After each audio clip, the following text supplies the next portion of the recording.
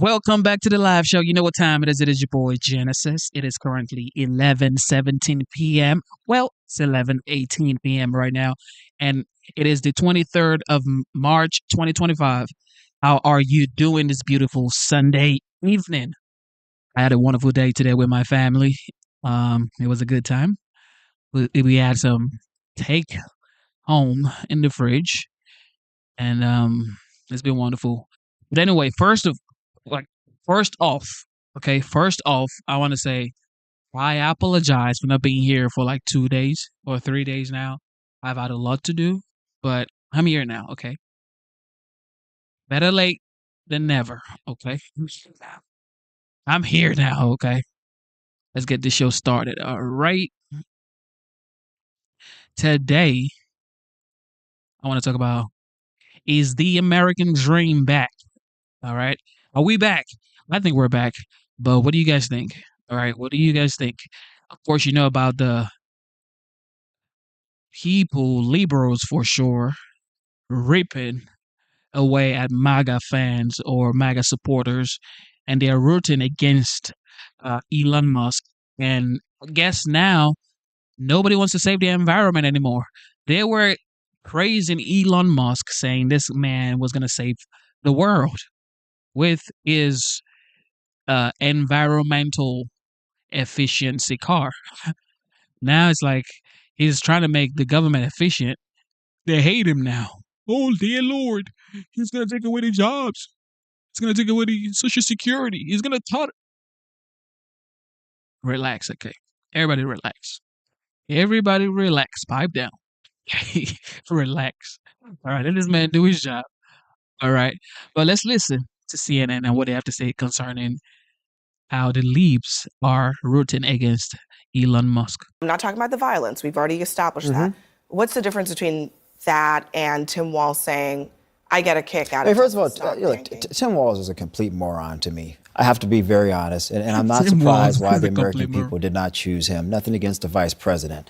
With that said, Elon Musk employs 80,000+ Americans. Most of them are working class people.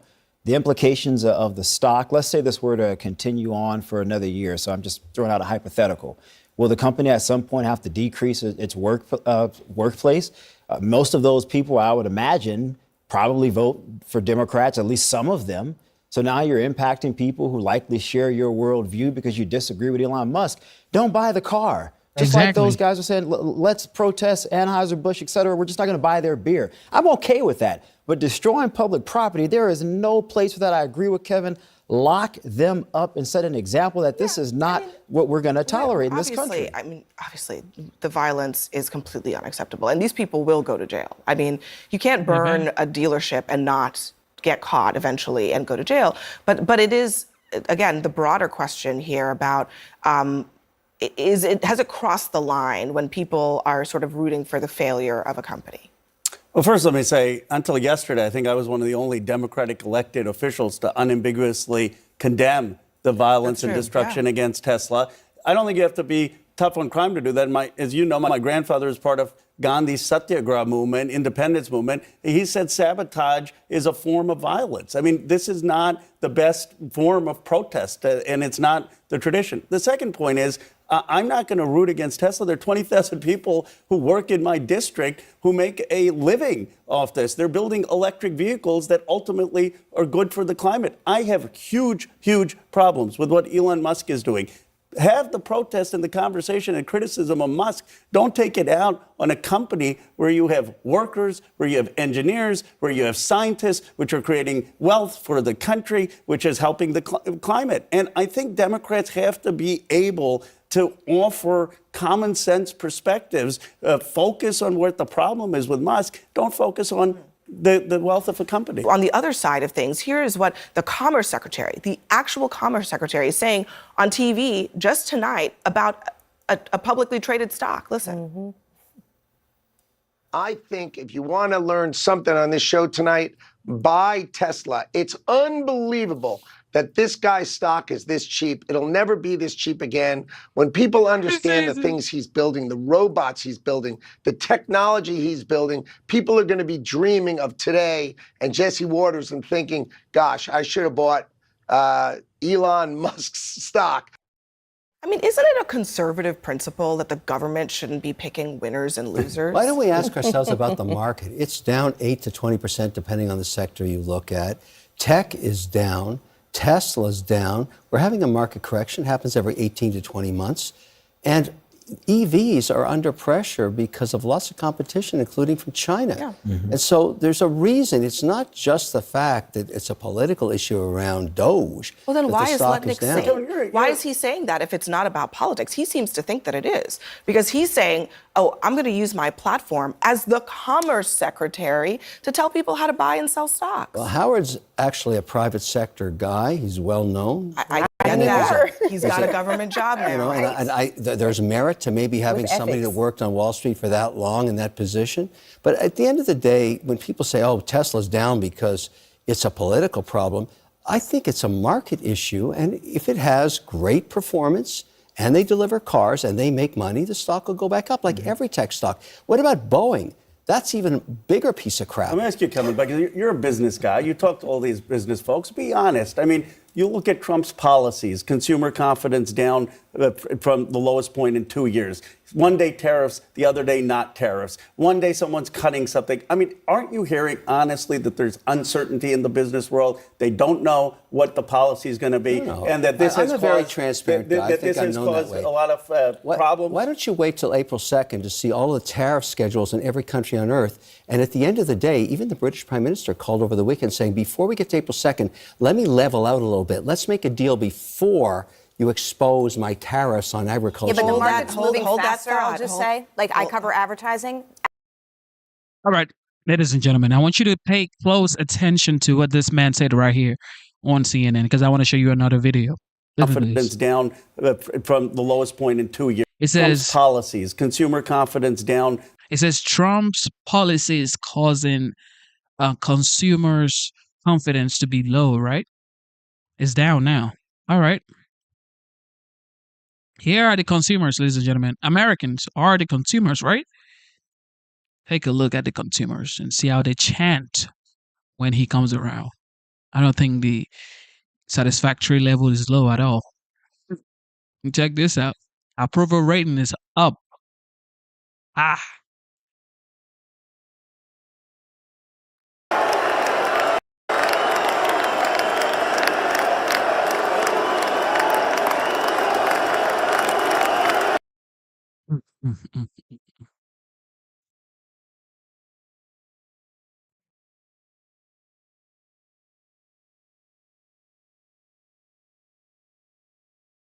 Ladies and gentlemen, I want you guys to listen to this.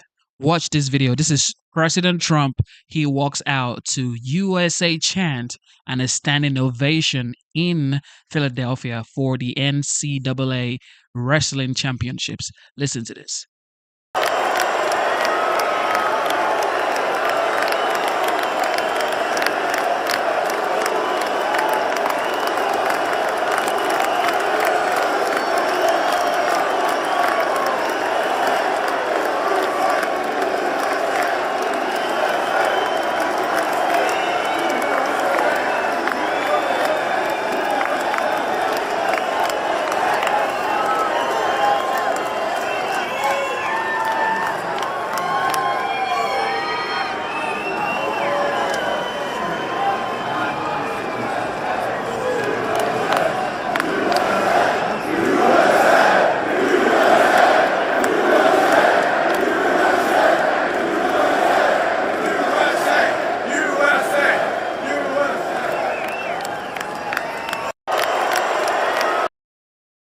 Now, somebody's going to watch this and say, well, the people are not happy with Trump and what he's doing and the way he's doing it and the way he's going about it.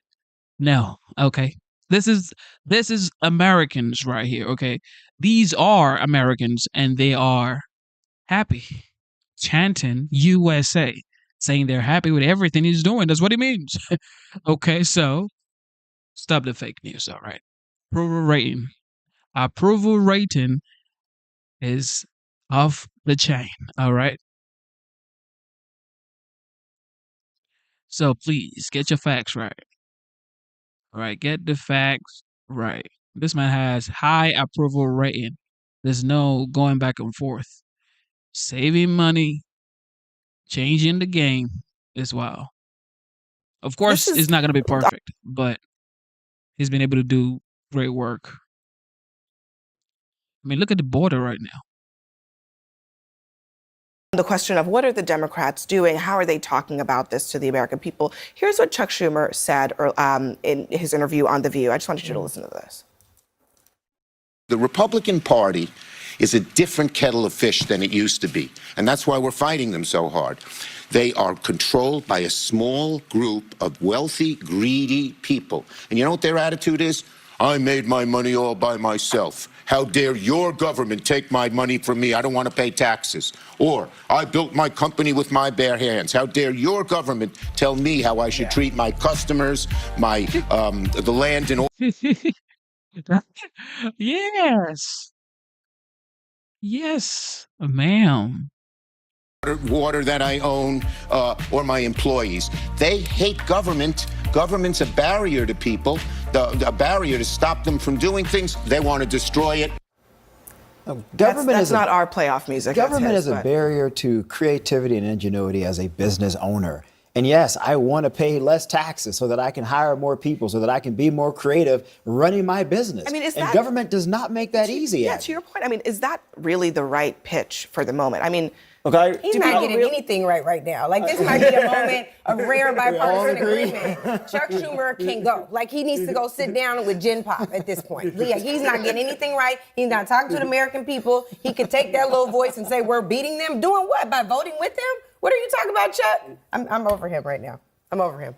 I think he could stay off the cameras. He's not helping us on our messaging. But look, I represent a district with $12 trillion of value in the heart of Silicon Valley. What I say all the time is I'm proud of economic success. I'm proud of prosperity. I'm proud of the founders. I'm proud of the innovators. But you know what? We've gone from 53rd in income inequality in this country to 128th. There are people, 25% of Americans are making less than $25,000 a year or unemployed. And if you have to pay a little bit more because we can provide people health care and education, it's not that I don't value your success, your hard work, your ingenuity, but that's the patriotic thing to do. And nobody wants to pay taxes, right? What I'm hearing from both of you, actually, he shouldn't talk about the Republicans. I hear the whacking stick coming for him from within your own party. You want him gone. I do. He didn't say that. I will. I'm saying it. I'm just listening. I'm not putting that on you. No senator is going to listen to a House. I own it. My name is Angela Rye, and I approve this message. I think here's something we agree on. The whack and stick is a coming for sure. Okay, so at what point do Democrats need to then make the case to the American people that why they're paying taxes, right? I think that's underlying this. Let's play this real quick. This is Ezra Klein talking about why this isn't working for Democrats, what Chuck Schumer just said. Almost always the phrase of the complaint that I hear is, I am paying all these taxes and what am I getting for it? And I think that what am I getting for it is really important, right? People are like, what the hell am I getting for it? Look at the New York City subway. It feels like it's getting worse to me. Look at the homeless on the streets. Look at the homeless on the streets. So cleanliness. There's a big dimension here. I don't think the most important question is how high the tax rate is. I think the most important question is how much people think they are getting for their taxes. And this is top to bottom on the economic ladder, it seems. It's not just about whether taxes are high or low. I think people generally want to know, what are they getting for it? And are Democrats making that case? I don't think the Democratic messaging is the place to look right now for guidance. I think that there are a lot of misses. This is the time where the American people writ large, whether you see a Republican town hall or a Democratic town hall like Congressman Glenn Ivey in Maryland just the other day. People want a different type of fight. I don't think people don't care. I think that is a false narrative as well. But I think we have to be clear about what we're fighting for. It's an opposition party has to have a clear message with alternatives. And I think right now it's just a rubber stamp. If you look at the Senate and the 10 senators who voted for the continuing resolution that even government employees said they didn't want. And on the House side, it's just been tame. But at least Hakeem Jeffries and others in leadership kept their party. I'll tell you what we're getting from taxes for the federal government. We got Silicon Valley because of taxes to the federal government. Tesla, if it weren't for even. NASA buying semiconductors, there would be no Intel, there would be no Silicon Valley. Elon Musk is a product with Tesla of Obama's loan. He's a product of Ash Carter at the Defense Department creating SpaceX and giving him contracts. Beyond that, we got Medicaid, the largest insurance program in the world. You want that gone? We got Social Security, savings it for people's retirement. We have Medicare that seniors rely on. We have the best transportation and highway system. I think Democrats have to talk about what government can do, how we can partner with the business leaders, not demonize them, to help create economic opportunity here. Exactly. I assume you approve this message. 100%, absolutely. Democrats are in a crisis right now. They're on. Now, this is some new breaking information, okay? It looks like Elon Musk may have just allegedly filed a lawsuit against this man right here on my right. Okay, let's listen to what he said about Elon. Life support. They have a testicular fortitude problem. They are not fighting nearly as hard as they need to fight for the American people, as was seen last week during this CR vote in the Senate. It's a problem. And for me, it's not about the parties, because the parties are going to kind of do their thing. It's about the people rising up and holding the parties accountable. Democrats have fighters. Jasmine Crockett, AOC, Ayanna Pressley, the whole squad, Greg Casar, Pramila Jayapal, and governors and mayors across the country are fighters. But we need some of the OGs in the party to elevate, uplift the younger people or do they and need take a step back. Do they need to step aside? And or step aside, because we need to hear new, fresh, bold voices. That's what the American people want. And if the party doesn't do that, the party is about to be finished. I hope that AOC, Pramila Jayapal, Greg Casar, I hope they're the new face of the Democratic Party, because Republicans will be winning elections all over the country if that is the face of the Democratic Party. Are you? I mean, y'all listen, a district like mine that Joe Biden won by 10 points, okay, 10 points. Kamala Harris won by half a point. Okay, I won by 6.5 points, 24,000 votes in a district that has 85,000 more Democrats than Republicans. Why? And you're right. Because the but you ran against a cornball candidate. He was your friend. He was not my friend. He was your friend. You had someone running against you who was not a strong candidate. And we still we agree on. We still have consultants and big money controlling the Democratic Party, compromising it. Outperform Kamala Harris. I'm glad you know that. Trump did Trump did better than But here's my point. The New York, look no further than New York, where issues like cashless bail have been a disaster, issues like sanctuary state status, congestion pricing. In districts like mine, where Democrats on paper should win big, they're losing. And so if the messenger is AOC, who, by the way, was originally from my district, she grew up in Yorktown, not the Bronx. If AOC is the face of the Democratic Party in swing districts all across this country, she will mobilize voters way more than Nancy Pelosi ever did. Let me just add the counterpoint within the Democratic Party to what AOC is saying. From this is Elisa Slotkin. She gave the Democratic response to the State of the Union address much more of a moderate voice in the party. Listen. I can't just chain myself to the White House and become an activist full time, because you and others here are going to call me for things that you need. All of those things require me to be more than just an AOC. I can't do what she does because we live in a purple state and I'm a pragmatist. I got to save things for my people. See, things are getting messy. Come on, there. son. It's getting very messy. That's white flag energy right there. Names are being white flag put on the energy right there. No, I think she's right. Trump has annihilated the entire Democratic Party. The fact that they are so confused, they don't know what they're doing. They don't even know front or back or sideways. They don't know what they're doing. They're calling themselves names, being confused on live TV. Like, what did we do? Man, really, really, really, they shouldn't have messed with Trump because this may just be the end of the Democrat Party. I mean, I don't know. What do you mean you think she's right? First of all, even choosing her to give the response to Governor Trump. That's your party. Governor Trump. I should call him Governor Trump. That's President Trump is a problem. You should be the chairman, by the way. This is crazy. All right, let me let Joe finish. Go ahead, brother. She is right in the sense that it's easy to throw grenades. You can be AOC and throw grenades all day in a safe district and not have to account for anything. There's a huge delta between the hype of AOC and the accomplishments of AOC. And frankly, if you look at that tour she was just on with Bernie Sanders, right? It was called the Fighting Oligarchy Tour, right? They essentially traveled the country and spoke to an echo chamber of people who already agree with them. How is she and Bernie Sanders, with their message, going to attract people in swing districts by the Fighting Oligarchy Tour? I wonder is maybe what they're looking at is actually. I'm scared of AOC. I welcome her to There my are Democrats I'm scared of. There are Democrats Maybe I'm what scared they're of, not looking her. at, Joe, is what the Republicans did, which is all of the guys who stood around screaming in Congress and not passing any legislation, those folks are in power now. They won at the end of the day. I think that this is where I will actually agree with you. I do think that there is a difference between Bernie Sanders and AOC going and talking to our base, and a difference between the senator who was just elected, has to show results for her state, has to, in a swing state, a battleground state, and she has to deliver something, versus AOC and Bernie are just, they're talking about the base. I will say I was at the DNC in 2017 after almost this exact same situation.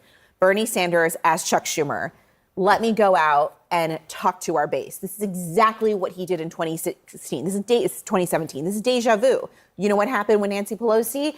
Everybody was asking for her to resign. You know what she did? She embraced the new generation of the Democratic Party, lifted them up, and said, you know what? I'm going to step aside after the midterm elections, and I'm going to lift everybody else up. And that's why she worked to block AOC from becoming We've a done this ranking member before. of a We can committee. do it again. That also happened. The tens of millions of people who are staying home, they're staying home because we're not elevating new voices in the Democratic No, Party. you're not. Your Those chairs people are your ranking members, mobilized. Maxine I Waters think on to financial Congressman services. Lawler's point, this is not just a Chuck Schumer thing. I think it's happening pretty broadly among some of the older contingent in the Democratic Party.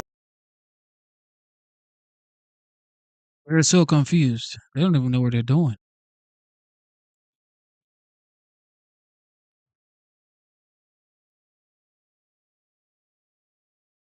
It's typical when you're. Of course, it's typical when you get fired. You come out here and say, woe unto the people that fired me. All right, here we go. Reporting at the White House to run into West Wing officials, Republican lawmakers, cabinet secretaries as they're making their way to and from meetings. One of the best ways to catch officials to ask questions is when they have TV interviews on the North Lawn of the White House. Often when they are coming back, the reporters are standing there. That happened today with one of President Trump's top economic advisors, Kevin Hassett, as soon as he wrapped an interview. This was coming about 24 hours after President Trump had summarily fired both of the Democratic commissioners who serve on the Federal Trade Commission, which they argued was an illegal move by the president. And it also raised questions, certainly in the business world, about whether or not that could mean that Trump is preparing to seek to fire other independent agency heads, like potentially the Fed chair, Fed board members. A question that I posed to Mr. Kevin Hassett. The president fired last night 2 members of the FTC, the Democratic members of that. It raised questions about whether or not he does respect the independence of the Fed, or he thinks that they are fair game as well. What is the president's view on that? We very much respect the independence of the Fed. There's a massive literature that independent central banks perform better for economies. And so I don't think that's a dispute. So he doesn't think he can fire the Fed chair? I think that that's been resolved in the previous administration. You can go back and find a clip where I talked about it right in the space. Those comments come after the press briefing where we heard from the White House press secretary on the firing of the FTC officials as she defended it. The time was right to let these people go, and the president absolutely has the authority to do it. And they were given ample notice in a letter that I believe your outlet reported on. So it pretty much explains exactly why this administration chose to let those individuals go. Is the ultimate goal to get this to the Supreme Court to try to overturn the 1935 precedent? The goal was to let these individuals go. If we have to fight it all the way to the Supreme Court, we certainly will. One of the fired commissioners, Commissioner Bedoya, told the New York Times, and I'm quoting now, when people hear this news, they need to not think about me. They need to think about the billionaires behind the president at his inauguration. My next source was appointed to the FTC by President Trump actually during his first term in 2018. She was the other Democratic commissioner fired by him yesterday. Rebecca Slaughter joins me now. And it's great to have you here because the statute that governs the FTC says that someone who is in your position cannot be fired only if they can be removed for cause if there is neglect, malfeasance, or inefficiency. Were you given any of those reasons when you were fired? No, absolutely none. And so what was essentially, was there just any argument whatsoever beyond the letter you received? The president can fire you, and so he chooses to do so, was the argument. But you believe that's illegal? It is absolutely illegal. The statute that you referenced is very clear on its face. And in fact, the Supreme Court has evaluated whether it is a constitutionally valid statute and whether a president can remove an FTC commissioner. Exactly this question. They faced it 90 years ago when FDR tried to remove an FTC commissioner, Commissioner Humphrey. And they said, no, the law is clear. They cannot be removed other than for cause. And that is a constitutional law. And that precedent has not been overturned. You said something interesting in your statement when you were fired. And you said that you believed, in part, it was because, quote, I have a voice and he is afraid of what I'll tell the American people. What is it that you have to tell the American people? Well, it's a really important point. I am a minority commissioner right now. That means I am not in charge of the agency. But what the FTC minority commissioners can do and what commissioners at other independent agencies can do is bring transparency and accountability to the work of the agency. So without the voice of the minority commissioners, if you see, for example, the FTC dismiss one of our many litigations against some of the big tech CEOs who flanked the president in his inauguration, you may not have any reason to know what was going on behind the scenes or what some other explanations or counter arguments will be. And that transparency and accountability has served the FTC really well for over 100 years. And that's a very real thing. I mean, we have that picture of all of the CEOs who were flanking Trump at his inauguration, but the FTC is in active litigation with some of, maybe all of, a lot of these people? Almost all of them. Almost all. You're looking at the names. And I'm looking at the names right now. Almost all of them. And so you're saying that in your position, you'd be able to speak out and say, okay, hey, they just dismissed this case against this company. Here's why I think that's a problem, or I disagree. Yeah. So, for example, in 2019, when I was a minority commissioner at the FTC settled a big privacy case with the company that was then called Facebook for a $5 billion payment. The majority of the time touted it as the largest payment ever and a huge successful win for law enforcement. But I said I disagreed, that I thought it wasn't nearly what the violations merited, and people should understand it as a slap on the wrist for a company that had the kinds of profits and revenue that Facebook had at the time. And that kind of accountability is important. And for what it's worth, it is the kind of accountability that our now chairman provided to the FTC when he served in the minority. He had no hesitation to dissent and express disagreement, and that actually makes the work of the agency better. Yeah, and he wrote a lot when he was a minority member as well. I mean, and they have cases, one coming up against Meta with Mark Zuckerberg, who we often see at the White House. The new FTC chair that you talk about said in a statement that he wished you well. He thanked you for your service, but he said, quote, I have no doubts about Trump's constitutional authority to remove commissioners, which is necessary to ensure democratic accountability for our government.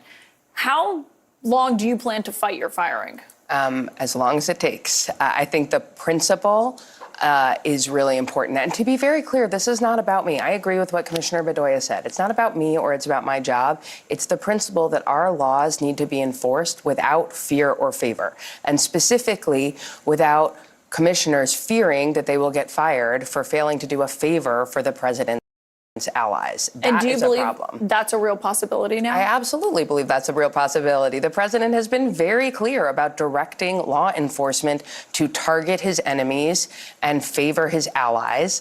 And that is really concerning, not just to markets, as you mentioned, but it should be really concerning to real people. I think it's easy to forget what agencies like the FTC do in the soup, the alphabet soup of Washington.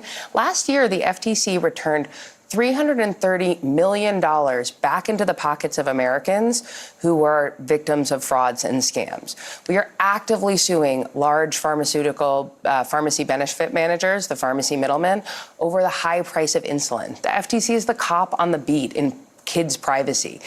These are really important things that affect everyday people's real lives, and having the law not being forced without fear or favor is going to hurt American consumers, workers, small businesses, but it's going to be a big favor to corporate lawbreakers. Do you think this could go up to the Supreme Court, you're firing? I think it could.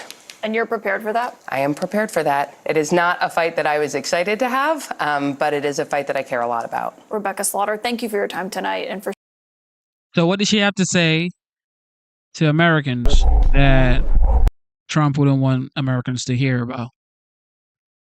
See? Telling you this, folks. They got nothing.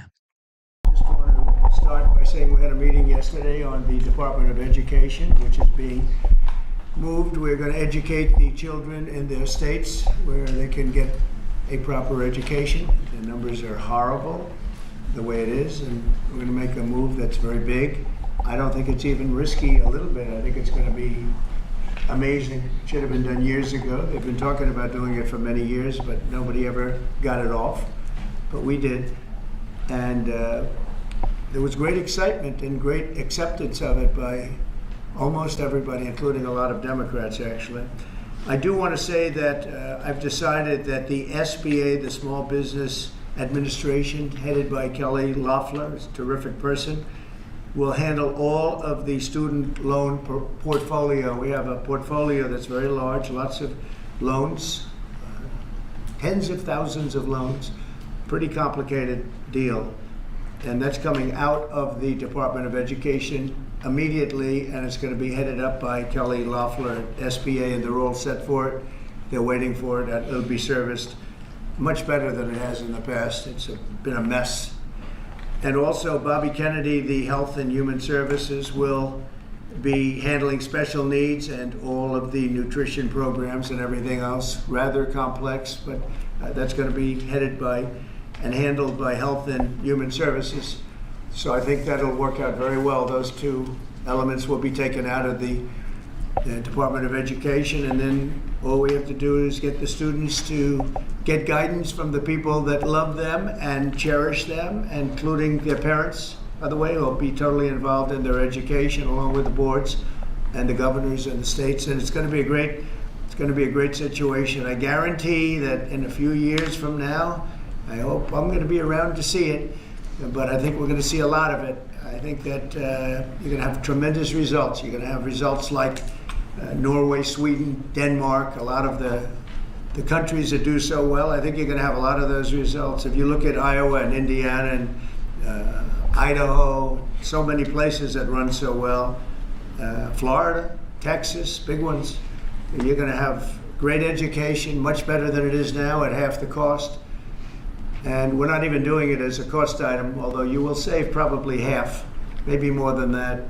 And you're not going to be at the bottom of the list. You're going to be much higher. And maybe you'll be, I will guarantee some of the states will be at the top of the list. They'll be comparable or better than these number 1, 2, 3, 4, 5 countries, the countries that are in the top 5 positions. So that's, to me, it's very exciting, and it's been received very well. So I just wanted to tell you about the student loans and special needs. But we're here for a reason today that is very exciting, and I'm thrilled to announce that at my direction, the United States Air Force is moving forward with the world's first 6th generation fighter jet. Number 6, 6th generation. Nothing in the world comes even close to it. And it'll be known as the F-47. The generals picked a title, and it's a beautiful number, F-47. It's something the likes of which nobody has seen before in terms of all of the attributes of a fighter jet. There's never been anything even close to it, from speed to maneuverability to what it can have to payload. And this has been in the works for a long period of time.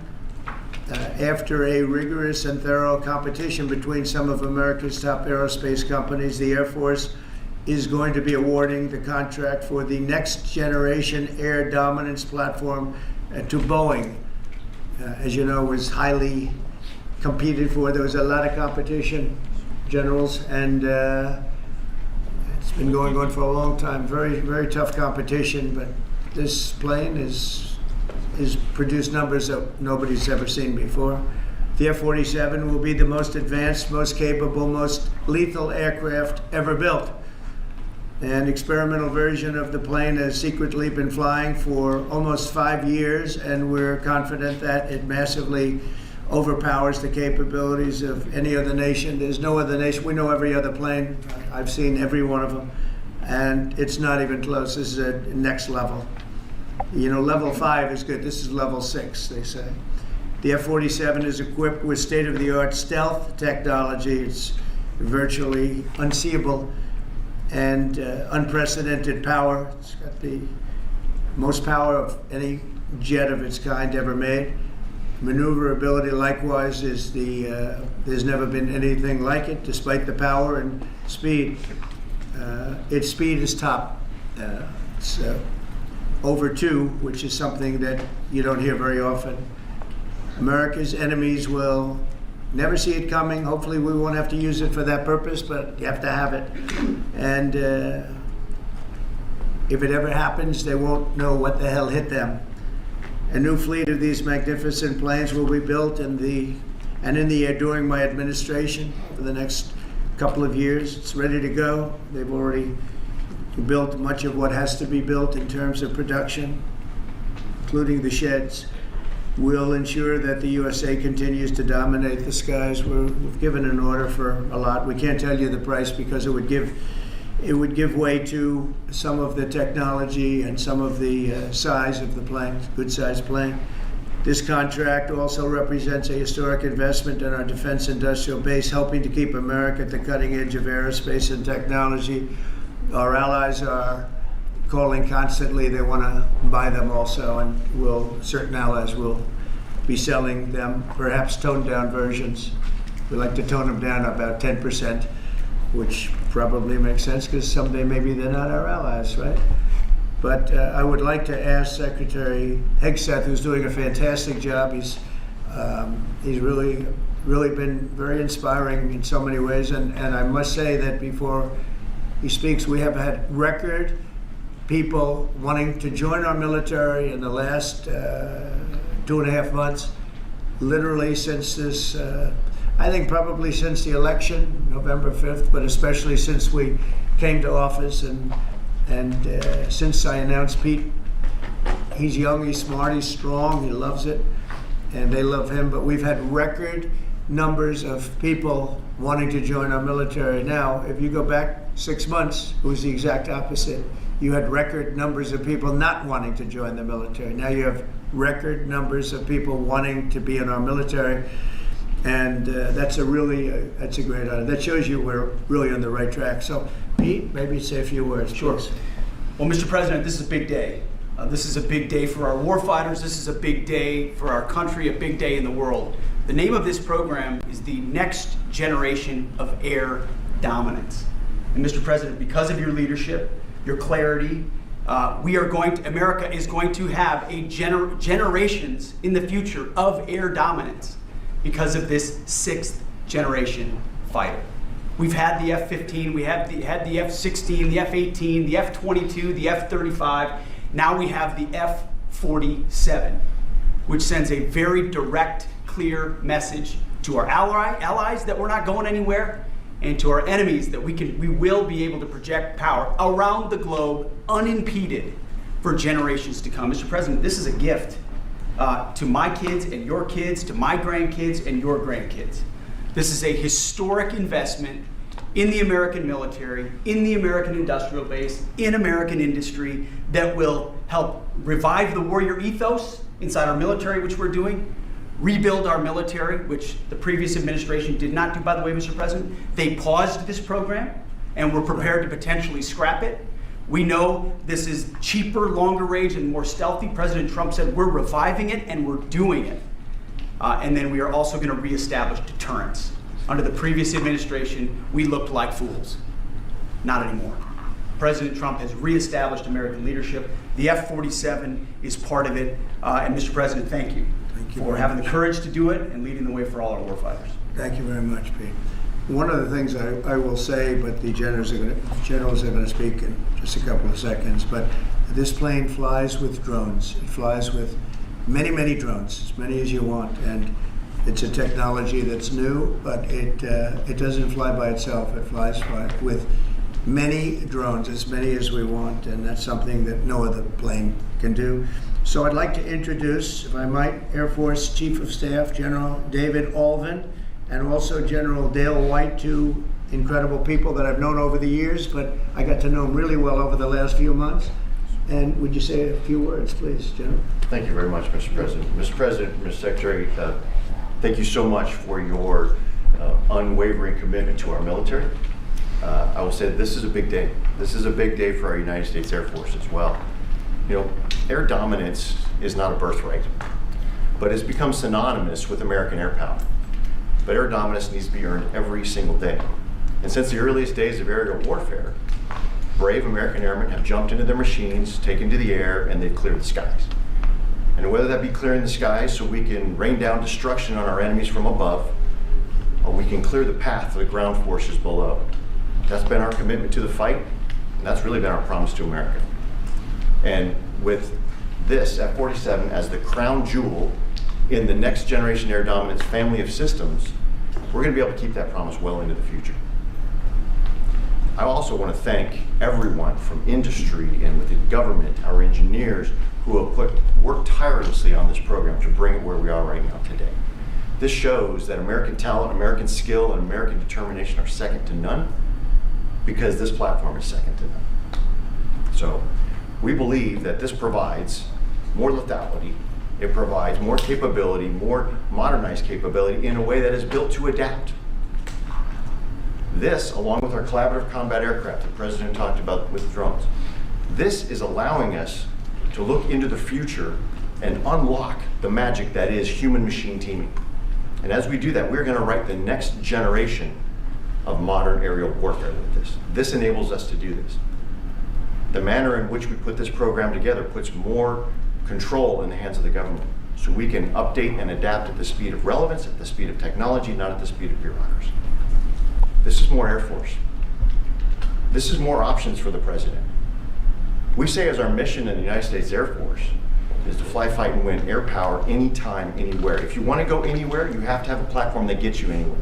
This provides the President options from the very one end, which is a quick response, and then we can get right back into fight and stance without having to deploy troops that are going to take maybe months and cost more lives. We can be back in fight and stance, and maybe we restore that deterrence. All the way to decisive victory as part of a joint force that is the most lethal and capable military ever known in history.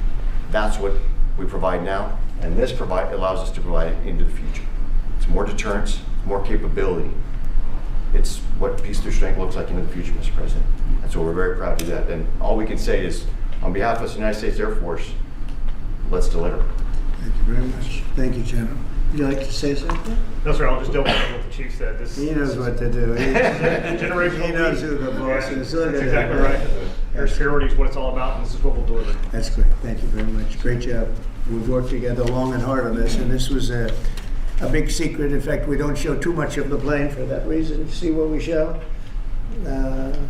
You see how beautiful that is, but that's just a very small part of it. Sure. I wasn't surprised. I was wondering how much are you going to show when they came in with that. You see a wheel in the front? That's about it. Any questions? Mr. President Trump, Is 80,000 pages of documents is a lot to sift through. Yeah. Can you just tell us who killed Kennedy? Well, I was given the task of releasing that because many presidents have gone through it and they haven't released. And I said, release. We even released Social Security numbers. I didn't want anything deleted. They said, sir, what about Social Security? People long gone, but they're long gone, so I can't imagine. But I said, if you don't delete it, if you do delete it, we have people are going to say, why did you delete it? There's something in there. So we gave Social Security, we gave everything. And the rest is for you to look at, Peter. You're going to see whether or not you see anything. But we've given it. We're doing it with Dr. Martin Luther King, too. They're preparing all of that. They're going to release everything. And whoever else they want. I mean, we have nothing. We really have nothing to hide. We shouldn't have. When a lot of time goes by. But with the Kennedy files, in particular, they were going crazy on them. I don't think there's anything that's earth-shattering, but you'll have to make that determination. In those, it's 80,000, it's actually 88,000, and we have some additional things, as you know, come out today. And for that, you can go to the offices and you can see whatever you want to see. Everything is out there, totally open. The additional stuff is available later on today. You go over to the offices and you can have it immediately. And you'll make a determination. And on something else, these Tren de Aragua guys, because of your executive order, they are designated as foreign terrorists. Yeah. If ISIS or Al-Qaeda foreign terrorists were operating here in the United States, cops would probably be shooting first and asking questions later. And so what is the difference between terrorists, between somebody like an ISIS or an Al-Qaeda operative versus a MS-13 or Tren de Aragua? Well, these are people that focus on destroying people in their homes. They're not as international in that sense. They're a group of thugs. They come from Venezuela. They come from the prisons of Venezuela. They're very, very dangerous people, but they didn't look so dangerous when the guards took care of the situation from El Salvador. And I want to thank the president. He's a friend of mine. He's done a great job. But I just can't imagine that the Democrats are taking this issue where they want to have them back. So now they have men playing in women's sports. They have transgender for everyone. They have open borders. They have all of their crazy policies that are, I think, 95-5, not 90-10, okay? And their new policy is, let's bring Tren de Aragua back into our country. Let's bring the worst, these are the worst gang members there are. They looked amazingly frail, though, by the way they were handled. It's very amazing. They weren't, when they were in Colorado cutting the fingers off a man because he made a phone call to the police, they seemed a lot tougher then than they did when they were having their head shaved and they were in shackles.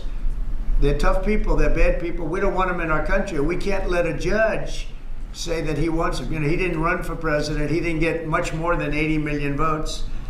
And we just can't let that happen. It'd be so bad for our country. I won on the basis of getting criminals out of our country that were let in. It was called unforced error. They were let in by Biden, incompetently let in, and let in by the millions, actually. 21 million people, I believe it's 21 million. And that's not even including the gotaways, but these are rough people. We want them out of our country. And I won the election based at least partly on that, and that's a big part, yeah? And I don't know if you saw this. Tim Walz is now saying about Trump supporters, and forgive me, I'm just reading a quote from Tim Walz, I think I could kick most of their ass. Oh boy, he'd be in trouble. Is there any way to know? Well, he's a loser, yeah, I mean, he's a loser. He lost an election. He played a part. Usually a vice president doesn't play a part, they say. I think Tim played a part. I think he was so bad that he hurt her. But she hurt herself, and Joe hurt them both. They didn't have a great group, but I would probably put him at the bottom of the group. Have you heard that Biden wants to get back involved for Democratic politicians, fundraising and campaigning against your policies? What do you think of that? I hope so. Mr. President, there are several families. Mr. President, there are families from some of the people. I'm with La Nación newspaper from Argentina. There are families from some of the people that were on those flights to El Salvador that claim that they're not criminals, they're not members of Tren de Aragua, of MS-13. What can you tell them, and what guarantees can you give them that everyone in those planes were actual criminals, terrorists, as you said? Well, I was told that they went through a very strong vetting process, and that that will also be continuing in El Salvador. And if there's anything like that, we would certainly want to find out. But these were a bad group. This was a bad group, and they were in bad areas, and they were with a lot of other people that were absolutely killers, murderers. And people that were really bad with the worst records you've ever seen. And but we will continue that process, absolutely. We don't want to make that kind of a mistake. Mr. President, is the U.S. planning to give up the position of NATO's Supreme Allied Commander, and if so, why? NATO is something that I saved. NATO was gone until I came along. In fact, the previous Secretary General, very good man, both of them are good. The current man is fantastic. But both of them have said if it wasn't for Trump, you wouldn't even have a NATO, because we were paying the cost of almost all of the countries. And now they're paying. I said, we're not going to do this. We're not going to continue. You hurt us on trade. You do bad things on trade. And then on top of it, we're supposed to pay for your military. And because of what I did, hundreds of billions of dollars flowed into NATO by countries that just weren't paying. They were delinquent. They weren't paying their bills. So NATO is solid. They're strong. But they have to treat us fairly. Are we going to give up the... Because look, without us, NATO is not the same thing. And I can tell you, I've been having very good discussions, as you know, with President Zelensky and with President Putin. And President Putin will tell you that without the United States, he wouldn't be worried. But he is worried when the United States is involved. And I have to tell you, I've dealt very well with both gentlemen, and we have, I think we have the confines of a deal. I hope we have the confines of a deal. I'm doing it for two reasons. Number one, and by far most importantly, thousands of young people, and they're not American people, they're Russian and they're Ukrainian, are being killed every week, thousands a week. And also the United States has paid, because of Biden, $350 billion on a war that should have never happened. If we had a competent president and this sitting right here, that war would have never happened. It would have absolutely never happened with me. And it didn't happen. For 4 years, it didn't happen. Mr. President, do you think you have the authority, the power to round up people, deport them, and then you're under no obligation to a court to show the evidence against them? Well, that's what the law says, and that's what our country needs, because we were, unfortunately, they allowed millions of people to come into our country, totally unvetted, totally unchecked. So you ought to ask, did he have the authority to allow millions of people? Did Biden have the authority to do something that's unthinkable? Have open borders where millions of people poured into our country, totally unvetted and totally unchecked, just as you would say.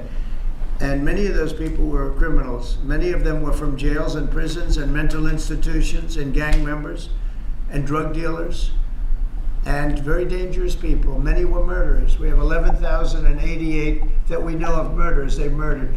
Of that number, at least half killed more than one person. They're in our country. They're in a location near you. Biden allowed that to happen to our country. And his people that really ran the country. And the person that operated the auto pen, I think we ought to find out who that was, because I guess that was the real president. So when you ask me if we have the authority, did Biden have the authority to allow millions of people to come into our country? Many of these people hardened criminals at the top of the line who have caused tremendous damage in our country. You see them in New York City fighting with our police. I mean, literally having fist fights in the street with our police.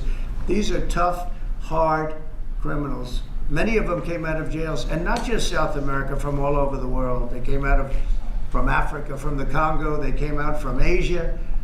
Not just South America, but many from South America. These are hard, tough criminals, and we have to get them out. And a judge sitting behind a bench someplace got a nice appointment. You can't take that away from the people that are responsible. Now, in this case, Marco Rubio has a lot of big decisions to make, and he's a fantastic person, a great man. I think he'll be our best. I think he has a chance to be our best Secretary of State. He's been doing incredibly. He works so hard. He's gone to so many different countries already. And he's got the authority to get bad people out of our country. And you can't stop that with a judge sitting behind a bench that has no idea what goes on, who happens to be a radical left lunatic. Do you think the judiciary You guys today are denying this New York Times report that Elon Musk was going to be shown a 20 to 30 page presentation about a theoretical war plan against China. Why not just show it to Elon? Because I don't want to show it to anybody. You know, you're talking about a potential war with China. Now, I deal with these people all the time, and I'm dealing with Pete, I'm dealing with these gentlemen on numerous different airplane purchases, and I think they're all going to be great. But I don't want other people seeing, anybody seeing potential war with China. We don't want to have a potential war with China, but I can tell you if we did, we're very well equipped to handle it. But I don't want to show that to anybody, but certainly you wouldn't show it to a businessman who is helping us so much. He's a great patriot. He's paying a big price for helping us cut costs, and he's doing a great job. He's finding tremendous waste, fraud, and abuse. But I certainly wouldn't want, Elon has businesses in China, and he would be susceptible perhaps to that. But it was such a fake story. The New York Times is just as fake as CNN and MSDNC. And anybody read that story, people laughed at that story. Who would do such a thing? And the first thing I did is I called Susie and I called Pete. I said, is there any truth to that? And they said, it's ridiculous. No, he's over there to talk about cost. You might want to address that, Pete. But Elon was over there today to address cost. Doge, thing called Doge, which you've heard about. Pete? That's exactly right, Mr. President. You pointed out it was a fake story. We pointed out it was meant to sort of undermine whatever relationship the Pentagon has with Elon Musk. Elon Musk is a patriot. Elon Musk is an innovator. Elon Musk provides a lot of capabilities our government and our military rely on, and I'm grateful for that. We welcomed him today to the Pentagon to talk about Doge, to talk about efficiencies, to talk about innovations. It was a great informal conversation.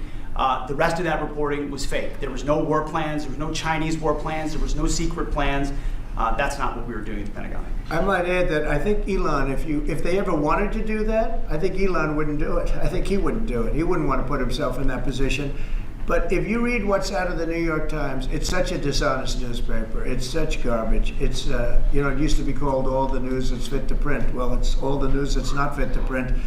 They have fake sources, or they don't have sources. I think they make most of it up. But this was a made-up story by the New York Times. I call it the failing. It's a failing newspaper. It's failing.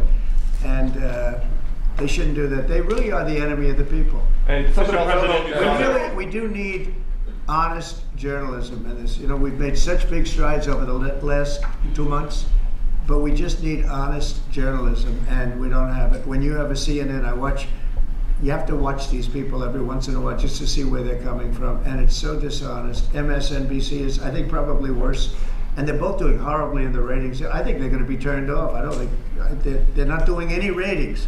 You're doing well on the ratings. Mr. President, just quickly I understand that your trade rep is meeting their Chinese counterpart next week. Yes. Is there anything that they can do to stop April 2nd or to roll back the tariffs that you've put on China already? Well, we can talk, but basically, I call April 2nd. I would have made it April 1st, but I didn't want to be April Fool's Day because then nobody would believe what I said, and they do believe me. April 2nd is going to be Liberation Day for America. We've been ripped off by every country in the world, friend and foe. We've been ripped off on trade. We've been ripped off on military. We protect people and they don't do anything for us. It's just so unfair for years and years. And now some of that money is going to be coming back to us in the form of tariffs. Tens of billions. It's going to be numbers like nobody's ever seen. So NVIDIA announced today, you saw that, hundreds of billions of dollars of investment. The biggest chip maker in the world announced hundreds of billions of dollars of investment. Hundreds of billions, not millions, but billions. They're all coming here. Apple just announced $500 billion worth. They're going to build plants here. They built their plants in China. They're going to build them here. And they're starting immediately.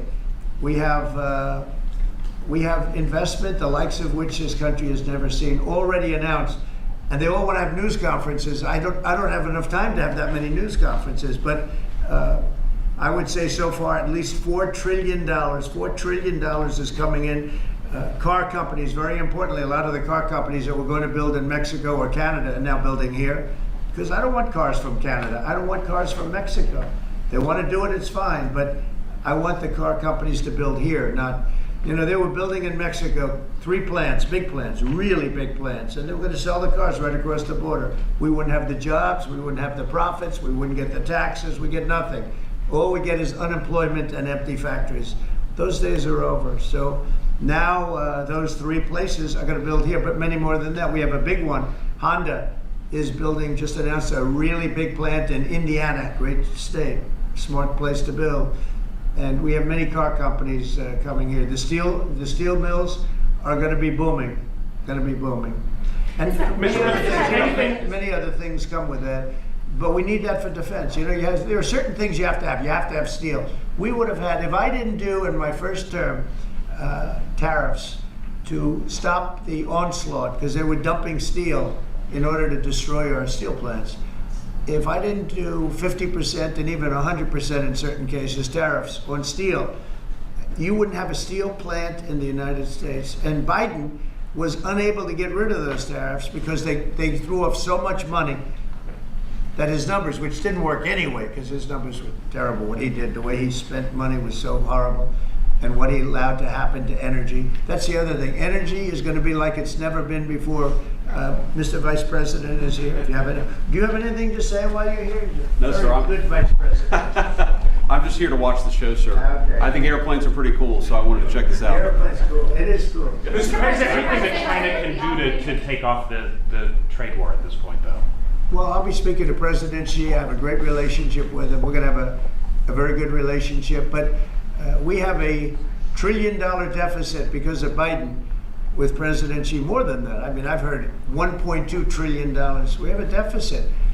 And I've explained that to President Xi. We also have a problem where he's allowing fentanyl to be sent into Mexico and then cross the border and, killing.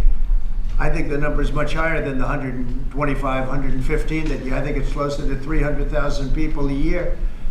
And so that's a problem. But they have a tremendous surplus against the United States, and we don't want that. Mr. President, why do you want to control Ukraine's power plant? Members of the states have come to you asking for exemptions on tariffs. Is that something that is under consideration by you?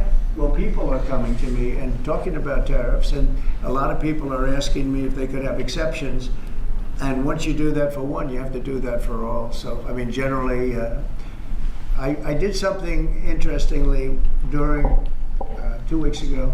I gave the American car companies a break because it would have been unfair if I didn't. And everybody said, oh, he changed his mind on tariffs. I didn't change my mind. I helped our, sort of big three, big four. I helped some of the American companies. And instead of taking it properly, they said, oh, he changed it. I don't change, but the word flexibility is an important word. Sometimes there's flexibility, so there'll be flexibility, but basically it's reciprocal. So that if China's charging us 50% or 30% or 20%, and I don't mean China, I mean anybody, any country, Canada. Nobody knows that Canada's charging our dairy farmers. They have 270% tariffs. Nobody knows that. Nobody knows that. They have up to 400%. They have a couple of tariffs at 400%. Nobody knows that. Nobody talks about that. And remember, with Canada, we don't need their cars, we don't need their lumber, we don't need their energy, we don't need anything from Canada, and yet it costs us $200 billion a year in subsidy to keep Canada afloat. So when I say they should be a state, I mean that. I really mean that, because we can't be expected to carry a country that is right next to us on our border. It would be a great state. It would be a cherished state. The taxes for Canadian citizens would go down in less than half. They don't spend money on military because they think we're going to protect them. There are many things that they do, like icebreakers. They want us to provide icebreakers for them. Oh, that's wonderful. So the Canada, they're very tough traders too. I want to just tell you, all the people, they're tough traders. They trade very tough. And the expression I use is, some people don't have the cards. I used that expression about a week and a half ago, right? Somebody was negotiating who didn't have the cards, who's now, I think, saying that he wants to do it, and I think we're going to have a big deal on that very special something. We got to make a deal on that. But Canada has been a very nasty negotiator against the United States, took advantage of the United States for a long time. But nobody knows that they were getting 270% tariffs on dairy products. A follow-up on Canada, and I don't think I've heard you say this in all of the talk about Canada becoming the 51st state. Are you concerned that if they became the 51st state, they would be a very, very blue state? Very, very big and very, very blue. No, there might be, but it would, you have that artificial line that goes, that straight artificial, that looked like it was drawn by a ruler. Somebody with I don't mean a ruler like a king, I mean like a ruler, this way. And it's just an artificial line that was drawn in the sand or in the ice. And you know, can I tell Peter, just you add that to this country, what a beautiful landmass, the most beautiful landmass anywhere in the world, and it was just cut off for whatever reason. It would be great. Now, is it liberal? Maybe, but you know, a conservative until I got involved, because I don't care who wins up there. I frankly probably would do better with a liberal than the conservative, if you want to know the truth. But just a little while ago, before I got involved and totally changed the election, which I don't care about, probably it's to our advantage actually, but the conservative was leading against, I call him Governor Trudeau, the conservative was leading by 35 points. So, you know, so I don't know about that.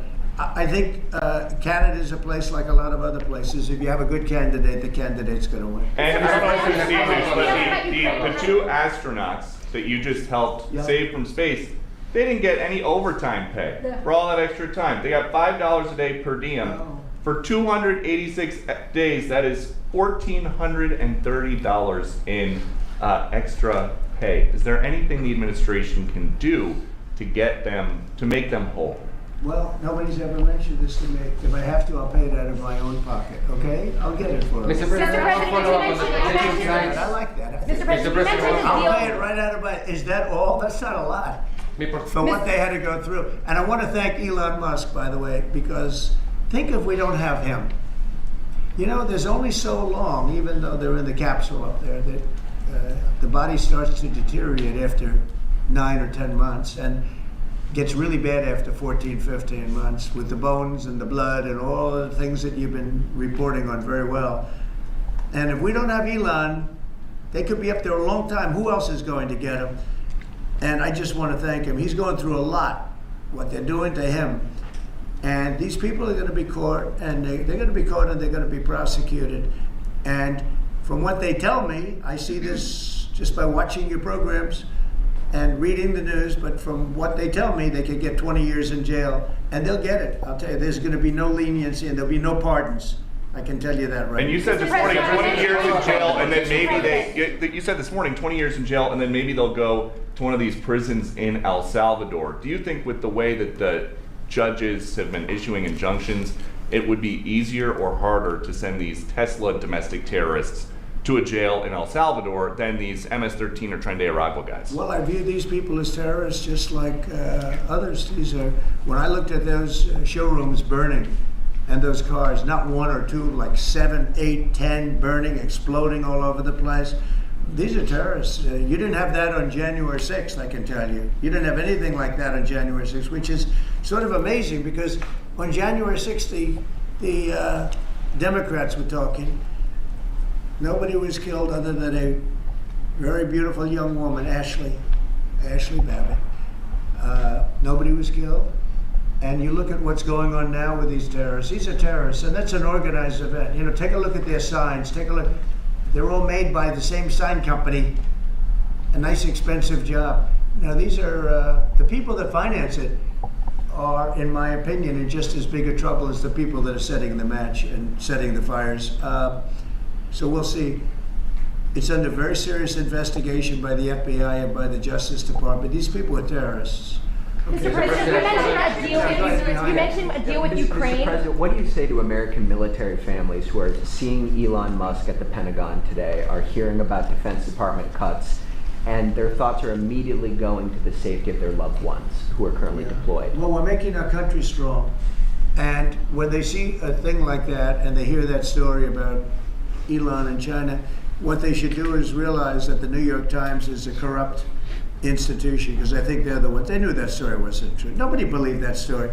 People that, when I first called, they laughed when they heard the story. Nobody believed it. That the Pentagon was giving him a briefing on what war with China would look like, and he has business in. No, they made that up because it's a good story to make up. They're very dishonest people. Look, I have it with the Times, and you'll see more and more of it. To me, it's a very dishonest organization. But a story like that is made up. It's total fiction. And I just wanted to make sure. I called up Chief of Staff and I called up Pete. And I said, is there any truth to that? Absolutely not. He's there for Doge, not there for China. And if you ever mention China, I think he'd walk out of the room. He wouldn't take it anyway. So it's just a made-up story. Nobody's taking better care of the military. One of the things that I know that Pete's doing is he's talking about a lot of the civilian staff, and we're going to get them other jobs. You know, we're going to have a lot of jobs in this country, but we don't want to have wasteful jobs. We want to have meaningful jobs. And those were wasteful jobs. Those are jobs that not only military, but jobs where people don't show up. You take a look at Department of Education. I've never seen so many buildings with the names on it. You go past one after another Department of Education, and they're empty. The people don't show up. You know why? Because they have other jobs, because they're playing golf, or they're playing something, they're doing something. And we have a lot of great people, but we have to move that back to the States. We're going to make our country strong, and we're going to get people much better jobs, because we have companies moving into our country, the likes of which we've never seen before. Nothing like this has happened. And it's automatic. They don't want to pay the tariffs. How do you avoid paying the tariffs? You build your plant in the United States, and it's a beautiful thing to see. I see it. So far, I would say $4 trillion. Nobody's ever heard of them. No country's ever heard of numbers like that. $4 trillion, and those are the best ones. The biggest, best chip maker in the world. I'm not a fan of the CHIP Act, where you give billions of dollars away to companies that don't need it, and it won't bring them here. I'm giving nothing away. All they're doing is coming here, they're building because they want to avoid. Remember this on the tariffs too, because that's going to be, Liberation Day, April 2nd. It's reciprocal. If they charge us, we charge them. So somebody say, well, how much are the tariffs? Very fair. If India, as an example, has been very bad to us on tariffs, they charge 100%, 200%, whatever they charge. Now, Europe just announced they're lowering the tariffs on cars. We charge like a joke, 2.5%. That's what this country charges. Europe just announced that they're reducing their tariffs on cars to 2.5%. It's nice. But they also have non-monetary tariffs, where they make it impossible for the cars to get in, even without the dollars on them and the dollar signs. It's called a non-monetary tariff, where they put on controls where no matter what happens, because they don't want cars, they don't want the American car in their market. And yet they send us millions of cars, they send us big agriculture, they don't want our agriculture, they don't want anything from us. European Union's very tough, but now it's fair. So whatever they do to us, we do to them. Mr. President, you mentioned as Russia continues to attack Ukraine, are you planning to impose any sort of sanctions? Well, they're fighting against each other. I think we're going to have a ceasefire on a lot of areas, and so far that's all held very well. And getting that ceasefire, they had a lot of guns pointing at each other. You had some soldiers, unfortunately, surrounded by other soldiers, and they are going to be, I believe, we're going to pretty soon have a full ceasefire, and then we're going to have a contract. And the contract's being negotiated, the contract in terms of dividing up the lands, et cetera, it's being negotiated as we speak. What do you say to critics who say that your actions towards law firms amount to coercion? Well, the law firms all want to make deals. You mean the law firms that we're going after, that went after me for 4 years, ruthlessly, violently, illegally? You mean, are those the law firms you're talking about? They're not babies, they're very sophisticated people. Those law firms did bad things. They went after me for years. Russia hoax, all a hoax. It was a hoax. It was Hunter Biden's laptop. It didn't come out of Russia, by the way. It was came out of his bedroom. It was all a hoax, developed by Democrats. Hillary, I don't think Biden did, because I don't think Biden knows what the hell he's doing, frankly, based on everything I see. I've seen things since being here that are so sad. What he's done to this country, what he and they did to this country, those people that surrounded him, who, by the way, are radical left but smart. He's not smart. He was never smart. But these are radical left, smart people. They totally controlled him. He did whatever they told him to do. And it's a shame. It's so sad to see what happened, what they've done to this country, both not only the inflation you saw, but allowing millions and millions of criminals into our country. That's an inexcusable act. And many other things besides that. Thank you very Mr. much. President, can we talk one more question on Ukraine? Why do you want to control Ukraine's power plants, sir? Thank you. Thank you very much. Thank you for joining. Thank you.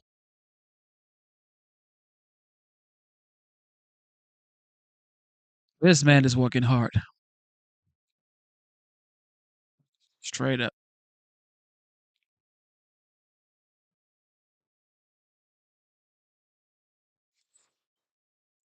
Thank you for tuning into the live show. You know what time it is. What do we have here?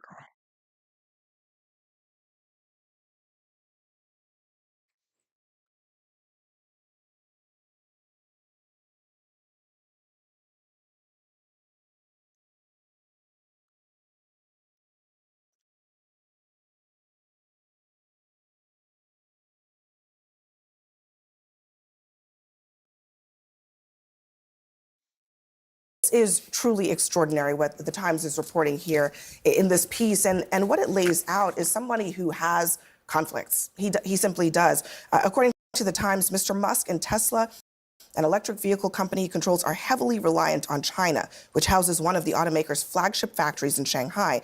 Last year, the company said in financial filings that it had $2.8 billion in a loan agreement with lenders in China for production expenditures. Congressman Lawler, does this concern you? Certainly, obviously, any conflicts should be addressed. I think, obviously, through both, SpaceX and Starlink, Elon Musk already has significant security clearances within the United States government, and obviously, as an appointee of President Trump, has additional security clearances. There's no question, obviously, though, that any conflicts should be addressed beforehand. I think from what I saw from the Pentagon, in their statement, they said that this was an invitation by Secretary Hegseth for Elon Musk to come visit with the secretary. They did not provide actual details on what the meeting would be. But, I mean, are you concerned about the fact that he would be given a briefing about war plans? I mean, these are literally the most sensitive of secrets. And yes, considering that the United States, because just because you have a security clearance, as you know, doesn't mean that you have access to everything. Security clearances at the highest level are on a need-to-know basis. Documents like this, in particular, and so the need to know is the question here, and the conflicts on the other side of that ledger, which is someone who has business interests in the relevant country and also has competition interests trying to kick other contractors potentially out of contracts for these very war plans. Is that concerning? Oh, again, any conflicts of interest should be addressed. But in the case of, obviously, Starlink, we see the United States military is utilizing Starlink with respect to military plans. The United States Navy uses it significantly. Obviously, when you're talking about issues pertaining to China and their expansion in the Indo-Pacific, the threats against Taiwan, obviously, these are significant issues. So, look, any conflict should be addressed, no question about that. But it is the secretary and the president that actually have the authority to provide the need to know. They do, but it doesn't mean that it's wise, decision. Congressman. So notice Congressman Lawler did not answer the yes or no question. Should this be concerning? Yes, absolutely. Elon Musk is trying to be the real life Tony Stark, and we can see him coming a mile away. We don't trust Elon Musk. That's why the American people are up in arms in protests and in town halls in Republican districts across the country. They are pissed off based on what Donald Trump and Elon Musk are doing, firing tens of thousands of workers only for the courts to reverse the firing. This is absolutely a conflict of interest, but the Trump administration and Elon Musk, they don't care.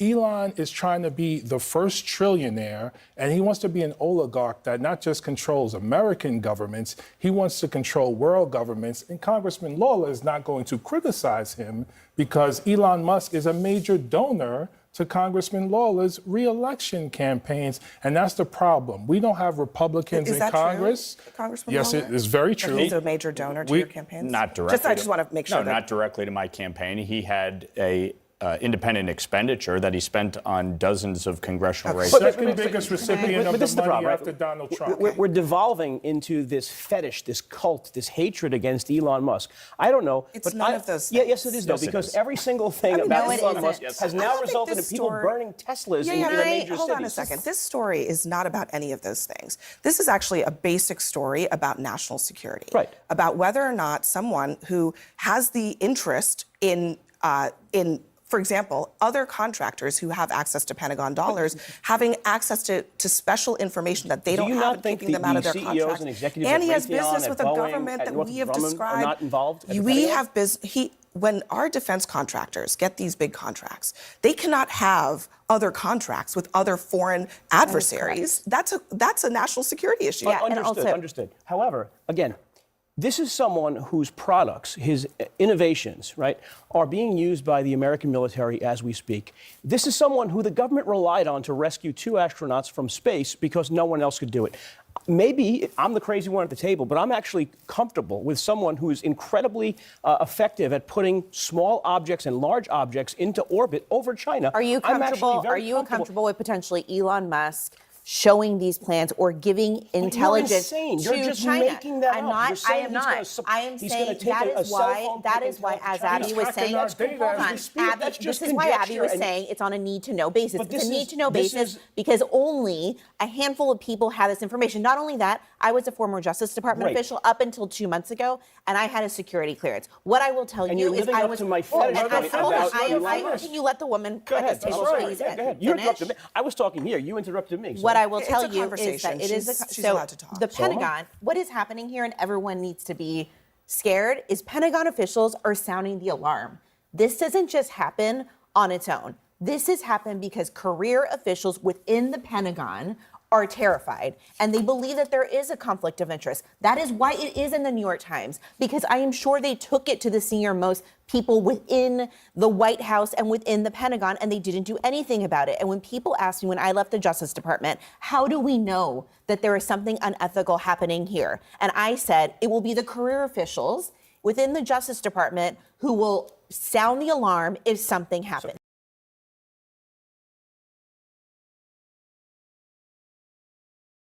Leaps. Leaps. I'm signing a memo directing the termination of over $580 million in DoD contracts and grants that do not match the priorities of this president or this department. In other words, they are not a good use of taxpayer dollars. As DoD partners with DOJ here to make sure that our warfighters have what they need by cutting the waste, fraud, and abuse. So the Defense Department embracing DOJ as Elon Musk prepares to visit the Pentagon today. And in just a few hours, Hegseth and President Trump are expected to deliver remarks at the White House. Pentagon spokesperson Sean Parnell joins us now. Sean, good morning. Congratulations on the new role. Thanks, Lawrence. Good morning from the Pentagon. So, Sean, you guys have already identified, you and the Secretary of Defense, $580 million of waste, fraud, and abuse contracts. DOJ is going to be there today with Elon Musk. Do you expect more cuts? Well, so yeah, $800 million plus that we've saved here at the Department of Defense. And really, I mean, the charge for us was very clear, set forth from this president in his historic mandate in November and Secretary Hegseth's vision, is to look for ways to find wasteful spending in the Pentagon and look for additional creative ways to reinvest in our warfighters. That's exactly what we're doing. And DOJ is really helping us to do that. We welcome them here. And you gotta think, Lawrence, every dollar that we save here in a wasteful spending program is a dollar that we could reinvest in the warfighters. And Elon Musk is coming today for a Pentagon visit. Super excited about that, Lawrence, because Elon Musk is a patriot. He's smart. That's right. He's a great businessman. He's an innovator. We look forward to the ideas that he's bringing to us here today. So, Sean, I've been talking with my sources, and there's several reports circulating about Elon getting classified information, operation stuff. They tell me that's not true. Can you say that on record that none of that has happened? This is about the waste, fraud, and abuse. Yeah, on the record, that is completely fake. And let me show you this. This started with this New York Times headline, and they've since changed it. But Musk set to get access to top secret U.S. plan for potential war with China. This is egregious. This is fake. The New York Times should retract this story. 5 anonymous sources. I've been on bilat calls with the secretary. I see how hard he's working to implement the president's agenda and pursue peace through strength.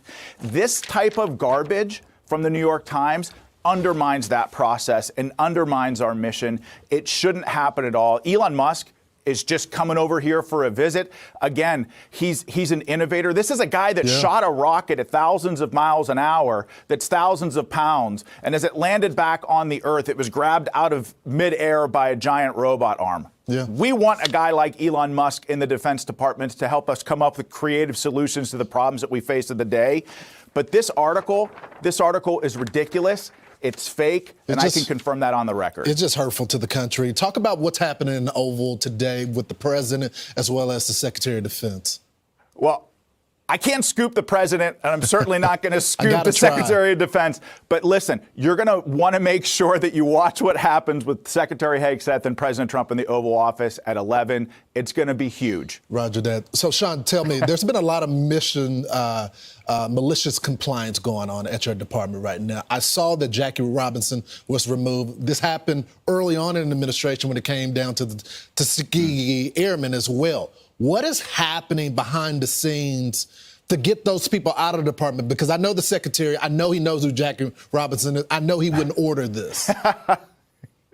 Yeah, I mean, you're exactly right. I mean, basically, there are hundreds of thousands of pieces of content here, DEI content that is spread across the force.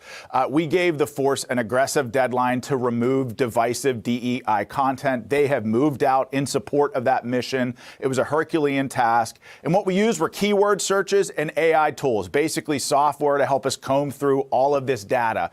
And as a result, some things were removed either by accident, some things were removed maliciously. But the bottom line is that regardless of how they were removed, we're going to fix them. Yeah. And so, yeah, the secretary's guidance was not and has never been to remove historical figures or, professional athletes from our websites or anything like that. So there is malicious compliance going on here at the Department of Defense. We know that, and we saw that in the president's first term. Yep. We see that a little bit today, but we're not going to allow that to happen. We're not going to allow that to detract from President Trump's vision and Secretary Hegseth's vision here at the Pentagon. We're going to get the job done. Well done, because American history is not DEI. DEI is Correct. DEI. Thank you, sir. We appreciate it, setting the record straight this morning. There you have it.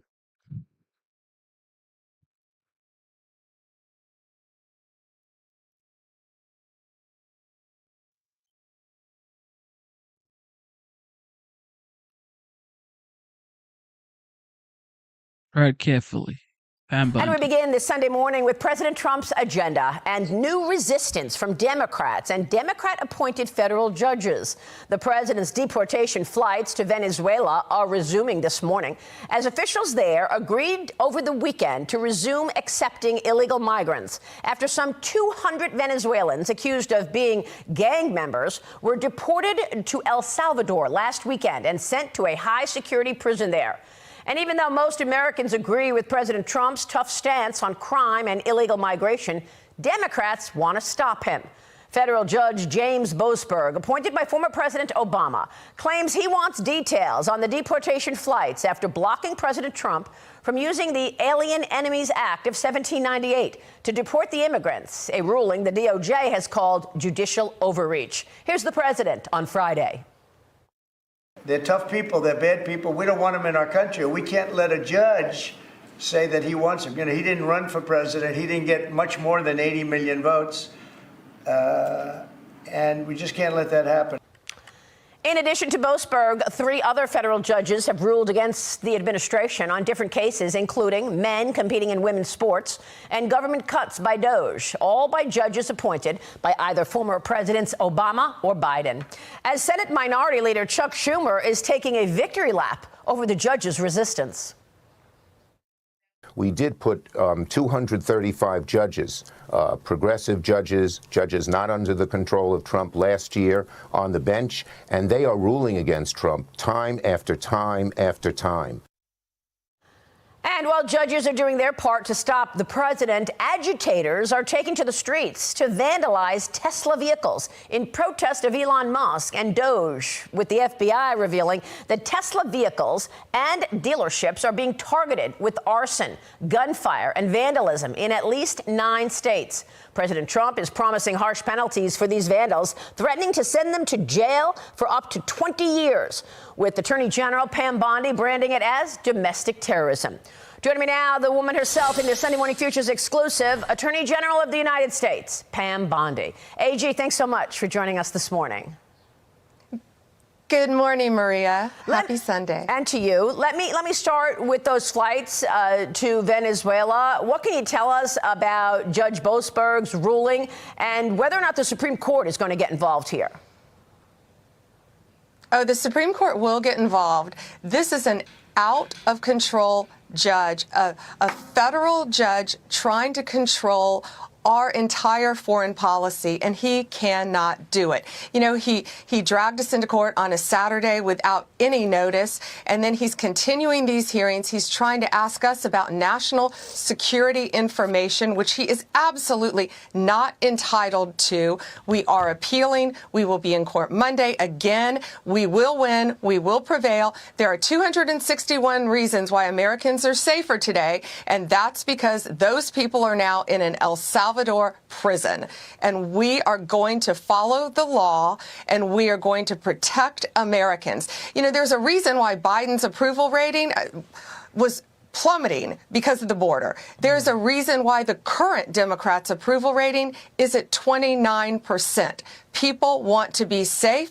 This is President Trump's agenda to keep Americans safe, Maria. It's basic public safety. Get these people out of our country as fast as we can. They're not immigrants. They're illegal aliens who are committing the most violent crimes you can imagine on Americans. Murder, rapes. You know, ask the parents of all of these young women who have been violently strangled, raped, and murdered. And we are going to continue to make America safe again because that's President Trump's agenda. Yeah, and we're going to talk with the NYPD commissioner in a few minutes, Jessica Tisch, and I'm going to ask her about the migrant arrests being down and whether or not it's a complete impact from the president taking these people out of the city. Does this mean, though, that we've stopped shipping people out of the country as we await for resolution here from the Judge Boasberg ruling? Well, we're continuing with the legal process, but we're also continuing to arrest people. We're not going to stop arresting these violent criminals. You know, the Alien Enemies Act applies today really more than ever. You know, old law is often the best law if you think about how the laws that have been on the books for a very long time. We are in modern day warfare. They have invaded our country, TDA, Tren de Agua. They are organized. They have a command structure. They are sending money to each other throughout the country and out of the country back to support their terrorist actions. It's modern day warfare, and we are going to continue to fight that and protect American citizens every single step of the way. The last time we spoke, AG, you said in the next year, in a couple of years, we will not have what's called a sanctuary city. Are you getting resistance from these cities who say, no, we are a sanctuary for illegals? Well, sure we are, and we're going to continue to pull their funding. We're going to continue to sue them, and they're going to come around. They're going to have to, because the federal government is going to step in and do the jobs of these cities and states who are refusing to protect their own citizens. I truly cannot comprehend how these states, how these governors want to protect criminals over the rights of their own citizens. These are violent criminals. Crime was through the roof. And now with Donald Trump, it's going to plummet because we're going to get them off the streets if the state governments aren't. So, yes, we're going to continue to fight that every step of the way. We will win. What about these vandals on Tesla vehicles and dealerships? Give us the consequences there. And what are you learning once they're arrested? Why are they doing this? Well, we're looking at so much on this. There have been 3 federal charges so far, and I say so far. We are looking at all of these cases across the country. We have a dedicated task force. These are not isolated incidents, as you know, and these aren't vandals.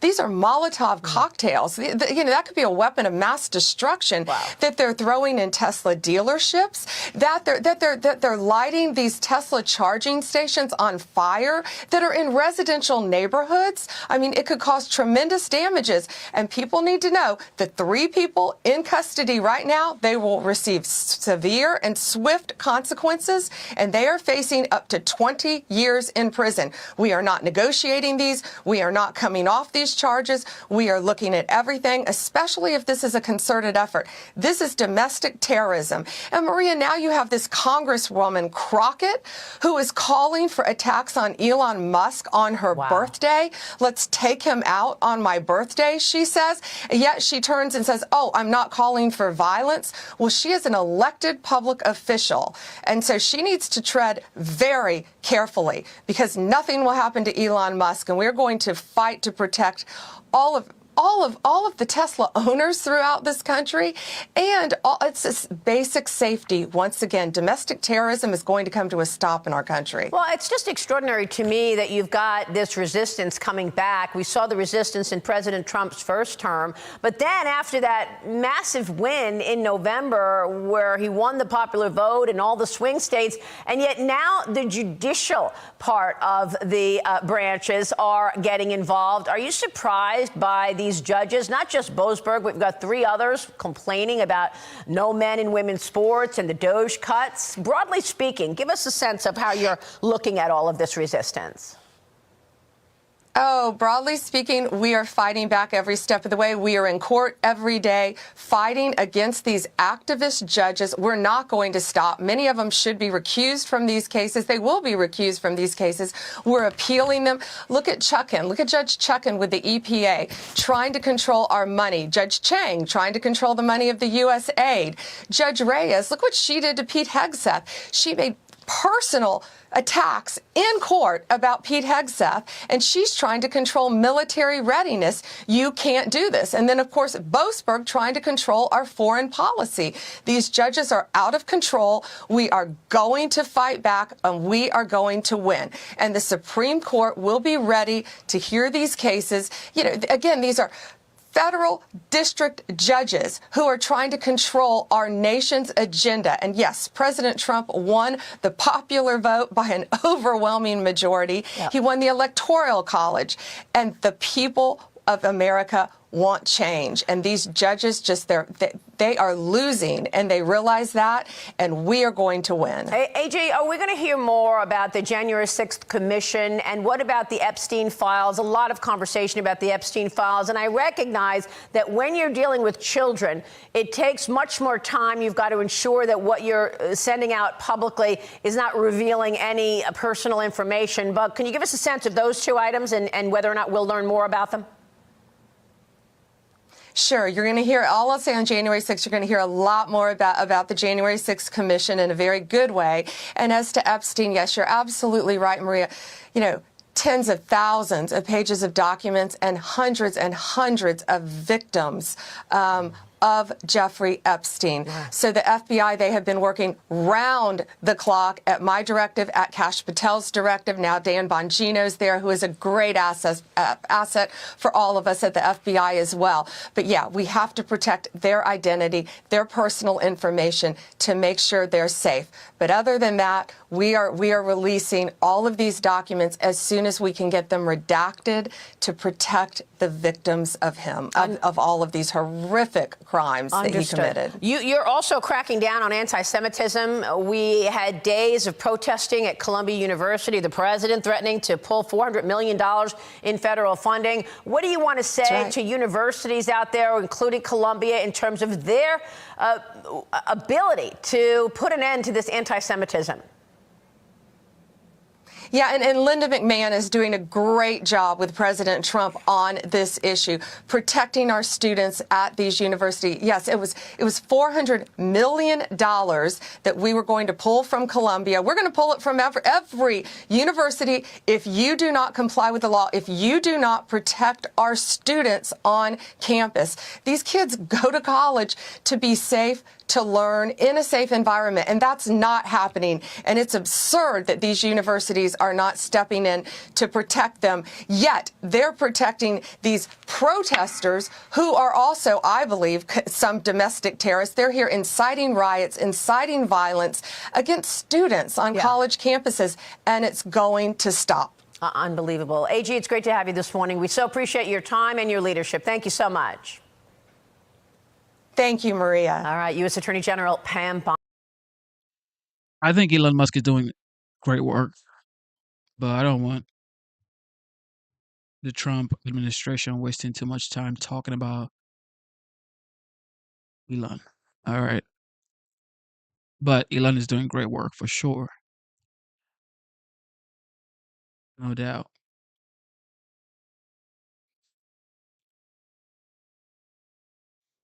Okay. What is the update on the border? Immigration is a clear flashpoint. Case in point, meet Zohran Mamdani. He's the brash democratic socialist who's internet famous for bringing the fight to the Trump immigration czar. Watch this. How many more New Yorkers will you detain? How many more New Yorkers without charge? Do you believe in the First Amendment? Do you believe in the First Amendment, Tom Homan? But with that new notoriety, Mamdani is now the target of vicious, vulgar attacks. Go f*** yourself, you terrorist. Matter of fact, you're gonna wash my European feet. You filthy f***ing sand. Hey, you f***ing Muslim piece of f***ing shit. I hope a f***ing illegal puts a f***ing bullet in your f***ing head. Get out of my country. So a lot of this, Zohran, is coming from in the wake of a lot of these arrests that actually have had to do with pro-Palestinian activists and protesters, but also the broader immigration issue has really hit the city hard. Yeah, and I think we've seen that when a New Yorker who's a permanent legal resident of this country was dragged, disappeared, and detained without charge. And those are the reasons that I asked those questions of Tom Homan, which is at the forefront of many New Yorkers' minds. Do you believe in the First Amendment? What are the charges that you're holding Mahmoud Khalil on? And how many more New Yorkers will you detain? And when I said those things, these are the messages that I received, and it's just a glimpse into what was flooding into my office the day after and the days after. But I'm not intimidated. I shared them to show what happens when a Trump administration that ran on cheaper prices, on lowering the cost of living, and on a message that resonated with New Yorkers on Fordham Road and Hillside Avenue, has instead shown itself completely unable and uninterested in delivering that, and instead is pivoting to the one thing it can do, which is deliver cruelty to its perceived enemies. I mean, if Trump were doing as he said he would do and focus on the criminals, that would be one thing. But there is also a lot happening where criminals, people who are not criminals, are getting caught up in this, and people who have points of view, perhaps, that are opposed to by this administration are getting caught up too. Well, I think obviously the vast majority of people that ICE has engaged with are criminals, have either criminal convictions, have orders of detention against them, or orders of deportation. As ICE goes into different communities across the country to engage these folks, they are coming across other individuals. Obviously, there will be instances, unfortunately, where there is either a misidentification or a mistake that is made. But the vast majority of people who have been detained are those who have committed criminal acts either here in the United States or committed crimes in their country of origin before they came here illegally. Isn't that why due process is important in this conversation? And that's one of the things that the Trump administration is pushing back really hard on. This idea that they can just deport people using a wartime power that is disputed, and they don't have to, say, prove that they are actually in a Venezuelan gang. It could be a soccer player who's here on an asylum claim. I mean, and this is at the core of what has outraged so many New Yorkers, is that we still don't know the charges for which they have detained Mahmoud Khalil. And what we've seen, in fact, is an inability to prove them because there are no charges. This is an attack on the First Amendment. It's an attack on one of the most core things about being an American, which is the right to engage in political speech without fear that your government is going to lock you up. Well, I would strongly disagree here. First of all, Mahmoud Khalil came here on a student visa, did ultimately get a green card. But the fact is, you are not entitled to either a visa or a green card. And under the Immigration and Nationality Act, the Secretary of State does have broad power when somebody is engaged in conduct that is perceived to be a threat or has a negative impact on our foreign policy. That is what they are utilizing with respect to Mahmoud Khalil. What is the conduct? And the bottom line here is that these protests, by and large, and I went to Colombia at the height of those protests back in April of last year. I've been to Colombia multiple times. I listened to the chants that were being engaged with. And the bottom line is, in many of these instances, these students have been engaged in rhetoric and conduct that has threatened the safety and well-being of Jewish students on campus. They have been engaged in conduct that promotes propaganda put forth by a terrorist organization. Isn't that speech? And that is... But isn't that speech, Congressman? But I'm sorry. Isn't protest and you are here if you are here rhetorics? on a visa? I know, but if you are but here the on a question visa, is, you are not I know, but the entitled question to that is, visa. the question is, what you're describing sounds like speech to me. Is it speech in your view? Well, you think at the height of these protests that there was not physical violence? You did not hear speech that was actually threatening look, I think that maybe there was well-being? I think that if there was physical violence, then absolutely that should be prosecuted. And we would, so when you're calling for the eradication of Jews, 100% that should be prosecuted. But the That's question speech. is, but hold on a second, Jamal, just a second. The question is, have they brought up evidence of that? Has there been physical violence accused here? No. And the answer is no. Well, so I'm wondering. The process will play itself out, but the Secretary maybe the of argument State on has your broad part authority is maybe under the that argument is legislation. Yeah, speech is a means to revoke someone's visa, and if that's the case, the administration should absolutely say so that can be litigated. When you are engaged in propaganda on behalf of a terrorist organization, yes, that is a problem. Not. Sorry. Brother Mahmoud Khalil is here legally. He is a student. Nobody is arguing that. Okay, so he's here legally, engaging in peaceful protests, and he was detained. We have no idea what the charges are. You don't arrest and then try to throw charges at the wall to figure out what sticks to try to get him deported. Thank God there was resistance and he was not deported. You mentioned the Secretary of State in the broad jurisdiction there, but you used the key word, perceived. If the Secretary of State has an agenda like this administration and they perceive someone to be a threat because they use language that they don't like or understand, they can lock them up and possibly deport them. Free speech is free speech. Brother Khalil did not engage in any crime, did not hurt anyone physically. Free speech is free speech, and it's under attack under this dictatorship. And if you question the agenda of this particular administration, Elon Musk used a Nazi sign at the inauguration. This is what we're dealing with this administration. There's an agenda to support and uphold white supremacy. Joe? Just, again, the obsession with Elon Musk. Just to go back to what we talked about last segment. Taking this back to 40,000 feet, this is another 80-20 issue. Also, I think Elon Musk allegedly sued the guy on my left. Where I think Trump is winning, because the sympathy out there for people who on October 8th, the day after October 7th, October 8th, they started in the streets here in New York. And what that amounted to was cheering on the people in Hamas who crossed over the border and murdered babies and women and children in their beds. That's what happened. So spare me, because I don't have an ounce of sympathy for anyone who was out there, part of those protests, cheering them on. Goodbye, good riddance. Maybe I'm wrong. He wasn't cheering them on. You are wrong. I think we're all talking about speech versus deporting someone or attempting to deport someone. And I think this will be held in the courts. And I think what you've seen from Donald Trump and the administration is that when it goes to the courts and they don't rule in their favor, they end up attacking the judge. And I think you'll continue to see this. I actually agree with you that I think that the administration believes that this is a big win for them. I think that having these fights in court, they love that. They love the battle to try to, and showing the images of people being arrested or deported or any of those things. I think they are truly enjoying that. They don't understand the impacts that it's having our country and the long-term impacts and how people are angry about them. But I do think that this was their plan all along. And Muslim does.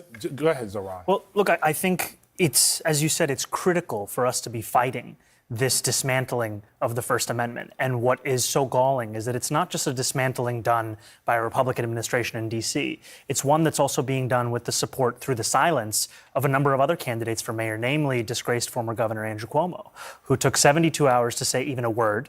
And when he issued that statement, we still didn't know whether he actually opposed the detainment or whether he was calling for the release of Mahmoud Khalil. And this city needs someone to lead it that is willing to fight the Trump administration, not collaborate with it in the manner of Eric Adams or that which Andrew Cuomo is running. I think what the general public sees is a Democratic Party that is more interested in defending people like Mahmoud Khalil than they are victims of crime here in New York City, than they are Jewish students who have been subjected to vile anti-Semitism across these college campuses and universities, or than they did seeing Democrats refuse to stand for a 13-year-old boy who's suffering from cancer who was made a Secret Service agent. That's what the juxtaposition is right now. That's what the American people are seeing.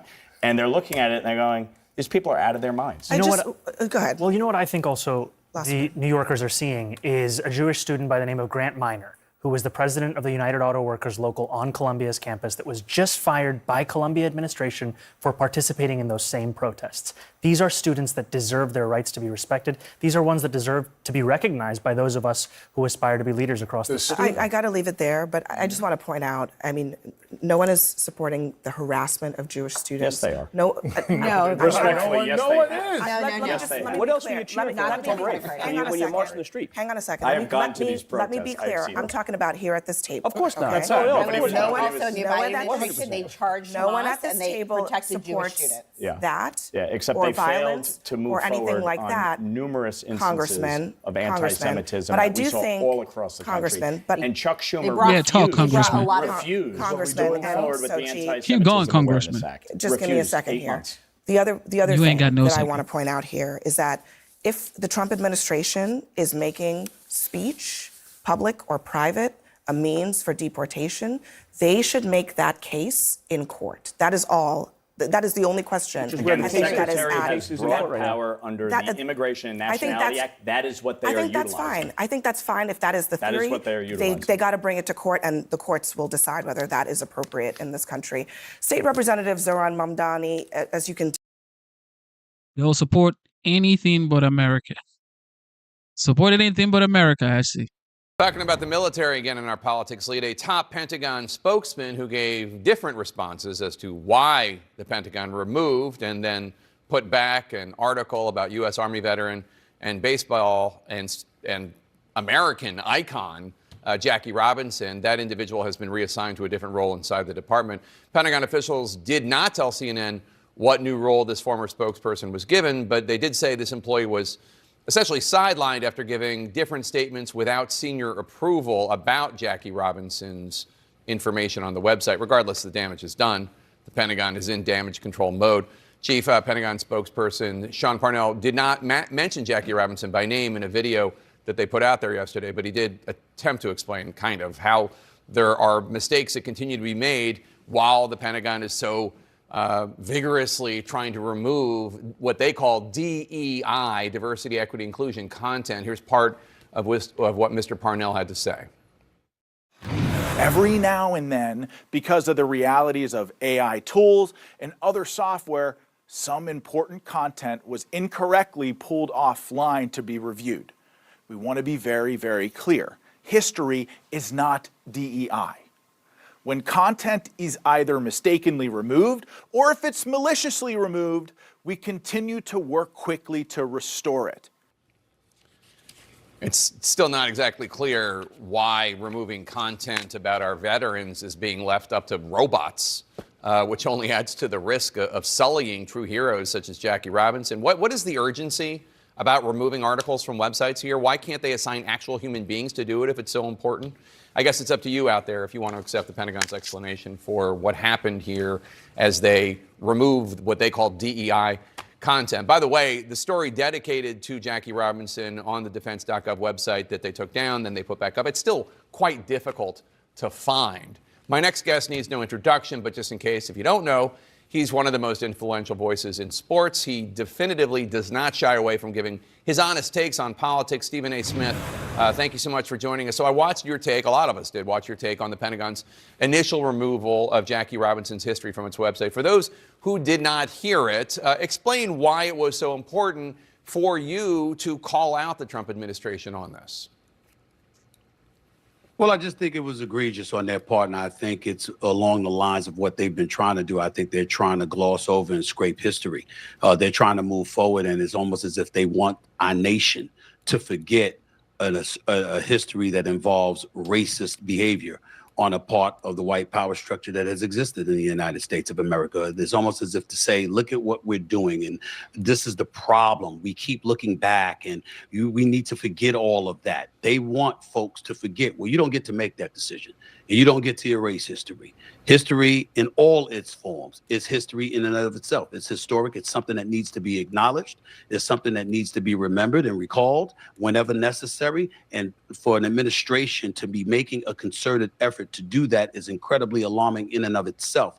But when you think about who they're capitulating to, who they're trying to appease along the way, it just gives the impression that there's tens of millions of Americans who completely and unequivocally support such a thing.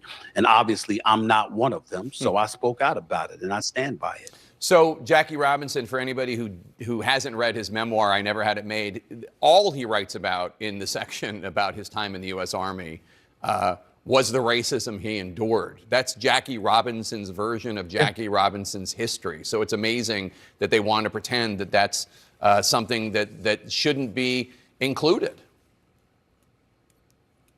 Well, absolutely. And the thing about it is, you know, Jake, I've often told this to a lot of white folks that I have the pleasure of knowing and befriending over the years.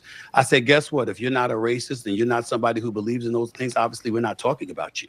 And I think that one of the problems that exist in the United States of America is that everybody's finding an excuse to personalize things as if you're talking about them. That's certainly not the case. But nevertheless, history is history. These things are happened. It subjugated, a portion of our population here in the United States of America.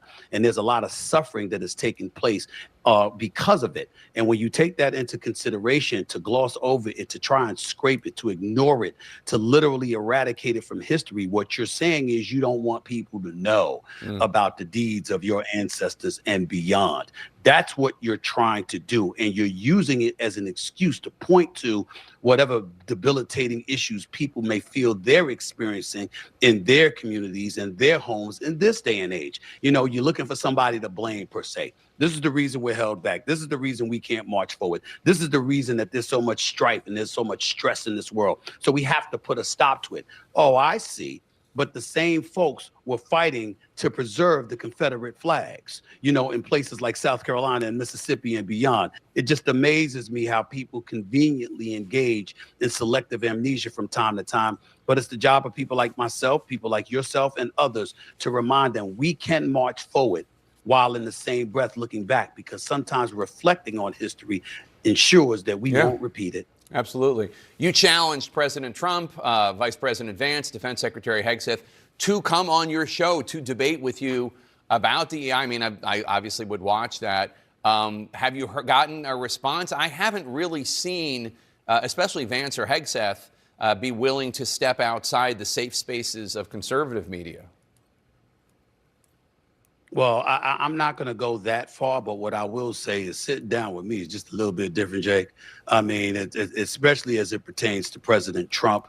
I have not spoken to him in many years, obviously, since he strolled down the escalators in 2015 to announce to the world that he was running for the presidency. But prior to that, myself and a bevy of folks in the media, in sports media, we all knew Donald Trump.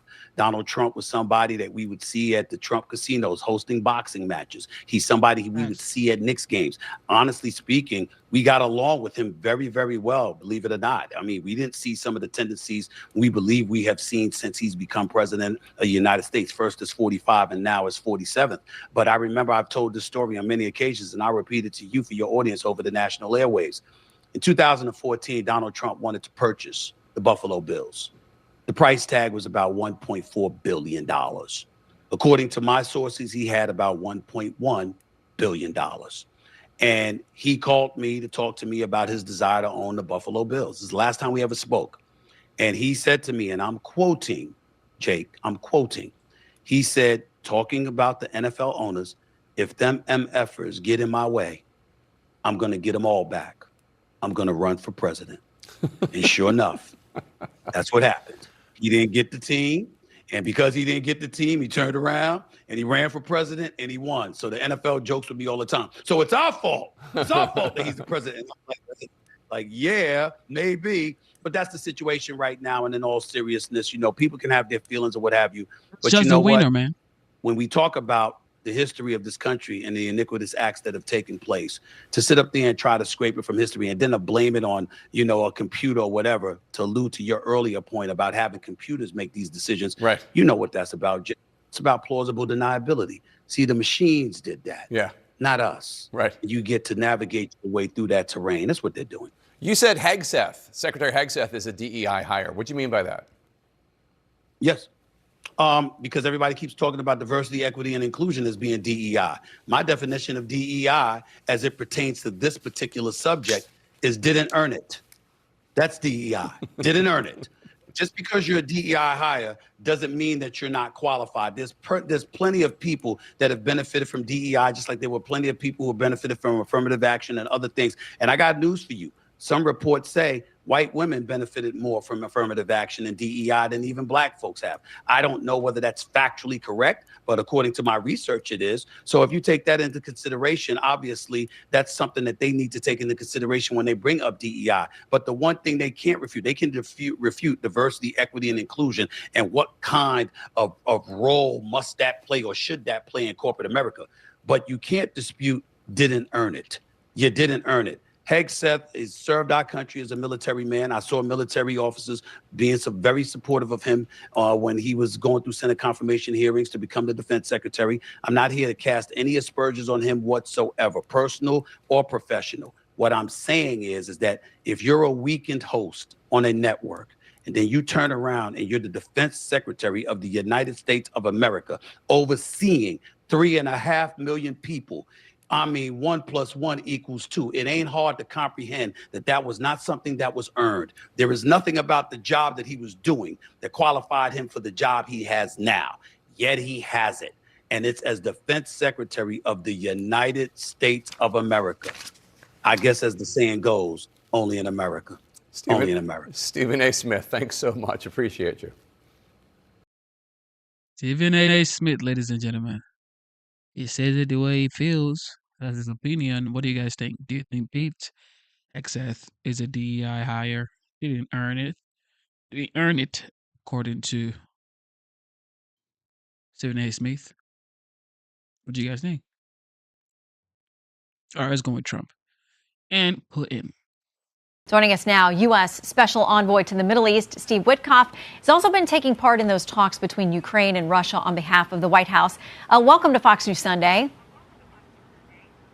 Thank you, Shannon. Thanks for having me. So we know more talks are set to go between Ukraine and Russia and Saudi Arabia tomorrow, and yet we continue to see these attacks like we've seen in Odessa, like we've seen in Kyiv, leading to death and destruction. The ranking member of the Senate Foreign Relations Committee, Jeanne Shaheen, says this: when Trump asked for the killing to stop, Putin refused. Putin does not want peace, and it is time for the president to realize that.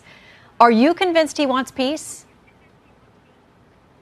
I feel that he wants peace. The president had 2 very productive calls this week, or last week, I should say, one with President Zelensky, one with President Putin. I sat and listened to both of them. In both conversations, it was all about a lasting peace. Lots of progress got made last week. The parties agreed to an energy infrastructure moratorium on attacks for energy infrastructure. I think that you're going to see in Saudi Arabia on Monday some real progress, particularly as it affects a Black Sea ceasefire on ships between both countries. And from that, you'll naturally gravitate into a full-on shooting ceasefire. Okay, you have said recently you don't, quote, I don't regard Putin as a bad guy. You've said you feel like you can negotiate with him, but here's how the National Review describes him. They said he's a tyrant who murders, maims, and imprisons his critics, who has abolished civil society and independent media in Russia, who has invaded a neighbor, engulfing that country in violence for the purpose of crushing and subjugating it. Goes on to say that Russian forces have committed mass kidnapping, torture, rape, and murder under Putin's guidance and leadership. So where do you get to that assessment about him not being a bad guy? You know, Shannon, I met with President Putin twice at the direction of the president, because everything I do is at his direction. And they were productive meetings. We accomplished quite a bit. We opened channels of communication. President Putin told me at the first meeting that he had had no conversation with the prior administration, in particular President Biden, for 3.5 years. I'm not sure how anyone would expect an end to a conflict when you're not communicating. So we had a very, very good conversation, productive. We discussed real ways to end this conflict. That led to a second conversation. First conversation being close to 3.5 hours. Second conversation being in that time, in that space as well, 3.5 or 4 hours. That led to by the end of the second conversation, we had proposals on an energy infrastructure ceasefire and a Black Sea moratorium on firing on each other's ships. And these things had been on the shelf for several years. So I think that's commendable on the part of all of the parties. And this is at President Trump's direction. His philosophy of peace through strength brings people to the table to clear up misconceptions and to get peace deals done. And that's exactly what's happening right now. Do you feel like there's a misconception, though, about the characterization of him as a tyrant or someone whose political opponents often disappear or die? I think in my 68 years on this earth, I've never, ever seen a situation where there isn't two sides to a story. It's just never as black and white as people want to portray. So there are grievances on both sides, but our job, and at the direction, again, I stress, of the president, our job is to narrow the issues, bring the parties together, and stop the killing. That's the game plan. And that's what we're all there to do. And I think that we're doing a pretty effective job of it, and I think you'll see a lot more progress get announced after Monday. You seem convinced that he doesn't want to expand the territory beyond what he's taken now. I know there's going to be a conversation about how much of that Ukraine does or doesn't get back. But you're convinced that he's not going to go further or have aspirations towards Europe. Obviously, they're concerned about that being much closer to this geographically. But 2014, we had Crimea. That hasn't come back. Why? And he's, gone far beyond that in this most recent attack on Ukraine. So why are you convinced that he won't press further if he's given some reward or some territory this time around? Well, look, he's been at war for several years. It's in large part been about those 5 regions, and it's in his speeches. There's a view within the country of Russia that these are Russian territories, that there are referendums within these territories that justify these actions. This is not me taking sides. I'm just identifying what the issues are. I've never seen a conflict that can be resolved without level setting the facts, and we're level setting the facts. Now, I've been asked my opinion, so about what President Putin's motives are on a larger scale, and I simply have said that I just don't see that he wants to take all of Europe. This is a much different situation than it was in World War II. In World War II, there was no NATO. So you have countries that are armed there. To me, it just does. I take him at his word in this sense. So, and I think the Europeans are beginning to come to that belief too. But it sort of doesn't matter. That's an academic issue. The real issue here, the agenda set forth by President Trump, he is my boss, and I adhere to that fact. The agenda is stop the killing, stop the carnage. Let's end this thing. You can't end things without communicating with both sides, understanding what each of them need, and then trying to bring them together. And that's what we're doing. Yeah, and we certainly hope that there's great progress in those talks this week, getting to this point and now moving forward. But I want to make sure while we have you that we ask about the Middle East, where I know you've poured your heart into those negotiations as well. Clearly, the ceasefire is broken there. I know that you've said Hamas has been unreasonable in trying to respond to another round of the next phase of a ceasefire. Where do we go from here? What are the odds you get them back to the table and get these hostages home? Well, I certainly hope we get everybody back to the table and get the hostages home. I was in Doha. I met with many of the Arab leaders at the Arab Summit. I thought we had a deal, an acceptable deal. I even thought we had an approval from Hamas. Maybe that's just me getting duped. But I thought we were there. And evidently we weren't. So this is on Hamas. The United States stands with the state of Israel. There's just, that's a 100% commitment. And we've expressed that. Hamas had every opportunity to demilitarize, to accept the bridging proposal that would have given us a 40 or 50-day ceasefire where we could have discussed demilitarization and a final truce.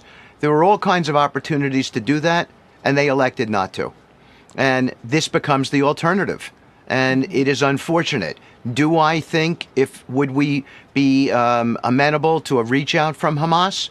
Of course we would be. No different than in the Russian conflict. We want to end the killing. But we need to be clear who the aggressor is here, and that is Hamas. Well, and quickly, I want to ask you before you go about Iran. The president has sent a letter to the supreme leader there, giving a timetable for negotiations over their nuke program. 2 months. What happens if you get to the end of the 2 months without progress?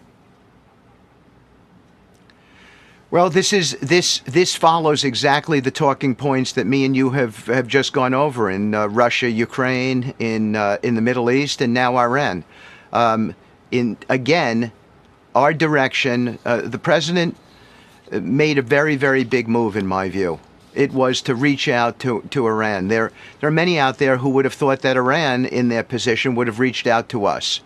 But we weren't waiting, and it's not a sign of weakness, it's a sign of strength.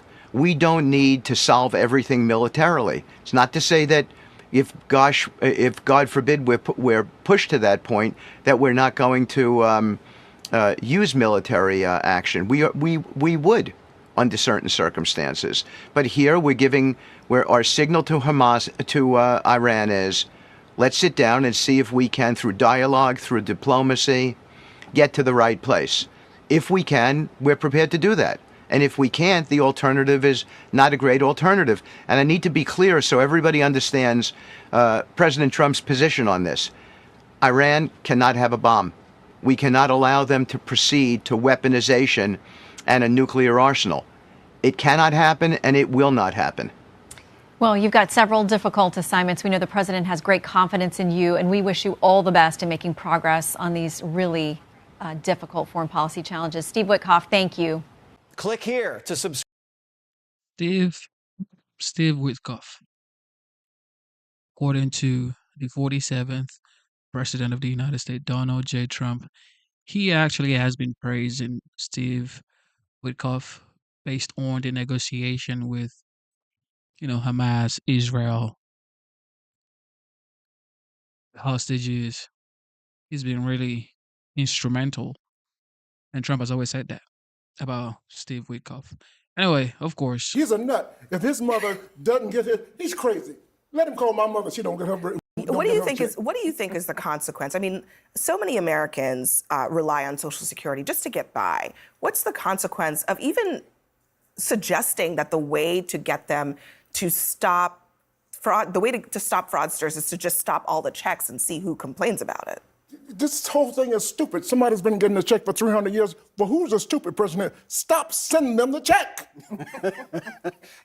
And so this is why Donald Trump is a very unique politician. Now, I heard Lutnick. Now, In Lutnick's case, Lutnick is able to send his mother money to make up for her not missing a Social Security check.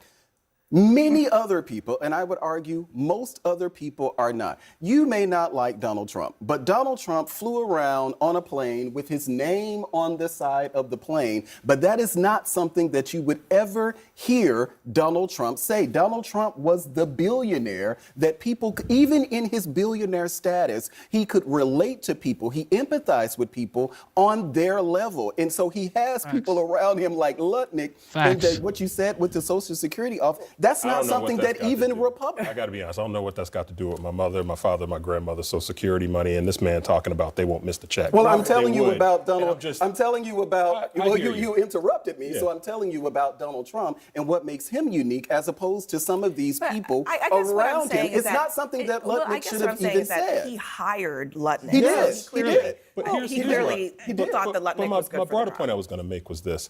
I think it's easy for us to fall into the trap to think that this is him putting his foot in his mouth and making a mistake. I actually think it's a part of a pretty consistent campaign by Trump, by Elon Musk, by Lutnick to start to condition the public to think that Social Security isn't essential. Donald Trump in his address to Congress talking about the 350-year-old man, Howard Lutnick with these comments today, Elon Musk calling it a Ponzi scheme. They are trying to attack this thing that we know is the third rail in politics. Right. Well, the Republican Party has not. The Republican Party has not. It seems like the White House, based on how they responded to the acting administrator at the Social Security office, they were like, stop talking about this. They understand that this is not a good line of conversation. President Trump is the White House and dictates all policy at the White House at the end of the day. And, you know, the spirit of what he's saying is correct. He's basically saying that people know they are going to get their government checks. They can rely on that. That's the spirit of what he is saying. That's really not the spirit of what he was saying.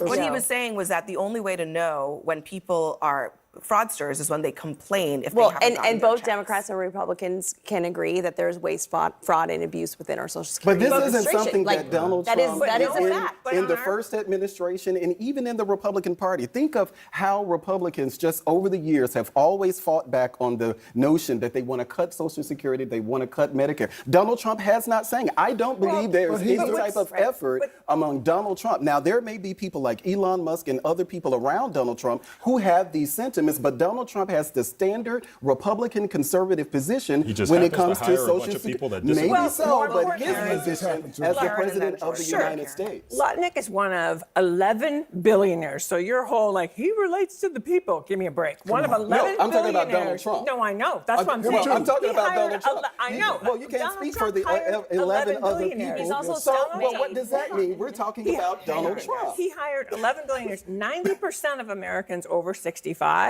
rely on Social Security. Now, just ask George W. Bush how it worked out when he tried to privatize Social Security. But they're not doing it, though. However, they're not doing but this is also part of the way he does it. They're not going to do it in the legislation. But when have Republicans talked about it? When have Republicans talked about it? It's not a thing that Republicans are doing. It's just not true. Last comment. Malik, I want to let Karen finish so that we can allow George in, because he is chomping at the bit. Yes. But the other thing to remember, the reason we were having this conversation, the reason he was on that podcast is because DOGE, Musk's program, is about to hit the Social Security Administration. They've already talked about making 12% cuts in an administration that already is underfunded and understaffed. It already takes people longer than it should to get their Social Security checks. And people, it's not just, by the way, that someone like, you're welcome, that George or somebody's mother-in-law or mother. It's the people like us, people like me who worry about my mother and my uncle or family members who rely on Social Security. What they're not understanding is that the burden isn't just on the individuals who are relying on Social Security. It's those of us who are in this generation where we're also caring for our older relatives. You think I can talk now? Everybody's been talking about me. I want to interrupt somebody. I'm on the Comedy News Network. This is the Comedy News Network. This is my last time because what I'm getting ready to say, you're probably going to throw me off. See, that's the problem with the world, the problem with America. We got too many rich, old, white men in Congress. All of those people you were talking about are what? Millionaires. You know his mother, billionaires. His mama ain't gonna miss money. She don't need to miss money.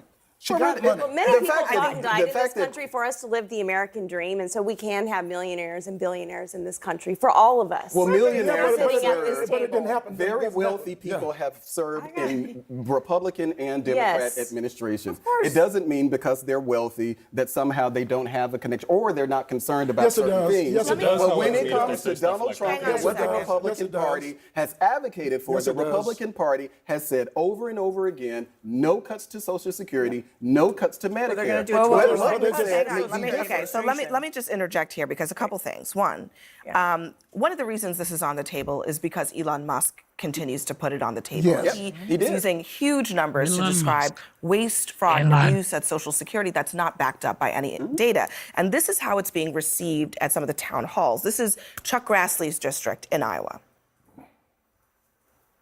We're now seeing that we don't want people to call on the phone to change their direct deposit. Go to a local office. Try to get an appointment at a local office. Right now, you're waiting a month, and we're going to cut more staff. This is not right. And we do not want to see Social Security privatized. The cuts to the Social Security offices, that's already happening. We were just talking to Congressman Lawler about an office that was closed in New York and is listed on the Doge website as a saving. So when you see that, how do you think that's going to play politically? I just think this is true all the way around. Don't mess with the older people that need this money coming in every month. That's the bottom line. Leave these people alone. It wasn't playing. Elon Musk's popularity is certainly lagging Donald Trump's. Donald Trump still has tremendous support within the Republican Party, despite the fact that the cost of living isn't going down, high prices, and the pushback around tariffs. And I have predicted this for a long time. Elon Musk is not going to have a long time in the Trump administration. Mark my words on this, because he will end up being a drag on Donald Trump's approval. And right now we're in this place where there's a lot of fear over Doge cuts. What is being cut? Is it just waste, fraud, and abuse? Or is it actual services people rely on? And come a couple months from now, if suddenly people aren't getting services they expect, or Social Security checks are delayed, or you're having to line up physically at an office, that's going to come home to roost, and Elon's going to take the fall. Yeah. Your thoughts? I like this lady. I like the way she talks. She's talking about Elon Musk and Social Security. Now you're getting in my territory. Now, I can't cuss on this show, but you start taking my money, you're going to hear, not only mean the Republicans going to be cussing, you cannot take our money back. You know, we work for this money. We put this money in the bank for us, for our social living right now. And that's very important to us. Don't touch our Social Security money. And I think the Republicans are going to. Yeah, that and the veterans, right? And the veterans. Those are the two issues where they've been pretty callous with the cuts and then have tried to claim that they're not doing what they're doing. The other interesting thing, I mean, Trump today, they're all focusing on the vandalism, which is abhorrent, right? Like people should not be burning cars of any kind. Now the Trump administration is taking this personally. I mean, listen to Donald Trump in the Oval Office saying essentially that this is worse. This is the worst thing that he's heard of since January 6th. When I looked at those showrooms burning and those cars, not one or two, like 7, 8, 10 burning, exploding all over the place, these are terrorists. You didn't have that on January 6th. I'm sorry. I shouldn't be laughing. January 6th? Look, so what better way to start the morning than Saturday morning than with George over here? What better way to start it? But to your point, though, so I am one of those. Everybody needs to be able to denounce these type of attacks on Tesla dealerships, the harassment that people who own Teslas, like all of that stuff, it should be condemned. There shouldn't be any wiggle room about that. I am less concerned, though, about Tesla stocks. You know, that's just me. And I know a lot of people are more concerned about that. I'm not. Including the Commerce Secretary. Including the Commerce Secretary. But I think that, of course, this is Donald Trump's guy. So now everybody, many Republicans and conservatives who weren't exactly EV friendly are now EV friendly. Yeah. But I did want to say, to just piggyback off of what Alyssa was saying, is that, and I've also said that Elon Musk would be a problem, not just for Donald Trump, though, but for the Republican Party. And I think that we're seeing this now. And this isn't the first set of polls that have shown that Elon Musk's popularity is going down. But I was looking at Fox News did a poll today of the top 5 administration proposals. None of them are about efficiency when it comes to DOGE. Yeah. So even with Fox News, and in that same Fox poll this week, they asked, how concerned are you that not enough thought and planning has gone into government spending cuts? 65% say they are concerned. Americans don't want bloated government.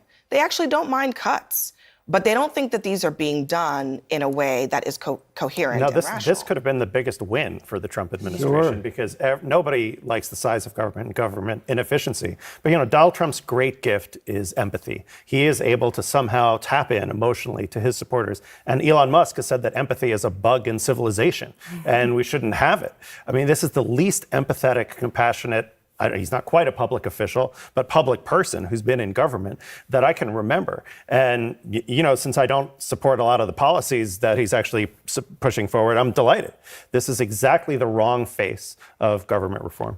And can I just say just quickly, just because Alyssa, you talked about he won't be around long. I just want to remind everybody, as a special government employee, he has 130 days to serve within a calendar year. I've said many times before, I think that after the 130 days, Elon Musk will be gone. It is a convenient out. What do you guys think about Elon Musk? Do you think has been a problem to the Trump administration? I think is being spoken about too often. The focus should be on Trump and his administration and what they're trying to achieve, which DOGE is part of what Trump thought about with Elon Musk and Vivek back then when Vivek was still here. Now he's running for Ohio governor. But I think Elon Musk is doing great work, but it's just being spoken about way too often. Like before two sentences. Well, Elon Musk is like, okay, I get it. He's doing great work. Okay, he's saving the government and all that. But at some point, it's like, okay, he's great, awesome, great work. Let him do his work. Just Elon Musk is this type of people. Like, just let him work. Let the result speak for itself. Don't bother saying Elon is doing it. Nah, like he's done this, and here we go. Because this folks won't stop talking. Never. I think Democrats are shocked at the speed with which Donald Trump has attacked a lot of their golden objects of respect and what they've always deified. The culture, their political radicalism, life on college campuses.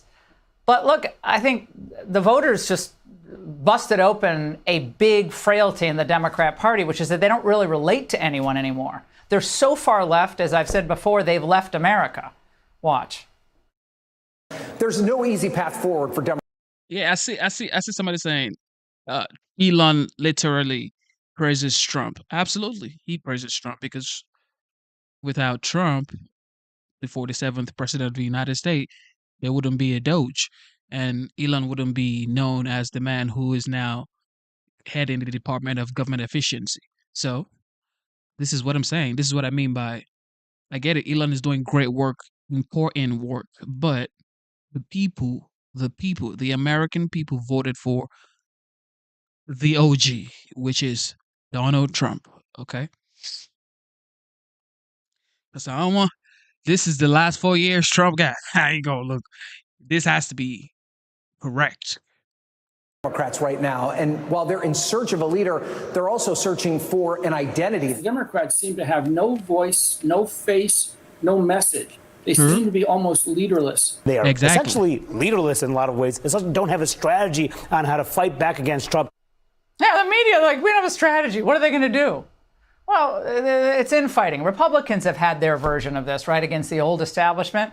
Maybe they're kind of doing their own version of little mini tea parties. That's what they hope, at least. And they're demanding that Senate Minority Leader Chuck Somebody say, no, bro, they got true to you. Boy, I voted for Trump. Sit your head down. But look, it's facts, okay? You got to read the reaction of the people, all right? Like I said, Elon is a great man, great work, patriots. But with the constant invoking of Elon's name in every conversation, it's putting Elon in a bad place.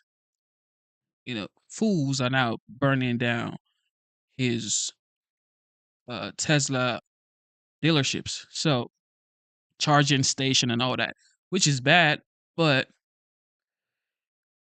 some of these people could be paid, violent instigators. However, why is this happening though? What is the root cause? Is Elon a great guy? Absolutely.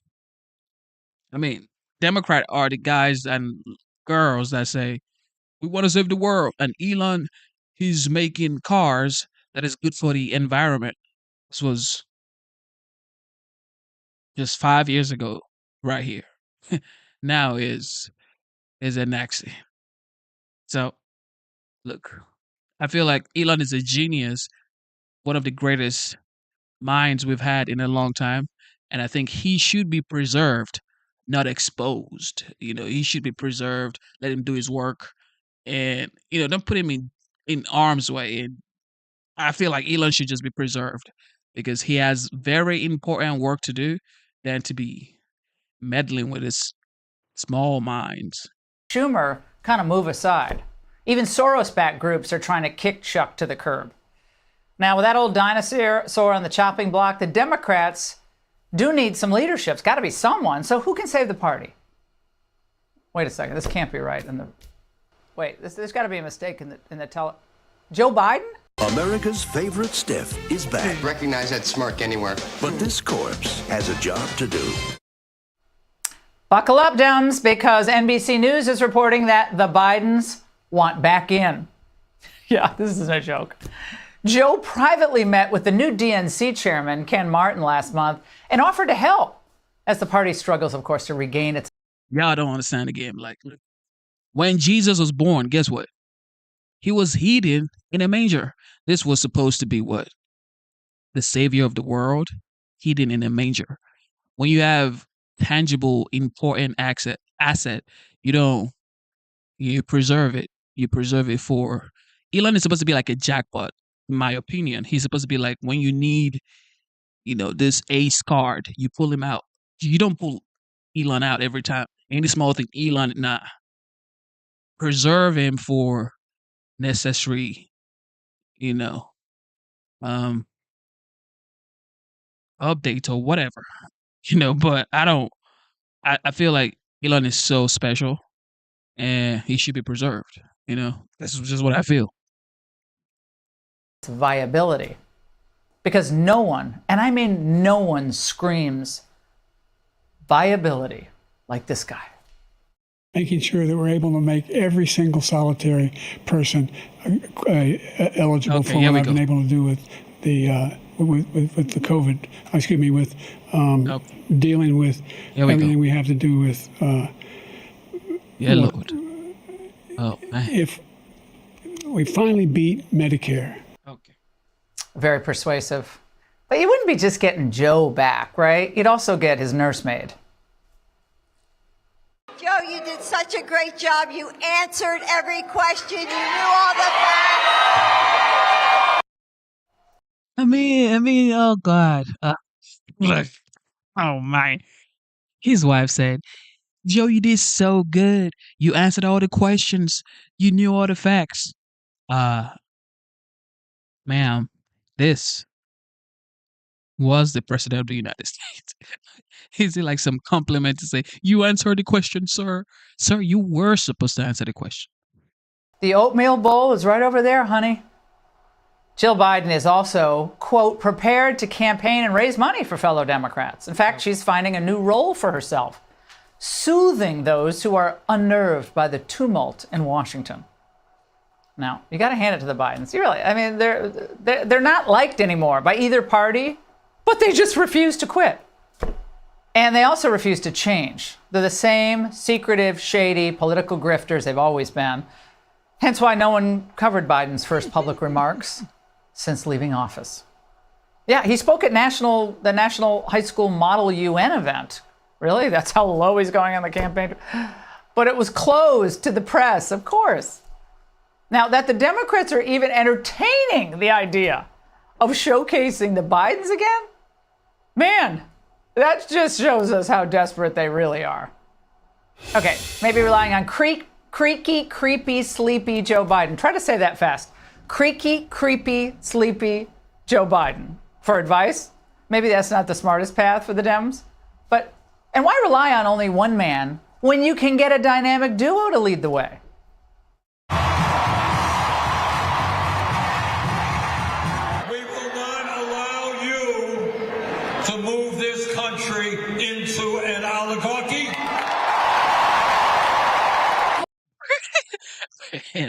Jesus. Bernie has been saying oligarchy for years. Still no solution, I see. What they call radical, I believe, is common sense. Man, AOC ain't got nothing. Meet the left's new power couple. Though separated by almost a half a century in age, they're ideologically like peanut butter and jelly. They go perfectly together. As they rail against the oligarchy, ooh, big word, it's worth asking, which party is really controlled by the mega rich and the out-of-touch elite? Joining me now is Batya Ungar-Sargon, journalist and author of Second Class. Batya, you're making a lot of waves on social media for your comments with Bill Maher the other night, which were fabulous. I think I watched it twice. They were absolutely out of this world fabulous. And you're the perfect person to hit on this issue. For the Democrats to rail. Someone just asked me, what has Trump done since he became the president of the United States? Well, go ask Israel, and I'm ask the hostages that he's been freeing. Go ask Ukraine and Russia now that is supposed to be a peace deal coming soon, hopefully. The border. You know that's secure, right? So when you ask, what has Trump done? Billions, trillions are pouring into the United States. New jobs. Like, what do you mean by what has Trump done? This man he just got inaugurated January 20. It's not even 3 months yet. It's not 3 months yet. This man has done a lot. He's caused more motion for the United States than Biden created for the past 4 years in less than 3 months. Against the oligarchy. I'm teeing this up for you on a Friday night, girl. Who's for the oligarchy here? Thank you so much for your kind words and for having me. Look, here is the thing that your viewers have to remember. Every accusation from a Democrat is a confession. The Democrats are now the party of the wealthy. For every billionaire who backed President Trump in the election, Kamala Harris had 2.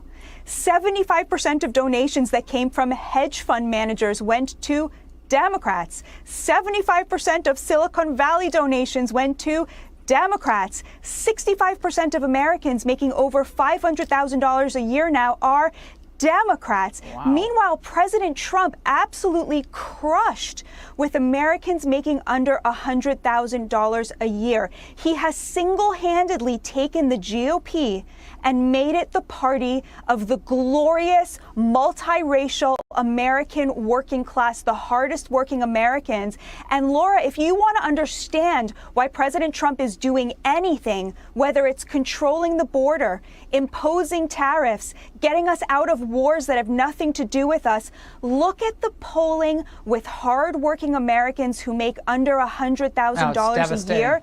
These are the things that absolutely crush with them, whether they're on the left or on the right. This is a unity president with a unity agenda, and that, Laura, is why the Democrats hate him, because they have absolutely... Okay, I get it. Nobody likes Trump, only Fox. Only Fox, okay? Only Fox loves Trump. All right, let the people speak. Let Americans speak, all right? Here goes Americans, all right? For the people at the back saying, nobody likes Trump anymore. Check this out. Real life, ladies and gentlemen. at the NCAA. Love, straight up love for the OG. Check this out. Talking about.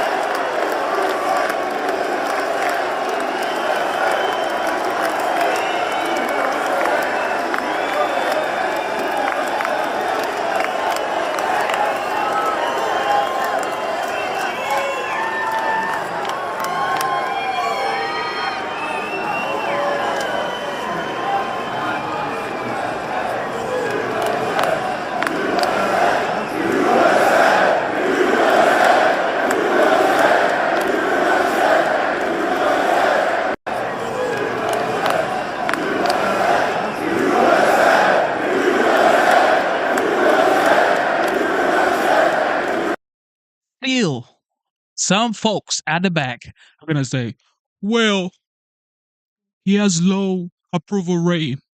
You see people screaming, thousands of people screaming, USA. Still, folks are going to say, well, nobody cares about Trump now.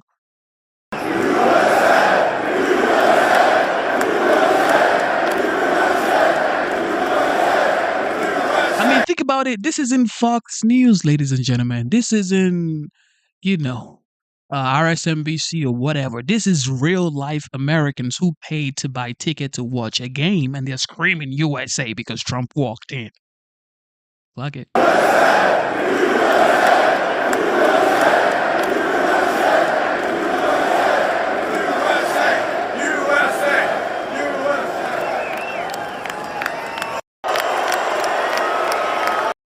So that's what you get. He's a legend. So Representative Crockett says it's a peaceful protest, but she says it's time to take down Tesla and Elon Musk, and they're. Some people are so delusional. This man, Two Door Corp, has. I'm gonna make you famous, bro. 0 subscribers, and he's yet talking about. No, look up Kamala or Biden rally. Biden and Kamala are not the president of the United States. Trump, he's the president of the United States. And as a sitting president, he goes to an event and everybody's screaming USA in real life. He's not campaigning. If he was campaigning, okay, fine. You tell the people what they want to hear, assuming. But now he's got the job and the people are screaming USA. Why? Because they are in approval of everything he's doing. That's what I hear there. I mean, it's just facts. Burning these things, they're setting them on fire. I mean, it doesn't sound peaceful to me. The violence is obviously not peaceful, and someone's going to get killed at some point because someone's going to defend their property with a gun, which you have a right to have in this country, and that is extremely dangerous, which is why I think these people, we flashed those 5 dossiers on the screen, or the names of these suspects, prove that they're guilty and throw them in prison for as long as possible. You have to throw the book at people like this. We can't have it. And the thing that's amazing is I've seen some really stupid commentary from people on the left saying, oh, well, I thought the right liked boycotts, like with Bud Light. Here's Kid Rock shooting some Bud Light. Yeah, I think he bought the Bud Light and then shot his own Bud Light, which is a bit of a spectacle. I wouldn't do that myself, but it was his property. That is completely, I don't believe I have to say this, but apparently it needs to be said slowly for some people. You can't. Shout out to C. Shelley. C. Shelley said, the majority want Trump to do what Trump does. You know why? Because only Trump can do what he does. You know when you have that uncle or that father that you know he does or say things that you don't want to hear, but you need to hear those things, and you need him to do what he does. You know, them uncles and fathers, you don't want them around, but when they're around, greatness happens. Okay? Order comes back around. That's what Trump is. Not destroy other people's property. If you want to buy a Tesla and then burn it, I guess go for it. You cannot burn other people's Teslas, and if you do, you should be in prison for decades. I think these people have probably done other things before this. If they're so bold, they think they can get away with it. These are probably the people who are burning down the cities after all these Black Lives Matter protests, right? Yeah, such a great point, Tom. And the reason why Pam Bondi is expanding the investigation, because a lot of people don't believe that it's just these people, that there has to be money behind it, that there might be organized efforts to target Tesla on a bigger scale. And Guy, you brought up such an important point. It's like, it's not like the right ever went out and blew up a Bud Light factory or, targeted Bud Light in the grocery store. Slashing tires of delivery trucks or something. Yeah, putting people's lives in danger. This is a company that is revolutionizing technology in America. Facts. It's an American company. Facts. We should be Facts. supportive of it. And it's also, think about the threats to Elon Musk himself and President Trump, as well as those people that may be still in a vehicle. If this spreads, if it's, say you get kind of the lone soldier out there, right? The lone terrorist that wants to target a Tesla and there's children in the car or somebody's pet in the car, for God help them if it's Macy Daisy Buttercup, but, and somebody tosses a Molotov. That's how serious this is. People will die. They could die if this continues, and that's why the people that are being arrested, the full force of the law has to be thrown against them if they are found guilty of these charges, and whoever else is helping them too. Lauren, do you think it is domestic terrorism? Yeah, it looks like. You can make that argument. Yeah. Yeah. I mean, it's really scary stuff. By the way, EV fires are so hard to put out. So incredibly hard to put out. Tesla's not even really a car company. Yes, I just said that. They are not a car company. They are an AI company. They are working into Optimus, the humanoid robot. So you are attacking this company even though this is the future of civilization, and Elon Musk is in the driver's seat of that. Because what Tesla is looking to do is have a robo-taxi concept where you share your cars, if you will, take the driver out of the car. So this is the future. And they're attacking the future because they don't like Elon Musk. That's what they do. If you are an investor in Tesla, and many people, many pension funds are, this is a stock that is down more than 50% since this year, since the inauguration, essentially. So you're playing with real people's money, real people's jobs, and real people's lives. And if you don't like Tesla, don't buy one. Yeah. Don't destroy one. And if you're a lawmaker like Congresswoman Crockett, I mean, she should be more responsible with her words instead of instigating and pushing, this hate towards this company that could result in violence. Yeah, while it's going on. Okay, speaking of Doge, Senate Doge Caucus Chair Joni Ernst has launched the 2025 Doge Madness Tournament of Waste bracket. So what we did, we had every Doge Caucus member submit their entry for the Sweet 16. And believe me, we could have gone on forever. Thousands and thousands of examples of waste. The Sweet 16 has been whittled down to the Elite 8, with the winners being picked on X. And there are some real doozies out there, waste, including a $45 million spent on DEI scholarships in Burma, $1.3 million wasted on health equity for trans youth of color, $2 billion sent to the Taliban after the U.S. withdrawal, and $168,000 spent on an Anthony Fauci exhibit. That's the worst one of all. Look, I love Doge, Guy, but I don't know if I understand this bracket thing. You do the brackets, right? You're really into the college sports. Yeah, I can explain this to you, Tom. So instead of basketball, what they've done is they've taken examples of waste and having them go head to head. Then people vote which one is worse, and then that waste advances to the next round. So the goal is the worst. The worst. The winner is the bad one. The winner is the worst in this case. You would be picking Fauci, I'd be picking Fauci, yeah, even though it was only $168,000. So I think I would pick $7.9 million, because that's so much money, spent on teaching journalists, this is our money, teaching journalists in Sri Lanka how to avoid binary gendered language in their reporting. Yeah. That's my number one seed. I think I'm going to have to go with the Taliban. I mean, I'm just going to have to throw it out there. Like, I spent a lot of years covering the war. We lost a lot of lives there. Yeah. We walk out and in a disastrous withdrawal that changed the whole world, and now we're giving them money. It's like so insane.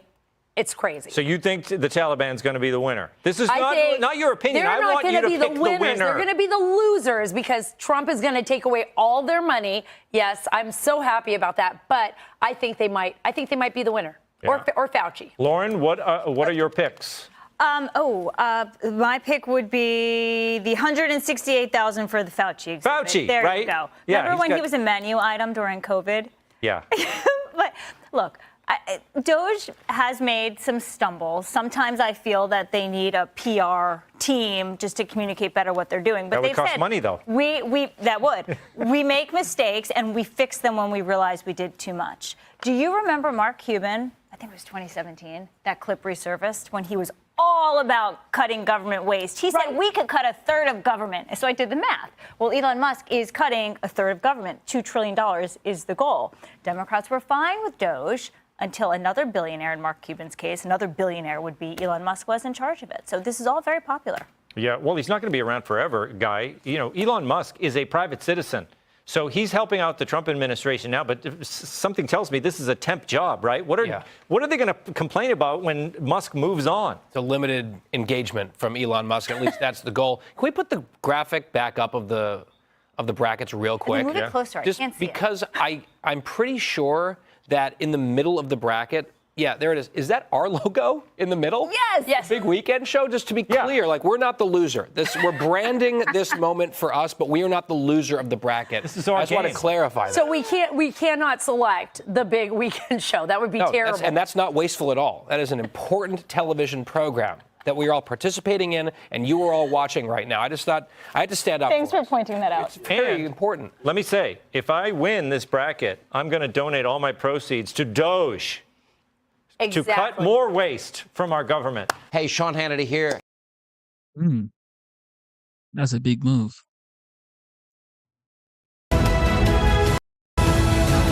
Okay, what's going on with this?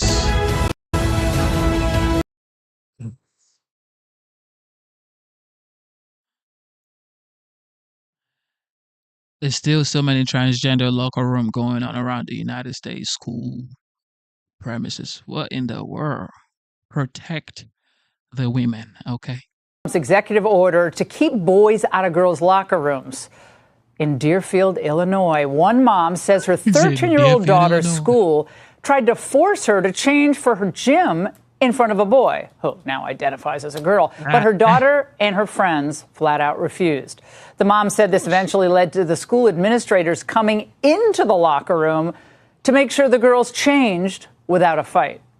Again, this brave 13-year-old refused. Joining me now, that Illinois mom, Nicole Georges. Nicole, thank you for joining us. You must be proud of your daughter. Thank you for having me. Thank you so much for having me. Tell me about what happened here at this school, because the school's, going to put out a statement and we'll share it with people. But the claim here is that no one was forced to do anything. No one has to actually change into a gym uniform. That's all made up. Right. Well, we have recording with the teacher threatening disciplinary action if you didn't change.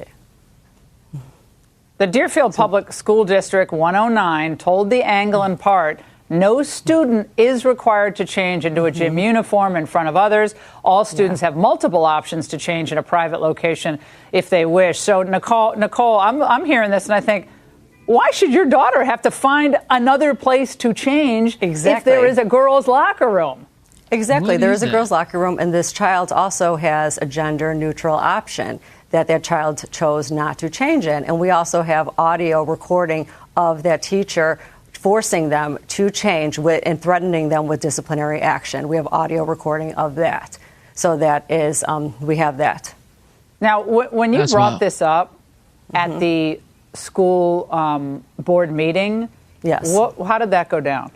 Well, I was attacked by an angry mob of woke, basically vigilantes that were bussed in from different communities. Most of these people didn't reside here. They did not have any children that even lived or went to school in the district. There was very few people that actually spoke whose kids actually went to the district. So I'm not sure how they could ever be dictating what goes on in my child's school. It was I was the only one that actually showed any poise and grace. I got attacked most of the time. It was pretty pretty alarming.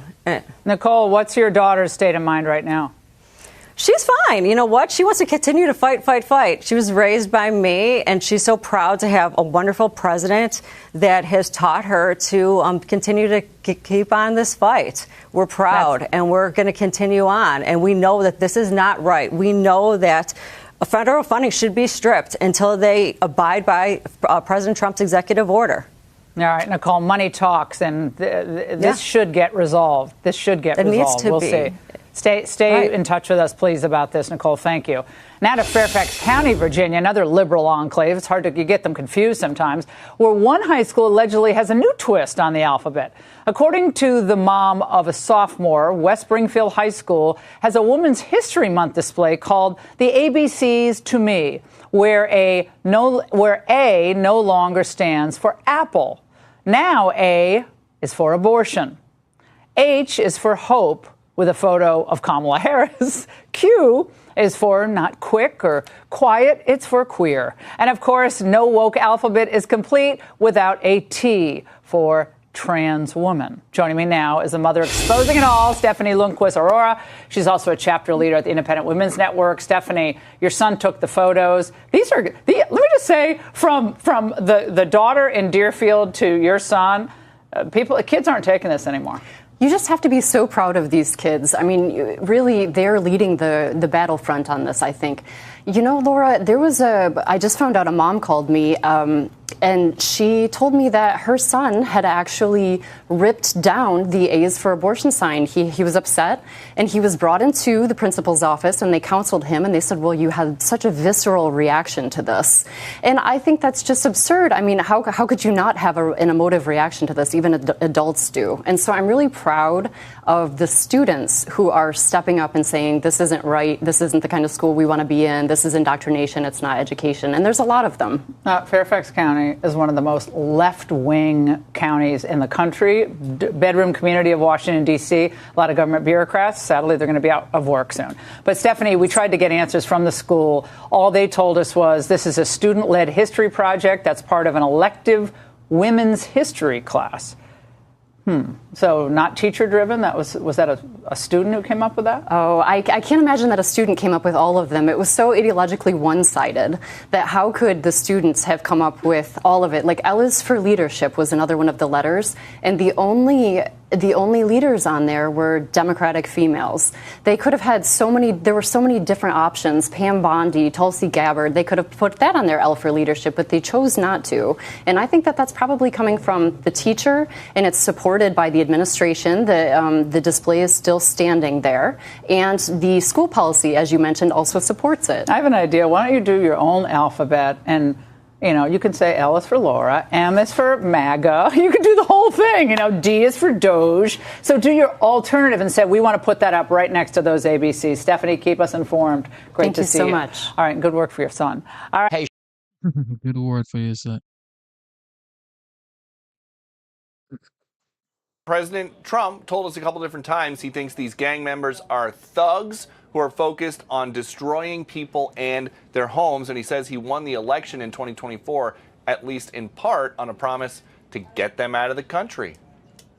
We can't let a judge say that he wants him. He didn't run for president. The president continues arguing he's got the authority to deport alleged gang members, and Judge James Boasberg does not have the authority to stop him. And we just can't let that happen. It'd be so bad for our country. The president is also claiming these alleged gang members are terrorists, in the same category as people vandalizing Tesla property nationwide. The people that finance it are, in my opinion, in just as big a trouble as the people that are setting the match and setting the fires. If Tesla vandals are arrested, the president suggests they could serve time in the prisons of El Salvador, which have become so recently famous for such lovely conditions. They could get 20 years in jail, and they'll get it. I'll tell you, there's going to be no leniency and there'll be no pardons. As the president and the defense secretary unveiled a new 6th-generation fighter jet, the Boeing-built F-47. So secret, this is all the Pentagon can show? I was wondering, how much are you going to show when they came in with that? You see a wheel in the front? That's about it. Elon Musk took Doge to the DOD for an in-person meeting,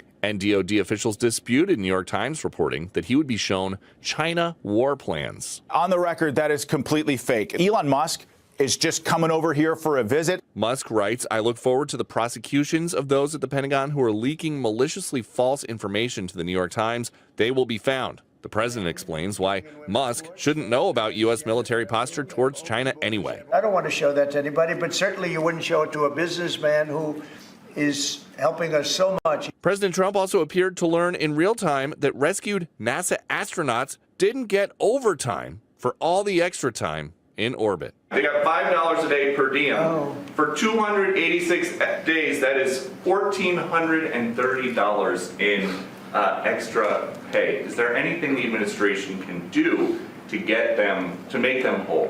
Well, nobody's ever mentioned this to me. If I have to, I'll pay it out of my own pocket, okay? I'll get it for them. I'll take care of that. I like that. And Elon Musk joined President Trump a few minutes ago on Marine One. He and the whole team are heading to Bedminster for tonight ahead of a trip tomorrow to Philadelphia and the NCAA Wrestling Championship.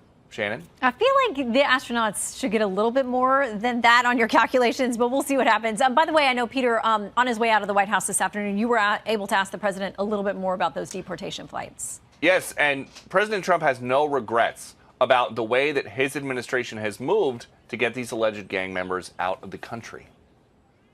If there was a flight tonight full of accused gang members and somebody called and said, Mr. President, I know that this is still being adjudicated, but we can get these guys down to El Salvador right now, would you say that that's okay? I would say that I'd have the Secretary of State handle it because I'm not really involved in that.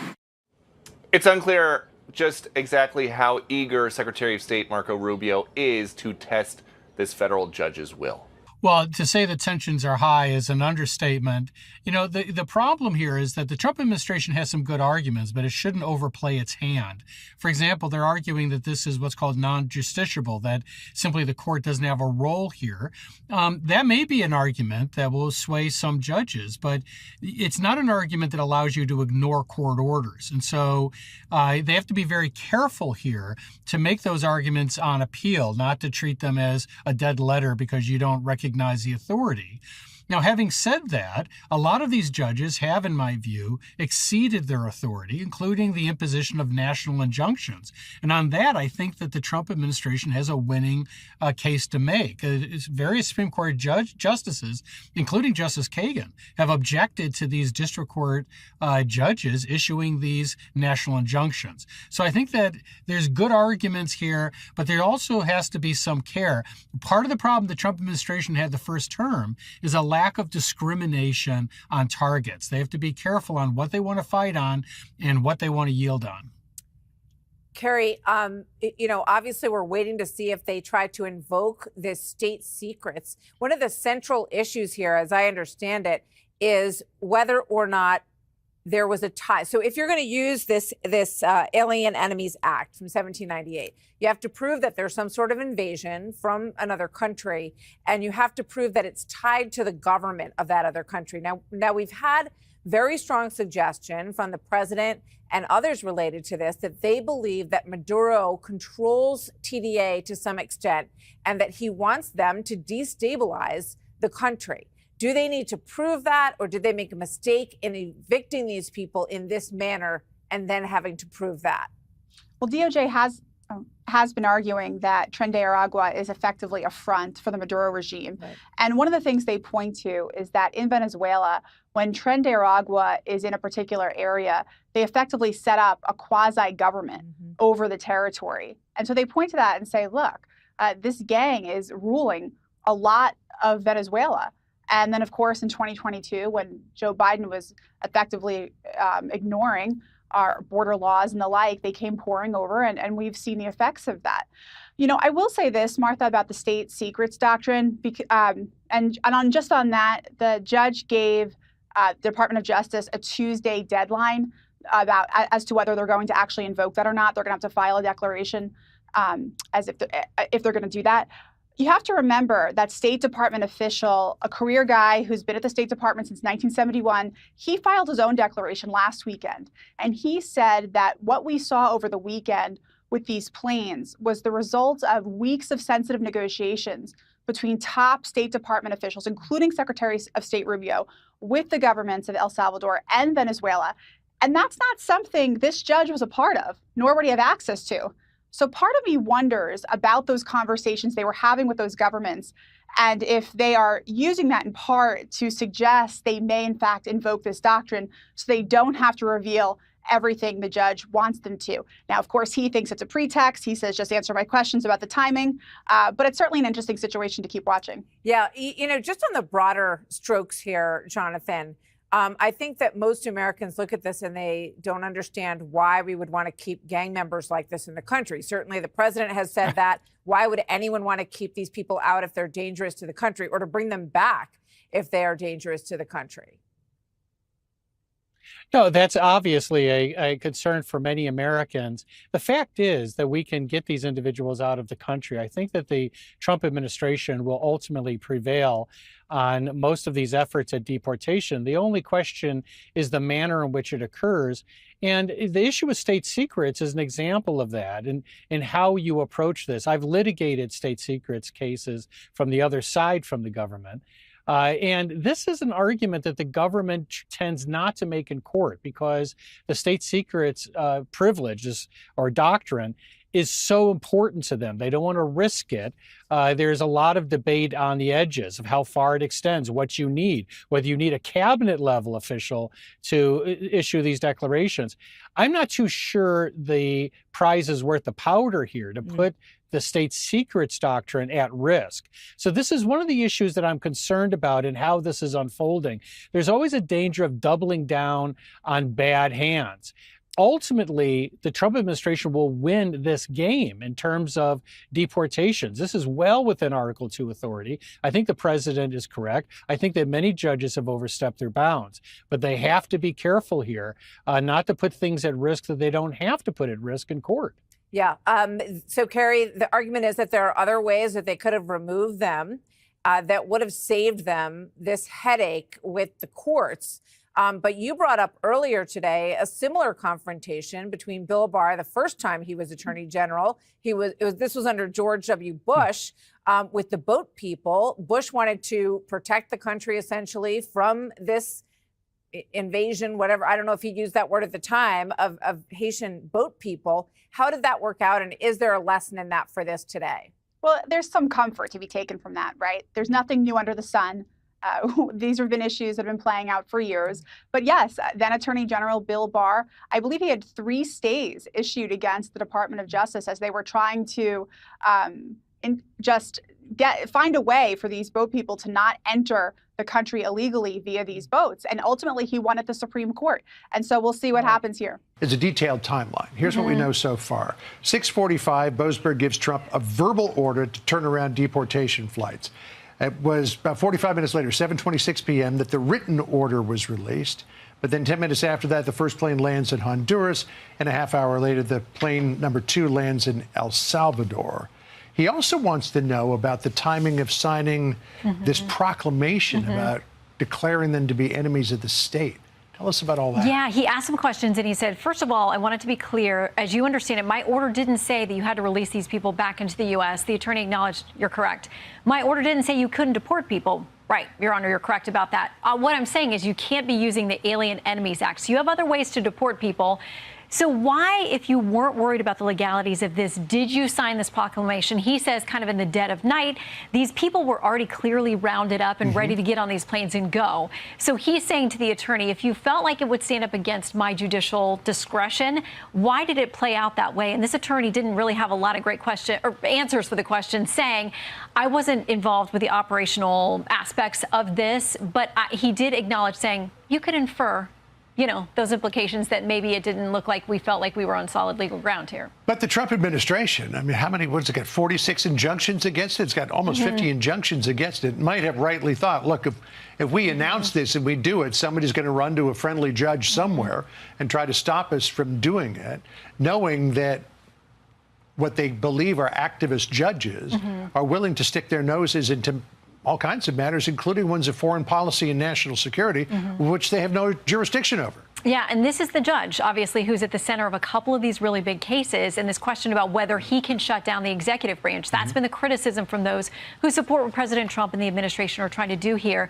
They haven't yet gotten to the question in this hearing about the state secrets exception that they may use. The Trump administration has said, we didn't respond to the questions that you gave us by the deadline yesterday because we're having cabinet-level discussions about whether we may invoke state secrets, that privilege in this case, that would potentially block us from having to turn over information. They haven't gotten to that yet. One of the things that they're not telling the court is the names of the people who were deported under the Alien Enemies Act. This is call for number one. This is what President Trump has posted about this on Truth Social. He said, no district court judge or any judge can assume the duties of the President of the United States. Only crime and chaos would result. Make America great again. So he's basically saying, this is my purview. This is not the purview of the judicial branch of government. Get your nose out of my business. Well, listen, there were those on the left during the Biden administration who complained about this kind of thing, that one district judge, there are hundreds of them across the country, in one specific district can shut things down, not only in their district, an executive order, a law, a policy, but for the entire country. During the Biden administration, there was a lot of anger and frustration when a judge in Texas shut down some access to one of the two pills that are used in abortions that are sent through the mail, the medicated abortions. Right. They were angry about it then, so they get that this happens, but it's happened a lot more with the Trump administration. Do you recall that after that ruling on mifepristone, Alexandria Ocasio-Cortez went on national TV and encouraged the Biden administration to ignore a ruling from the Supreme Court? I mean, this is a district judge, and the planes were already in the air, and the White House says out of American airspace and in international airspace. And he wants to know exactly what time that happened. Exactly, yeah. Real quick, who's on Fox News Sunday this week? So we've got Governor Wes Moore with us, one of the rising party, stars in Maryland, a Democrat. And so we'll ask him who's leading the party. Where do they go from here? Minutes into the 80-minute hearing, Judge James Boasberg expressed frustration with the Department of Justice for not following his order to return flights full of suspected gang members from Venezuela to El Salvador and stop any future flights.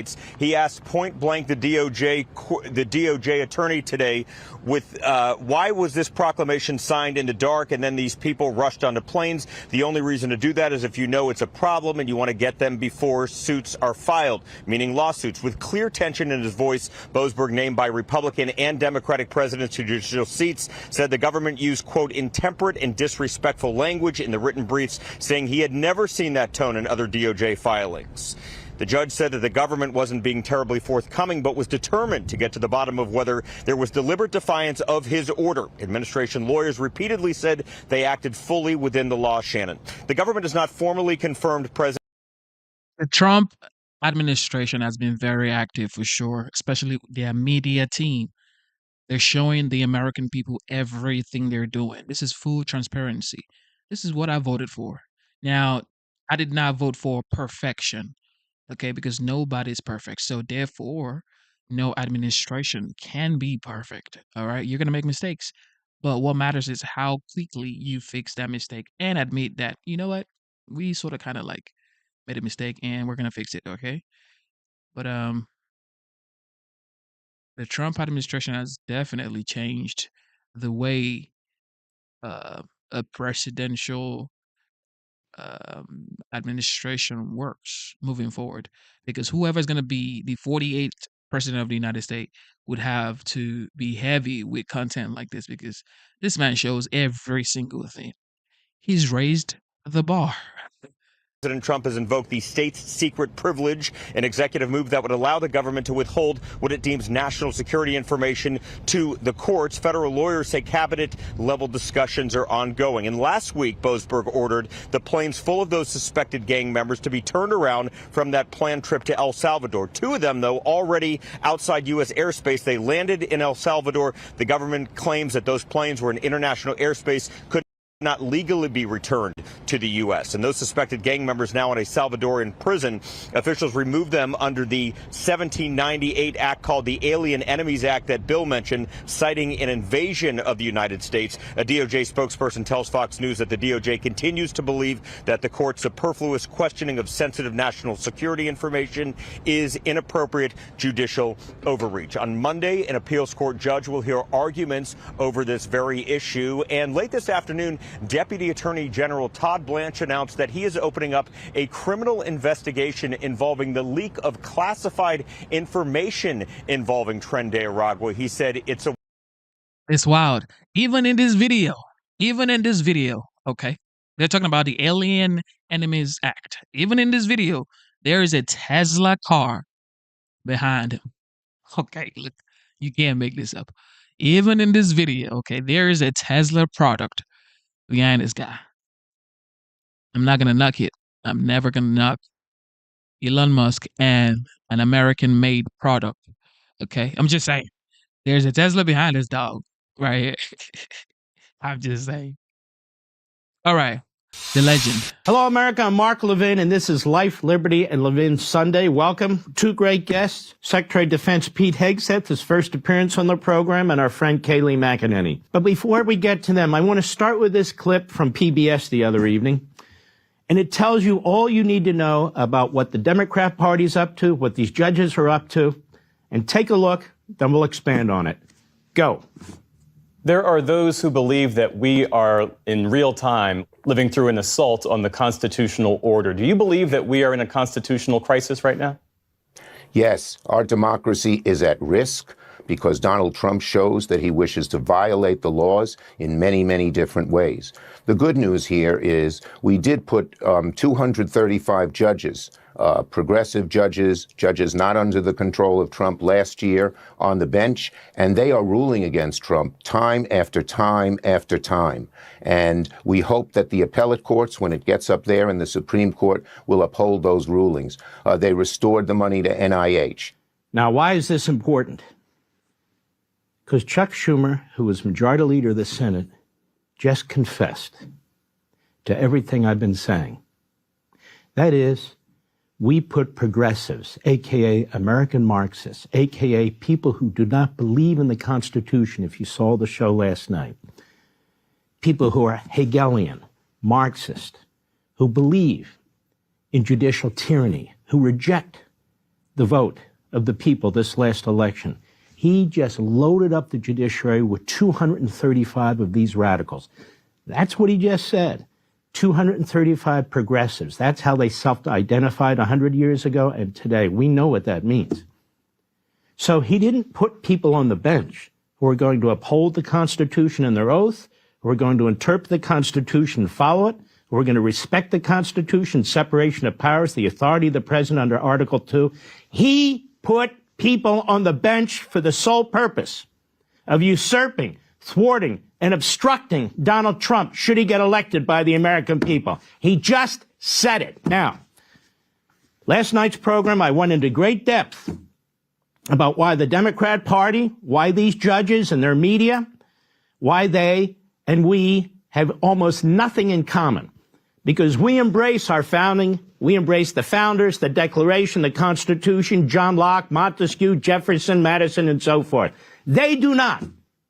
They reject the Declaration, they reject the Constitution. They're good at sloganeering and waving it around, but they despise it. In these elections, if they win, they have a mandate. If they lose, they go to their unelected branches. The massive bureaucracy that they've built and these judges that they've installed. The progressives, he said, for the purpose of thwarting Trump. It is they who are unconstitutional. It is they who are anti-democratic. It is they who are tyrannical. Now, where does this whole idea of judicial review comes from? You hear people come on this channel, they're on other channels, they blithely talk about judicial review. You have to honor judicial review. That's the role of the judges. I want to talk about this. As I wrote, the biggest myth about judges is that they're somehow imbued with greater insight, wisdom, and vision than the rest of us, that for some reason God Almighty has endowed on them superior judgment about justice and fairness. But the truth is that judges are men and women with human imperfections and frailties. Some have been brilliant, principled, and moral. Others have been mentally impaired, venal, and even racists. And now we have these ideological bomb throwers that Schumer put on the bench.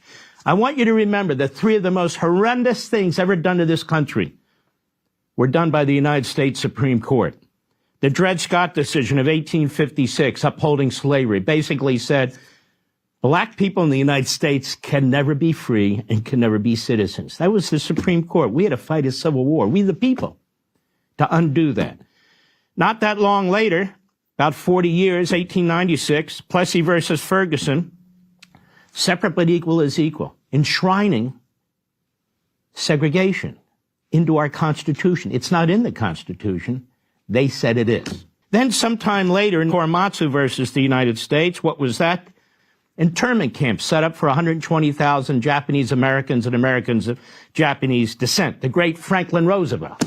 Three of the most horrific decisions that had major consequences for this country came not from we, the people, or the president, or the Congress, but the judiciary. Thomas Jefferson said in 1825, this member of the government, the judiciary, was at first considered as the most harmless and hapless of all its organs. But it is proved that the power of declaring what the law is, by sapping and mining slyly and without alarm the foundations of the Constitution, can do what open force would not dare attempt. That's what you're seeing right now. A judicial oligarchy, a judicial tyranny, a counter-revolution to the American Revolution, trashing separation of powers, trashing the authority of the president. Donald Trump is defending Article 2, defending separation of powers, defending the Constitution. That's what he's doing. He's conducting himself and doing the ministerial tasks, the basic things that an executive is supposed to do. He was elected. They were not. He stood for election in front of the whole country. They didn't stand for election in front of anybody. They were nominated, got through a Democrat-controlled Senate, and there they sit with their 2 or 3 law clerks deciding who should stay, who should go, what's on our websites, and on and on and on. The framers would be disgusted.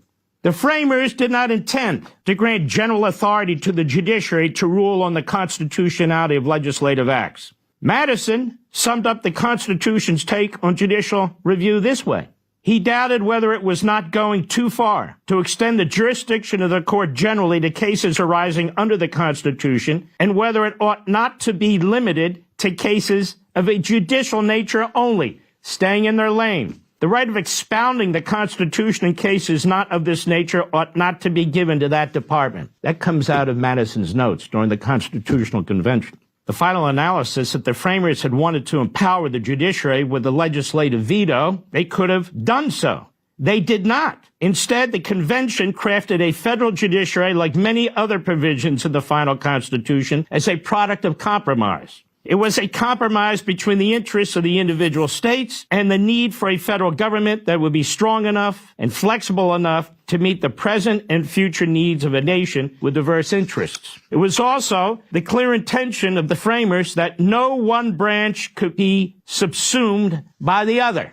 The judiciary did not represent a threat, Hamilton wrote in Federalists, so long as the judiciary remains truly distinct from both the legislative and the executive. For I agree that there's no liberty if the power of judging be not separated from the legislative and executive powers. There he is basically reflecting the writings of John Locke and especially Montesquieu. And Hamilton was the biggest of the centralists, of the national government advocates. And this is what he said. While the Constitution created the silhouette of the national judiciary, it was up to Congress, actually, to form it with legislation that would constitute a functional system of federal courts. Congress did this with the Judiciary Acts of 1789 and 1801. The biggest problem with the Judiciary Act of 1801 was timing. The bill was introduced before the presidential election of 1800, but was not passed by the Federalist-controlled Congress until after the election, and while the deadlocked presidential election was being determined by the House of Representatives. President John Adams signed the bill on February 13, 1801, just 3 weeks before the end of his term of office. He lost. He was a Federalist. The Federalists lost the House of Representatives. The Federalists lost the Senate. So the Republicans, that is Jefferson Party, took all the elected branches, all of them. He also sent to the Federalist-controlled Senate, that is Adams, his own Senate, nominees for the 16 new judgeships. So he's lost the election. So the Federalists, his party, they create these 16 new federal judgeships. He wants to rush them through. He wants to get them populated as fast as he can. And they were confirmed shortly before the end of the Adams administration. Now, these judges came to be called Adams Midnight Judges, some of whom became the subject of the case called Marbury versus Madison. That's the crucial case, Marbury versus Madison. On March 8, 1802, just days after Thomas Jefferson's followers, the Republicans, took control of both houses of Congress, Congress repealed the Judiciary Act of 1801. On April 29, 1802, Congress enacted the Judiciary Act of 1802, which, among other things, abolished the 16 new judgeships created by Adams and the Federalists. By the way, this has been my point. Impeachment will not remove these judges because you're not going to get a supermajority, 67 senators, to remove them. You say, well, we should go through the process anyway. I don't believe in banging heads against walls. You can remove the judges, just like Jefferson did. You can defund the judges. And as I've written in my book, Men in Black, you can take jurisdiction away from them. The best thing to do is to point out some of the most rogue, reckless of the judges, like Boasberg, and abolish his position. In its 1803 Marbury versus Madison decision, this is crucial. The Supreme Court determined that it had the power to decide cases about the constitutionality of congressional or executive actions. And when it deemed them violated, the Constitution could overturn them. Where did this come from? You just heard what the framers said. No. It's not in the Constitution. The shorthand label given to this court-made authority is judicial review. Now, most of you have heard, oh, it's judicial review, like it's in the Constitution. It's not. It's specifically not in the Constitution. I don't care what all these legal analysts say on TV. This is your history. Your history. And this, quite literally, is the foundation for the runaway power exercised by the federal courts to this day, or all the progressives that Schumer put on the court to stop Trump. What is far less recognized is that the Marbury decision started out as anything but the ominous precedent it has become. This is your history. It's important to know it. This is your country. And they're trying to take it away from you. Marbury was a brilliantly conceived political strategy crafted by John Marshall, who'd been Chief Justice for a few weeks. He was a master politician, Marshall.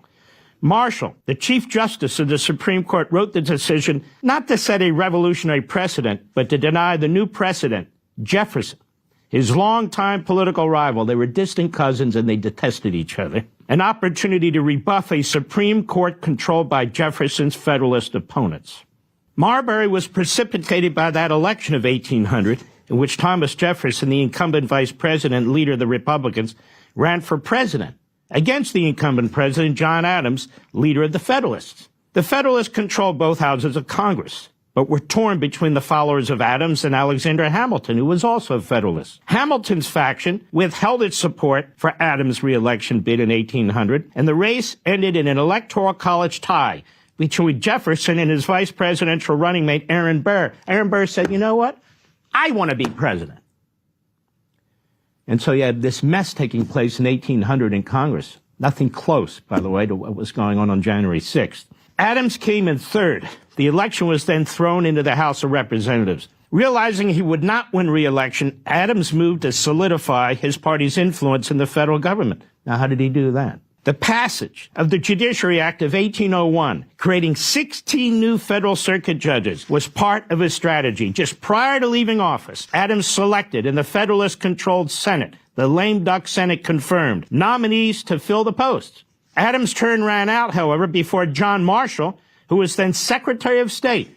Marshall was Adams' Secretary of State, signing off on these judges before he could actually deliver the commissions of the office to some of the designees, signing off, but they never quite got them to the judges. Marshall's successor as Secretary of State under Jefferson was James Madison. He refused to deliver the commissions as President Jefferson directed. And William Marbury, among others, filed suit in federal court seeking an order, a writ of mandamus, directing Madison, the Secretary of State, to deliver his commission as a justice of the peace. Marshall, long a rival of Jefferson's in Virginia politics, was one of the most articulate leaders in the Federalist Party. He'd served in the Virginia State House, the U.S. House of Representatives, as one of President Adams' representatives to France, and then as Secretary of State. He was nominated to be Chief Justice by Adams and assumed the post on February 4, 1801, exactly 1 month before Adams' term. Back then, the election would be in November, but the inauguration of the president was in March. They've obviously changed that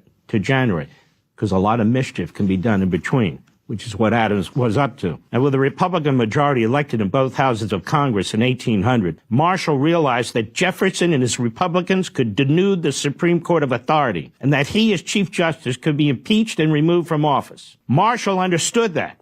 In the Marbury case, if he ordered Secretary of State Madison to deliver Marbury's commission to office, Jefferson would order Madison to ignore the Supreme Court's writ, and the court's authority would be seriously weakened. Marshall was also concerned that he not be seen as protecting the interests of the Federalist jurists like Marbury, who had assumed his position as a justice of the peace and had been hearing cases and issuing judgments for a year. So what happened? Bearing all this in mind, Marshall's decision in Marbury, while upsetting the Constitution's balance of power and the relationship between the federal government and the states, was a master political stroke. Marshall stated that Marbury, consistent with legal doctrine at the time, had something akin to a property right to this office, to which he had been nominated and confirmed. Marshall also said that the federal judiciary should be able to issue an order directing the appointment of Marbury, but because the Constitution did not enumerate such an original right for the Supreme Court, the court was powerless to do so. So you would think, okay, Jefferson and Madison won. Sleight of hand. Marshall went well beyond the specific issues in the case. He said that the court had a responsibility to set aside acts of Congress that violate principles enumerated in the Constitution. He said, even though we don't have any authority here, by the way, if we have the authority to make decisions about the Constitution, we have authority to look behind those decisions and determine whether they're legitimate or not. He just seized the power for the courts to make the final decision, which means the election of 1800, Jefferson, the Republicans in the House, the Republicans in the Senate, could now be thwarted somewhat by the Supreme Court. Marshall's Federalist Party had lost the presidency in Congress, but Marshall was determined to fight back. And so this is how the doctrine of judicial review was born.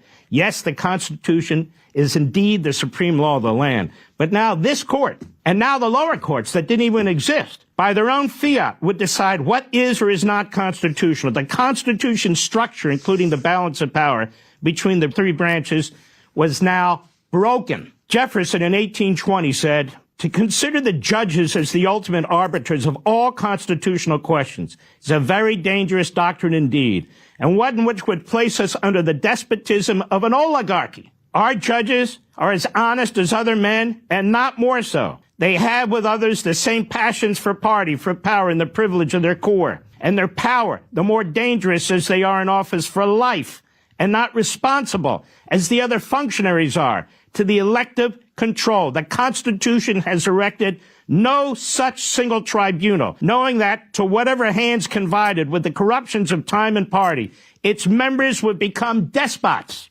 It has more wisely made all the departments co-equal and co-sovereign within themselves. I began this opening statement with Chuck Schumer. We appointed 235 progressives to the courts, progressives, just in case Donald Trump got elected, to stop him, to thwart him. According to Jefferson, and he's right, these are despots who do not have constitutional authority to do what they're doing. And they are doing tremendous, tremendous damage. And I would say this to we, the people, you, the American people. If these judges don't have respect for our Constitution, for separation of powers, for the rule of law, for the authority of the president who we elected, if they don't have respect and belief in that, then why should we have respect or belief in them? Hey, Sean Hannity here. Hey, click here. Legendary. Mark. Levine.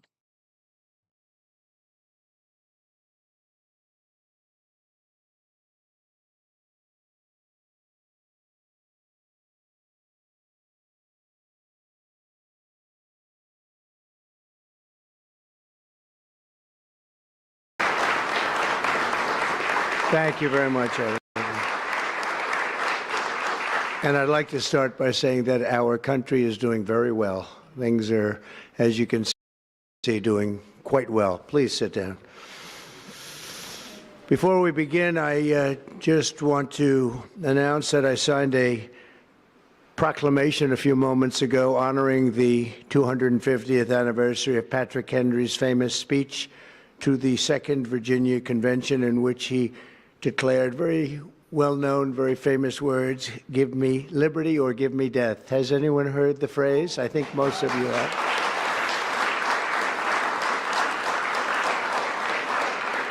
And moments ago, I also signed an executive order to dramatically increase production of critical minerals and rare earths. It's a big thing in this country. And as you know, we're also signing agreements in various locations to unlock rare earths and minerals and lots of other things all over the world. But in particular, Ukraine, we're doing very well with regard to Ukraine and Russia. And one of the things we are doing is signing a deal very shortly with respect to rare earths with Ukraine, which they have tremendous value in rare earth, and we appreciate that. And we spoke yesterday with, as you know, President Putin and President Zelensky, and we would love to see that come to an end, and I think we're doing pretty well in that regard. So hopefully we could save thousands of people a week from dying. That's what it's all about. They're dying so unnecessarily, and I believe we'll get it done. We'll see what happens, but I believe we'll get it done. Today we take a very historic action that was 45 years in the making. In a few moments, I will sign an executive order to begin eliminating the Federal Department of Education once and for all.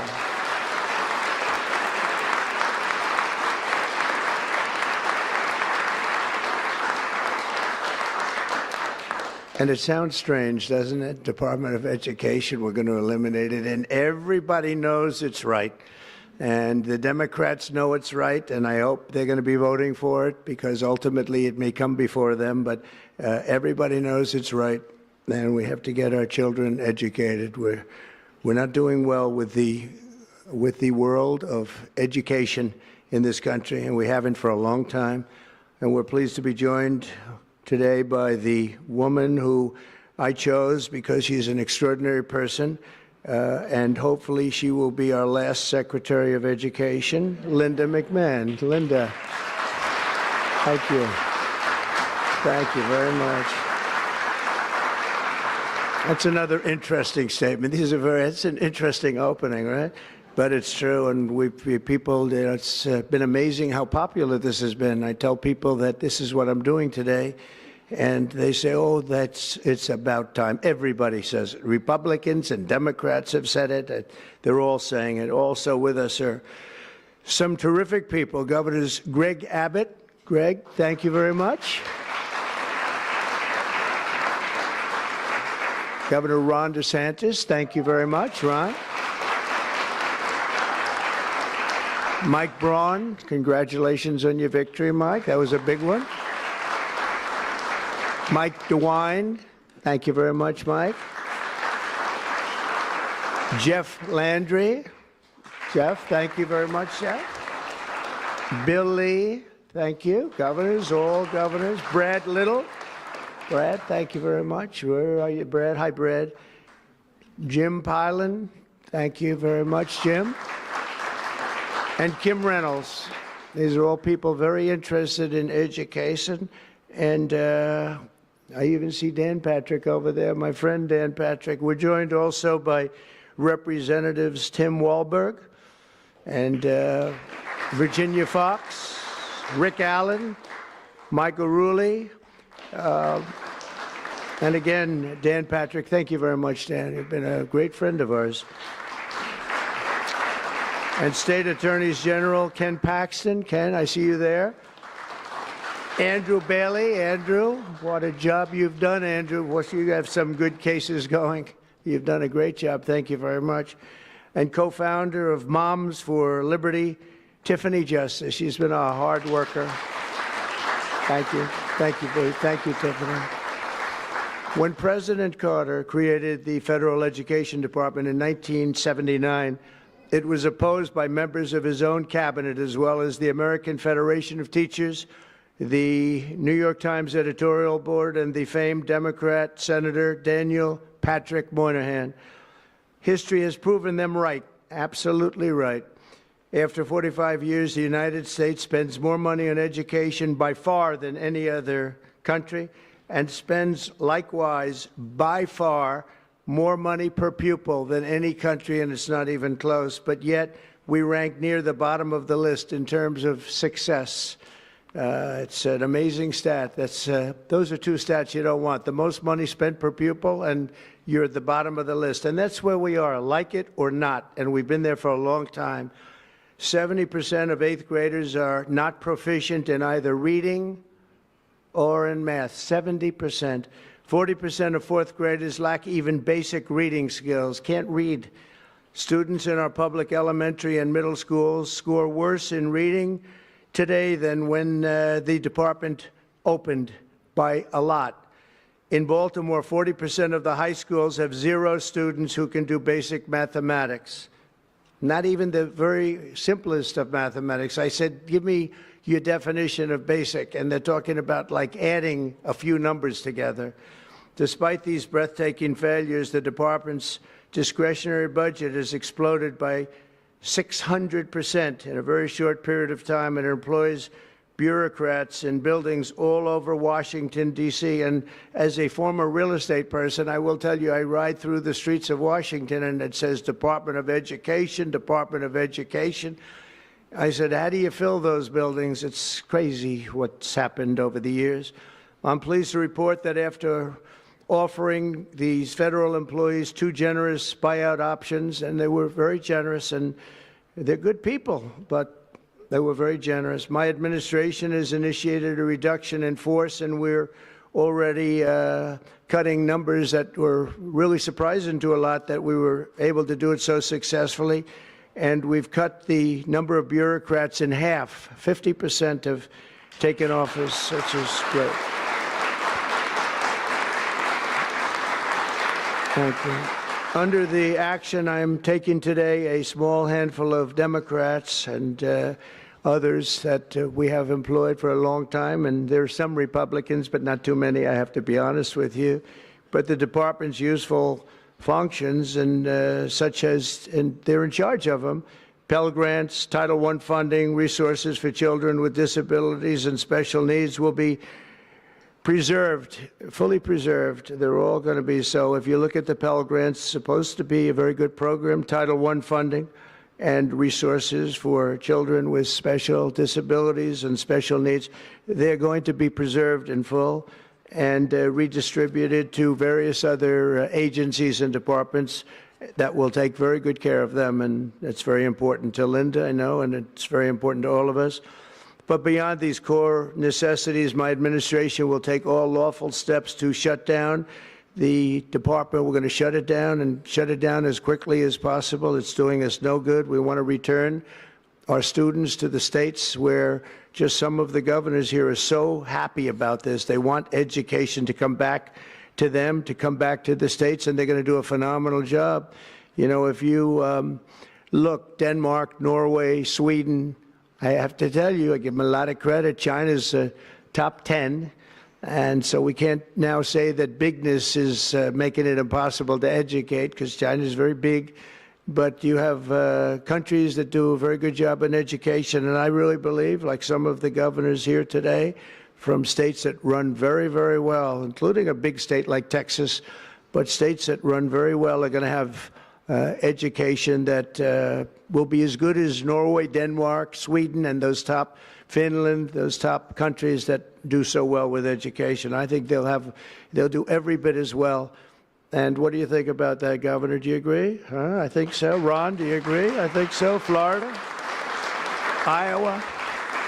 That's right. I really believe that. They'll be as good as any of them. And then you'll have some laggards, and we'll work with them. And we can all tell you who the laggards will be right now, probably, but let's not get into that.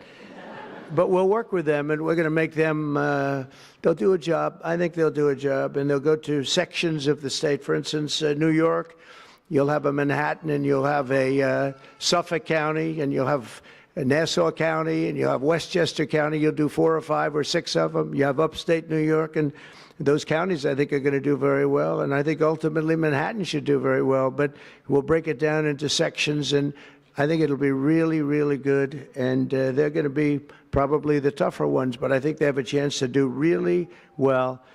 But we're going to be returning education very simply back to the states where it belongs, and this is a very popular thing to do, but much more importantly, it's a common sense thing to do, and it's going to work. Absolutely, it's going to work. And I can tell you from dealing with the governors and others in the state, they want it so badly. They want to take their children back and really teach their children individually. Probably the cost will be half, and the education will be maybe many, many times better. So we look forward to this. I want to just make one little personal statement. Teachers, to me, are among the most important people in this country, and we're going to take care of our teachers. And I don't care if they're in the union or not in the union. That doesn't matter. But we're going to take care of our teachers, and I believe the states will take actually better care of them than they are taken care of right now. They'll work all sorts of systems and even merit systems. Those great teachers are going to be maybe a little bit better rewarded, or maybe that's the way it should be, but the states are going to make that decision. But we're going to love and cherish our teachers along with our children, and they're going to work with the parents, and they're going to work with everybody else, and it's going to be an amazing thing to watch, and it's really going to be something special. And Linda, you're presiding over something that's so important, and you're going to do a fantastic job, just like you have your whole life. I know your whole life I've been watching you. I've been watching you for a long time. She's had nothing but success. So it's tremendous to have you, and hopefully you won't be there too long, but we're going to find something else for you, Linda, okay? So this will conclude what we are talking about with respect to our most cherished group of people, and that's our children. We want to have our children well educated. We want them to love going to school. We have examples of it. Look at those beautiful, bright-eyed faces. They are so smart. They're so smart. And with that, I'm going to come down, and we're going to sign a very important document, and we're going to be on our way. People have wanted to do this for many, many years, for many, many decades. And I don't know, no president ever got around to doing it, but I'm getting around to doing it, so thank you very much.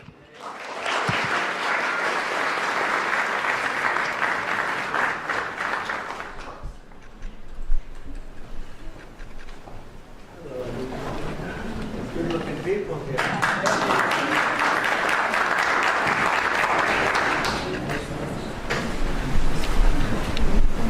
Should I do this?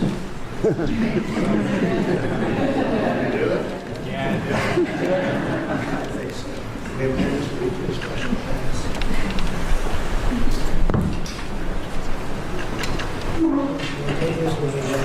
I was very lucky. I signed another document that turned out to be very good for the country, and I said, let's use that same pen. I don't know, is anybody superstitious? Ron, are you superstitious?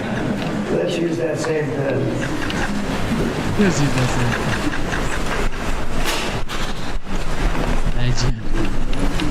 He's a legend. This right here. He's a legend. Okay.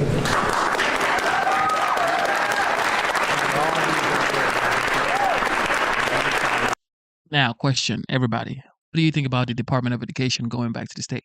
Now, the state still has a lot to do with the Department of Education, or with the education of a state, rather than the federal government. But now that the entire thing is going back to the state, what do you guys think about that?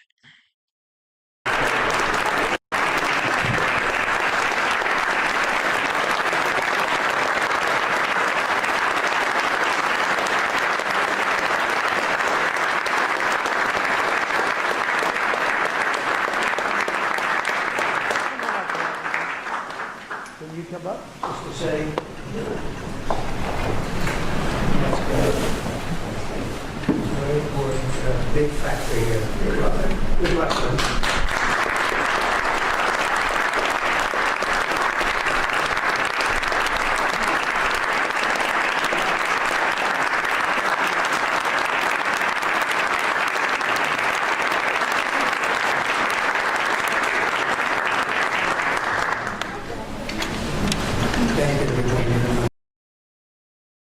Thank you for tuning into the live show. You know what time it is. It is your boy, Genesis.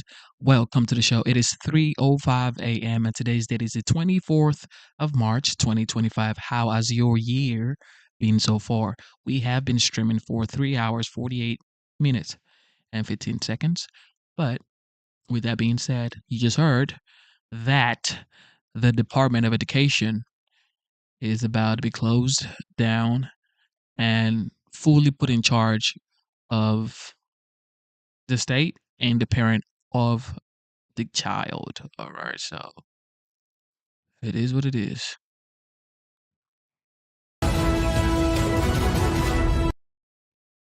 Democratic administration, that same provision could be used to deport more conservative thinkers who are also immigrants to the United States. Let's say they're Chinese freedom dissidents from China or others. Look, no system is perfect, but you say, as I was with Khalil, well, Khalil's not exactly an easy one either, because some judge, glommed onto him. But think of it. The Democrats lost big, and you look at what's happening with Schumer, but the Democrats lost big because of the stupidity of, they're backing these 90% negative things from their standpoint. Men and women's sports, transgender for everybody, all of this stuff, they're all for it. And they're still fighting for it. But now they have a new one. We're going to back murderers, killers, and people that hate our country. We're going to back people that hate Israel, want to destroy it, people that are murderers, people that are horrible. We're going to back them. I think that might be a 100% issue for us. They don't ever find an issue that's like a good politically issue. Very helpful. No, politically. I mean, this is not backing Khalil is not a great issue, but backing Khalil's better than backing these other, hundreds of people that are really serious criminals. It's probably a step better than that. The EB-5 visas, you've spoken about them in the fraud and abuse of that process over years. They're basically immigrant investment visas. $800,000, you can get a fast track to a green card. You don't have to speak English. You don't have to have a special skill, but it's very popular. It's a big, long line of people waiting to get these. We're going to have one that's much more popular. But the golden visa, which you're obviously backing, probably is going to have to go through Congress. We'll see if they actually do that. But $5 million investment from a foreigner coming into the United States. Why should our citizenship be purchased for any amount of money, especially given the fact that you're America? Because you have debt. He is trying to pay off debt. All right? He's trying to pay off debt. Easy. He's trying to bring down the debt. All right? If you sell $5 million gold card citizenship to 1,000 people, you start paying off the debt. To 1 million people, you start paying off the debt. So over like 10 years, 1 million people over 10 years, or like 15 years, a lot. That's a lot of money, and that's a lot of money that could be used to pay off debt. So I get what Laura's trying to do. She's trying to get him to explain why, the United States citizenship should be for sale, which it's typically not for sale because they are literally bringing $5 million to invest into the United States. First, given the types of people who have $5 million to throw down for a visa or for a permanent residency. That's why, because I'm America first. Because at $5 million, you're getting a lot of things, but you're getting $5 million. Let's say we sell 1 million of them. That's $5 trillion. Man, look. I haven't even seen this before. And he just said 1 million cards. And I said 1 million cards before. Great minds, dog. Great minds. They're now a unbelievably successful country, paying down tremendous amounts of debt. It's all going to pay down debt. We're going to have very little debt. Separate fund? But if you did, think of it, if you did $5 million. Now, generally, people that can pay $5 million are going to be job producers, okay? They're going to be successful. They're going to produce jobs. But here's another thing. Apple comes to me. A lot of companies come to me. They say, sir, we just made a deal to hire the #1 student at the Wharton School of Finance or at Harvard business school. Thank you for tuning into the live show. You know what time it is. It is your boy Genesis. Somebody just said here, no one is going to buy the gold card. Well, as of last week, 1,000. Let me say it again. As of last week, ladies and gentlemen, as of last week, 1,000 gold card has been sold. Okay? For you guys who don't know, it says here, the United States has sold 1,000 gold card this week, which was last week, at $5 million each. All right. 1,000 gold cards has been sold. And that was just last week. Just last week, ladies and gentlemen. So Trump, he knows how to create capital. He knows how to create money. He knows how to create wealth. He's like when you have God of war, you have God of love. He's like the God of capital, God of money. Okay. So let him do his thing. Okay. Let Trump do his thing. He knows what he's doing. All right. He's smart, obviously. All right. This man is smart, obviously. Now, is he 100% perfect? Absolutely not. He's not 100% perfect. However, he has more good than bad. Or anything else, or MIT or Stanford or any, but they're going to throw them out of the country the day after graduation. They'll buy these. Why should any American kid become a computer And by the way, they're going to scientist? call it either the gold card. The problem is there's many gold cards. Well, I will tell you what my people want to call it. It'll drive you crazy. It'll drive the left crazy. They want to call it the Trump card. Because the Trump card sells much better than the gold card. Everybody has a So you're not worried about any unsavory people coming in and taking... Yeah, I'm worried about unsavory, in which case we're going to... They're going to be vetted? Give them the money back and they get out. They'll be properly vetted? They're going to be properly vetted, but, you know, we're talking about a lot of people. I think it's going to be very successful. If somebody's wrong, we actually are very, very nice because it makes it a lot easier legally. We give them their money back and we send them out. Now, coming up, what President Trump did that made barons say, none of your business. Plus, an exclusive tour of the Oval Office. More of my interview with President Trump and some surprises next. This week, President Trump hinted that China's President Xi would be coming to the United States in the not-too-distant future. And there's also talk of a Beijing summit between the two. But what's the truth? Here's more of my interview with President Trump.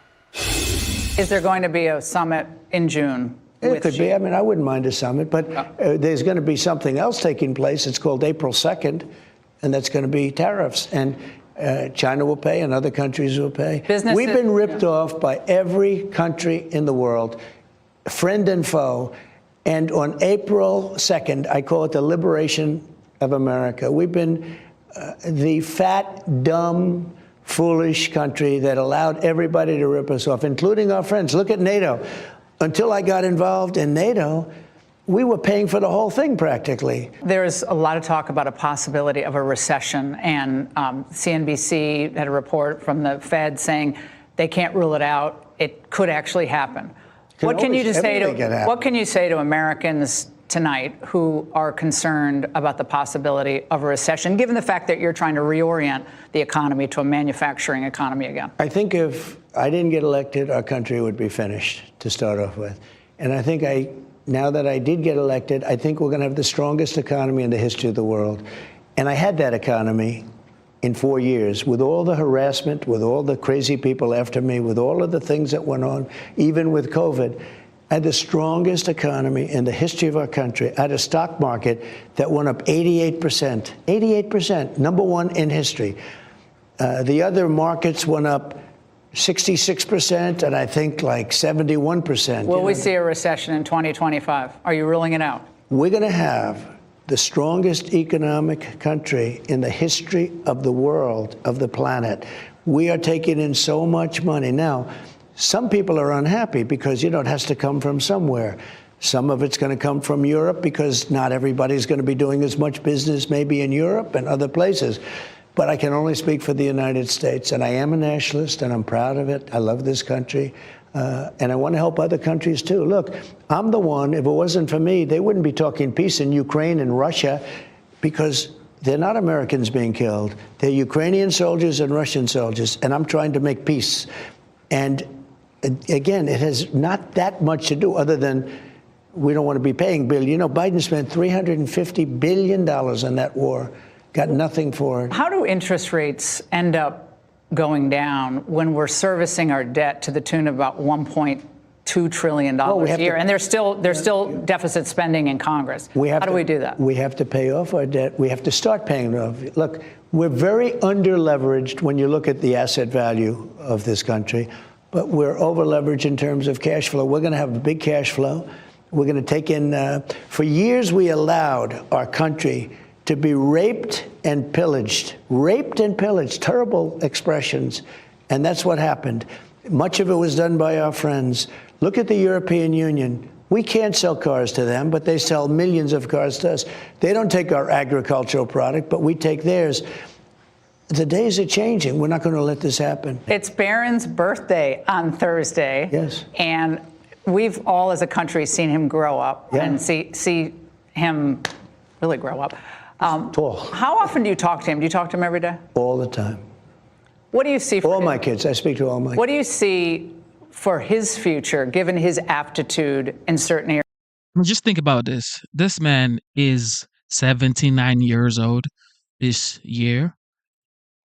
He has been the president now 2 times. He's a father. He's a grandfather. Think about the commander-in-chief saying, I talk to my kids, all my kids. And yet people say this man is a bad person.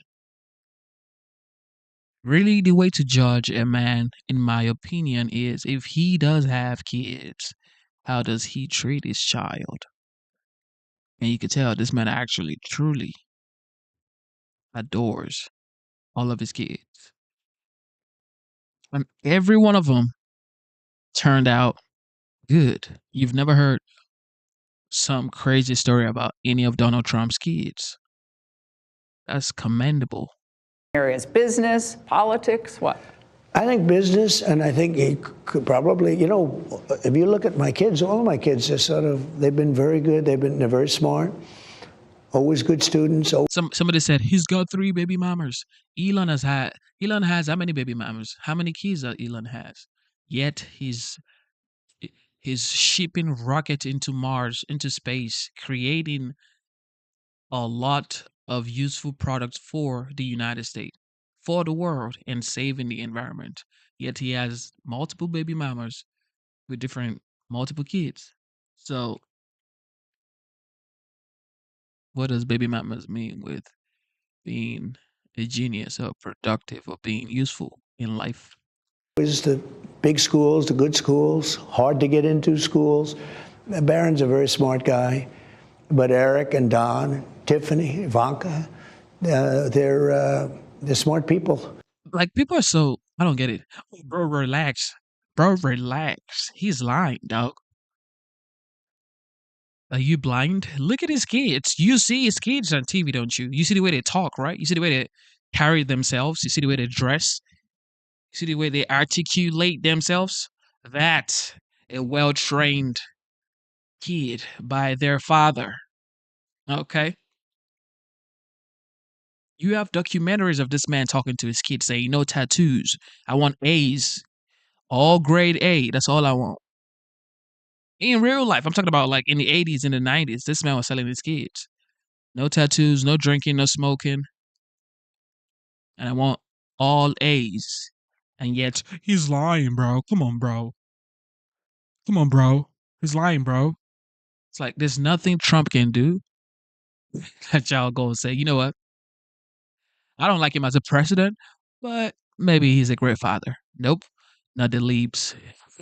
I'm lucky. Look, you have to be a little bit lucky, too. It's not like that. But they seem to be very smart. Not only seem to be, they are very smart.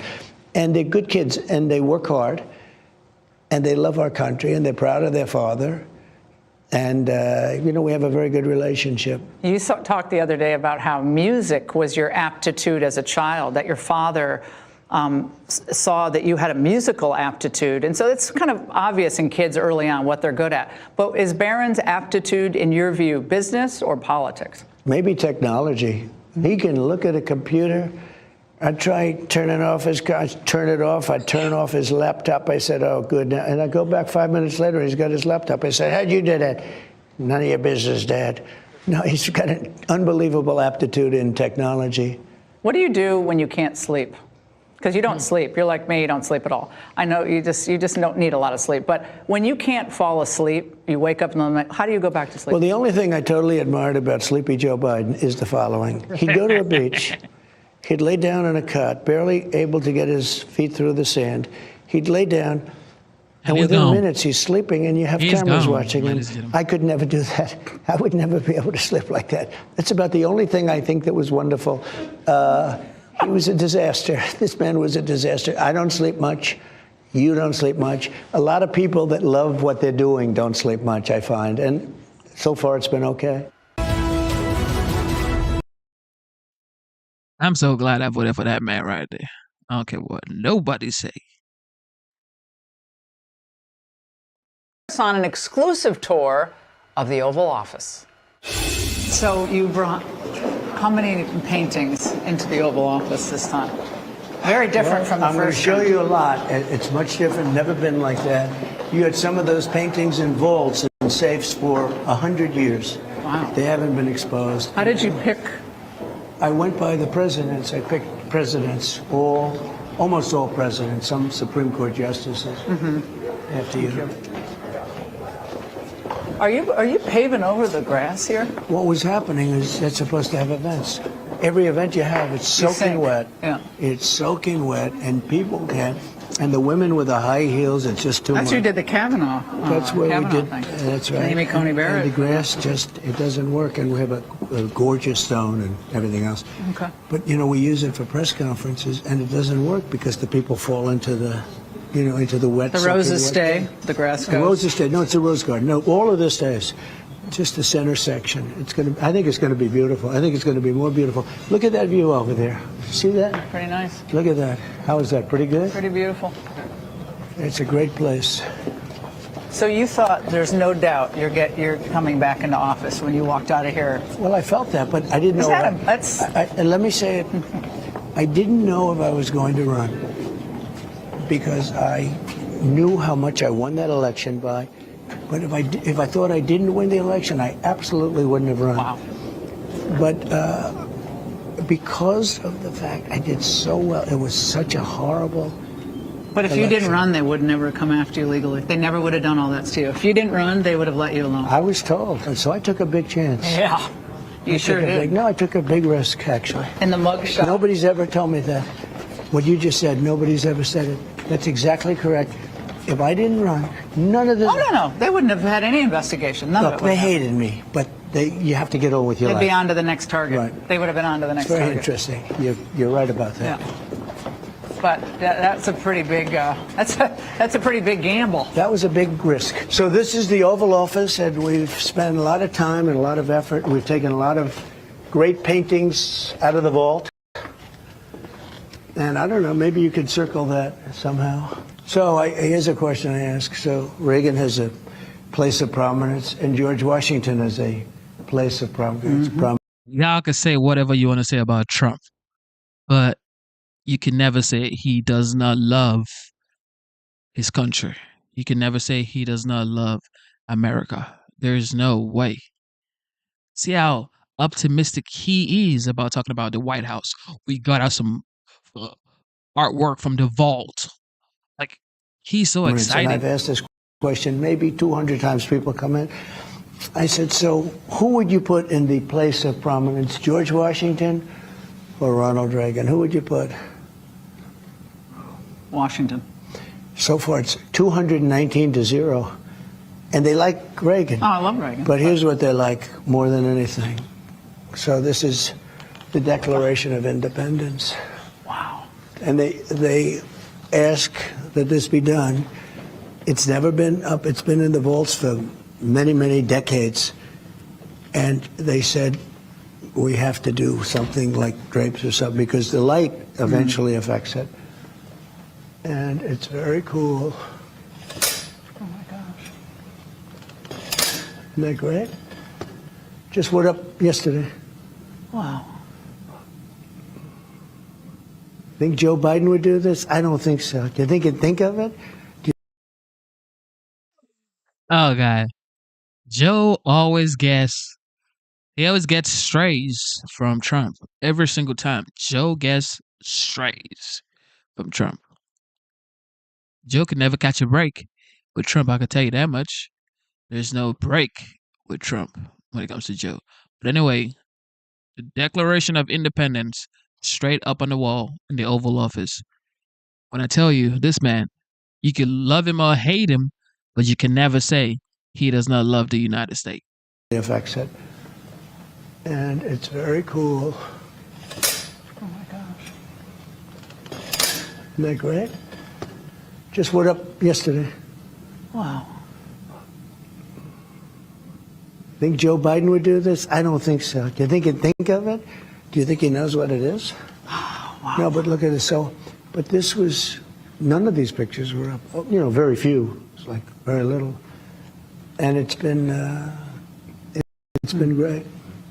Now, there was a lot made on another network. Look, the fact is, everybody who has said something nice about Trump has had a nice, smooth sailing as soon as he was inaugurated. Everybody's getting an exclusive interview in the White House. I mean, look at Laura. She's in the White House, Oval Office, doing her thing. Yo, shout out to OG Trump, man. About you're bringing in the gold accents to Trumpify the Oval Office. It needed a little life. So you have the mantle, It needed a little and you life. have the cherubs from. Right. Is that from Mar-a-Lago? Yeah, that's actually, they're gold, all gold. Look, and you know, it's angels. They say angels bring good luck, and we need a lot of luck in this country with what they've done over the last 4 years.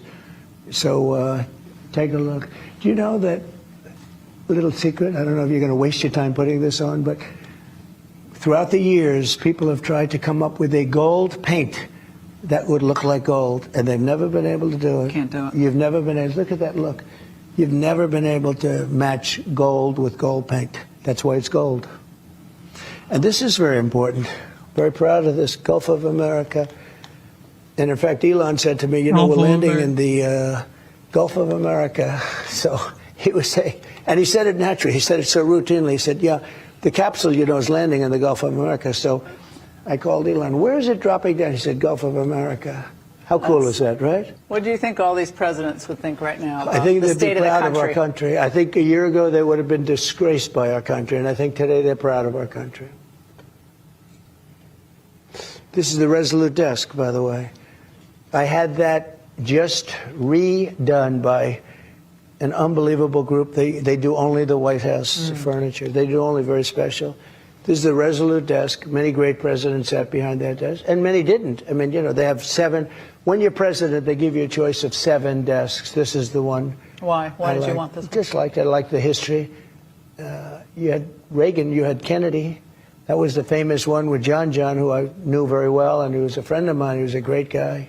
He would have been maybe president someday. He would have been a real chance to be president. He was going to get into politics. He was actually a great guy. John. But remember when he was a young boy, the picture of him at the bottom of the desk? Where's the Coke button? It's right here. Everyone thinks that's the nuclear. Everyone thinks that's the nuclear weapon. They think it's a nuclear weapon. They say if I press this, it's the end of the world. Oh, and then there's like and it doesn't seem to work out that way. 50. Doesn't that look beautiful though over there? But to me, you know what looks beautiful? The Gulf of America. Look at that. Which one's better? Which one? No, I'll take the Declaration of Independence. I think so. Isn't that cool? When's the first time you signed? The way you sign your name, it's just people are so fascinated. But have you had that signature since you were little? Pretty much, but it's become sharper. In other words, if I look at it from 20 years ago, it was similar, but it was much softer. And you like when your staff secretary reads out the executive orders to you when you're sitting No, I only here? do that for the media, for the fake news. Okay. This way, yeah, they read it out. And, you know, I'll do now, because I don't even have to move. I'll do them. I'll sit here. I'll do them. And you can do a lot. They get a kick when I'm doing other work and doing a news conference. When you had another guy that couldn't name his favorite ice cream, they always used to ask him, "What's your favorite ice cream?" Vanilla. Chocolate He's chips. doing a press conference, ladies and gentlemen. His favorite ice cream is chocolate chips. It was crazy. Will you talk to him again, do you think? Yeah, I'll talk Joe to Biden. him. Sure. Do you ever call any former you president? should see- President, do you call any of the former No, presidents? not much. No. A lot was made out of the fact that I got along very well with President Obama, right? You saw that. Yeah, it And seems I did. so. I can, I can do things that a lot of people You were can't. friends with pretty much all of them. I At one just didn't point. like the job they did. Because it's not about friends. I didn't like the job they did. They let our country down. I'm Steve Ducey. I'm Brian Kilmeade. And Woo! If y'all want to keep going, thank you for tuning into the live show, man. You know what time it is. It is your boy, Genesis. Welcome back to the live show, ladies and gentlemen. It is currently 3:30 a.m. and today's date is the 24th of March, 2025. Yes, y'all. What is happening? Y'all want to keep going? I'm going to call it in the night. I'm going to call it in the night.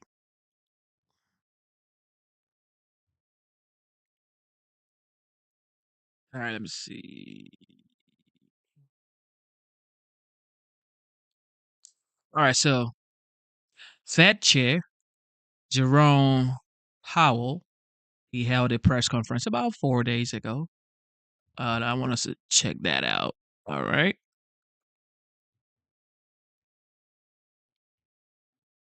Next year, a little higher than projected in December. In 2027, the median projection is at our 2% objective. Our monetary policy actions are guided by our dual mandate to promote maximum employment and stable prices for the American people. At today's meeting, the committee decided to maintain the target range for the federal funds rate at 4.25% to 4.5%. Looking ahead, the new administration is in the process of implementing significant policy changes in 4 distinct areas: trade, immigration, fiscal policy, and regulation. It is the net effect of these policy changes that will matter for the economy and for the path of monetary policy. While there have been recent developments in some of these areas, especially trade policy, uncertainty around the changes and their effects on the economic outlook is high. As we parse the incoming information, we're focused on separating the signal from the noise as the outlook evolves. As we say in our statement, in considering the extent and timing of additional adjustments to the target range for the federal funds rate, the committee will assess incoming data, the evolving outlook, and the balance of risks. We do not need to be in a hurry to adjust our policy stance, and we are well positioned to wait for greater clarity. In our SEP, FOMC participants wrote down their individual assessments of an appropriate path for the federal funds rate based on what each participant judges to be the most likely scenario going forward. An admittedly challenging exercise at this time in light of considerable uncertainty. The median participant projects that the appropriate level of the federal funds rate will be 3.9% at the end of this year and 3.4% at the end of next year, unchanged from December. While these individual forecasts are always subject to uncertainty, as I noted, uncertainty today is unusually elevated. And of course, these projections are not a committee plan or a decision. Policy is not on a preset course. As the economy evolves, we will adjust our policy stance in a manner that best promotes our maximum employment and price stability goals. If the economy remains strong and inflation does not continue to move sustainably toward 2%, we can maintain policy restraint for longer.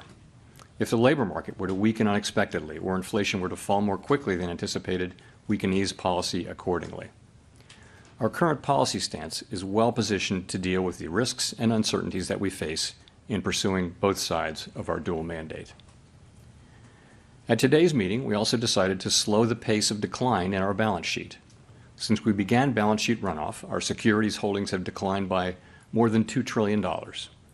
While market indicators continue to suggest that the quantity of reserves remains abundant, we have seen some signs of increased tightness in money markets. Beginning in April, the monthly cap on Treasury redemptions will be lowered from $25 billion to $5 billion. Consistent with the committee's intention to hold primarily Treasury securities in the longer run, we are leaving the cap on agency securities unchanged. This action has no implications for our intended stance of monetary policy and should not affect the size of our balance sheet over the medium term. The committee also continued its discussions as part of our 5-year review of our monetary policy framework. At this meeting, we focused on labor market dynamics and our maximum employment goal. As we have indicated, our review will include outreach and public events involving a wide range of parties, including Fed Listens events around the country and a research conference in May. Throughout this process, we will be open to new ideas and critical feedback, and we will take on board lessons of the last 5 years in determining our findings. We intend to wrap up the review by late summer. The Fed has been assigned 2 goals for monetary policy: maximum employment and stable prices. We remain committed to supporting maximum employment, bringing inflation sustainably to our 2% goal, and keeping longer-term inflation expectations well anchored. Our success in delivering on these goals matters to all Americans. We understand that our actions affect communities, families, and businesses across the country. Everything we do is in service to our public mission. We at the Fed will do everything we can to achieve our maximum employment and price stability goals. Thank you. I will look forward to your questions. Howard Schneider with Reuters. Thanks for your time. So 2 things on sort of the real side here, inflation and then GDP. How much of the higher inflation forecast for this year is due to tariffs? And since the policy path remains the same, are you effectively reading this as a one-time price level shock? Okay, so how much of it is tariff? So let me say that it is going to be very difficult to have a precise assessment of how much of inflation is coming from tariffs and from other, and that's already the case. You may have seen that goods inflation moved up pretty significantly in the first 2 months of the year. Trying to track that back to actual tariff increases, given what was tariffed and what was not, very, very challenging. So some of it, the answer is clearly some of it. A good part of it is coming from tariffs, but we'll be working, and so will other forecasters, to try to find the best possible way to separate non-tariff inflation from tariff inflation. In terms of your sort of looking through question, too soon to say about that. As I've mentioned, it can be the case that it's appropriate sometimes to look through inflation if it's going to go away quickly without action by us, if it's transitory. And that can be the case in the case of tariff inflation. I think that would depend on the tariff inflation moving through fairly quickly, and it would depend critically as well on inflation expectations being well anchored, longer-term inflation expectations being well anchored. Well, I guess I'm looking at the out years here, and the fact that the policy path doesn't change at all, and inflation is unchanged in the out years also. Doesn't that imply you all have basically decided that there is no signal here, and that it's just we're back to transitory again? So I think that's kind of the base case, but as I said, we really can't know that. We're going to have to see how things actually work out. And the fact that there wasn't much change, I think that's partly because you see weaker growth but higher inflation. They kind of offset, and also, frankly, a little bit of inertia. When it comes to changing something in this highly uncertain environment, I think there is a level of inertia where you just say, maybe I'll stay where I am. Thank you. Colby Smith with the New York Times. You just described inflation expectations as well anchored, but has your confidence in that assessment changed at all, given the increase in certain measures and the high degree of uncertainty expressed by businesses, households, and forecasters? So on inflation expectations, of course, we do monitor inflation expectations very, very carefully, basically every source we can find, and short-term, long-term, households, businesses, forecasters, market-based. And I think the picture broadly is this. You do see increases widely in short-term inflation expectations, and people who fill out surveys and answer questionnaires are pointing to tariffs about that. If you look in the survey world, if you look a little further out, you really don't see much in the way of an increase. Longer-term inflation expectations are mostly well anchored. If you look at the New York, for example, Then you have market-based, and it's the same pattern. People in markets are pricing in break-evens. Some higher inflation over the next year must be related to tariffs. We know from the surveys. But if you look out 5 years or the 5-year forward, you'll see that break-evens are either flat or actually slightly down in the case of the longer-term one. So we look at that, and we will be watching all of it very, very carefully. We do not take anything for granted. It's at the very heart of our framework, anchored inflation expectations, but that's what you see right now. And how much weight do you put on the deterioration in consumer confidence surveys? You said recently that this is perhaps not the best indication of future spending, but I'm curious, what you think is behind this deterioration and to what extent it could be a leading indicator for hard data. So let's start with the hard data. We do see pretty solid hard data still. So growth looks like it's maybe moderating a bit, consumer spending moderating a bit, but still at a solid pace. Unemployment's 4.1%. Job creation most recently has been at a healthy level. Inflation has started to move up now, we think partly in response to tariffs, and there may be a delay in further progress over the course of this year. So that's the hard data. Overall, it's a solid picture. The survey data, both household and businesses, show significant rise in uncertainty and significant concerns about downside risks. So how do we think about that? And that is the question. As I mentioned the other day, as you pointed out, the relationship between survey data and actual economic activity hasn't been very tight. There have been plenty of times where people are saying very downbeat things about the economy and then going out and buying a new car. But we don't know that will be the case here. We will be watching very carefully for signs of weakness in the real data. Of course we will. But given where we are, we think our policy's in a good place to react to what comes, and we think that the right thing to do is to wait here for greater clarity about what the economy is doing.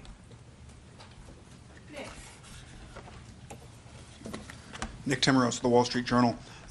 Chair Powell, Chair Greenspan once defined price stability as an environment in which inflation is so low and stable over time that it doesn't materially enter into the decisions of households and firms. Can you say that today, that we have that price stability, that households and businesses are ignoring price growth? When you see buy in advance psychology, big changes in inventories, and surveys that show consumers, at least in the short run, expect higher inflation. So I do like that definition a lot. In fact, I used it at the recent conference where I spoke. So I think a world where people can make their daily economic decisions in businesses and they're not having to think about the possibility of significantly high inflation. We know inflation will bounce around. That is price stability. I think we were getting closer and closer to that. I wouldn't say we were at that. Inflation was running around 2.5% for some time. I do think with the arrival of the tariff inflation, further progress may be delayed. The SEP doesn't really show further downward progress on inflation this year, and that's really due to the tariffs coming in. So delayed, but if you look at our forecasts, we do see ourselves getting back into the low twos in 26 and then down to 2 by 27, of course, highly uncertain. So I see progress having been made toward that, and then progress in the future. I think that progress is probably delayed for the time being. If that's the case, why are there cuts in the SEP for 2025? So again, people wrote down 2 cuts the last time, and they look at they wrote down meaningful decline in growth from 2.1 to 1.7 in 2025, a tick up in the unemployment rate, so not much there, but core inflation up by 0.3. And so those two kind of balance each other out. So people, not everybody, but on balance, people wrote down similar numbers. The changes aren't that big. The other factor, though, as I mentioned, is just really high uncertainty. What would you write down? I mean, it's really hard to know how this is going to work out. And again, we think our policy is in a good place. We think it's a good place where we can move in the direction where we need to. But in the meantime, it's really appropriate to wait for further clarity. And of course, the costs of doing that, given that the economy is still solid, are very low. Edward.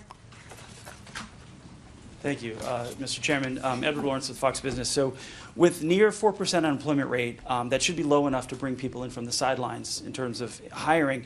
But we're seeing the hiring rates have been stuck at 2023, 2024 levels. So what's going on there?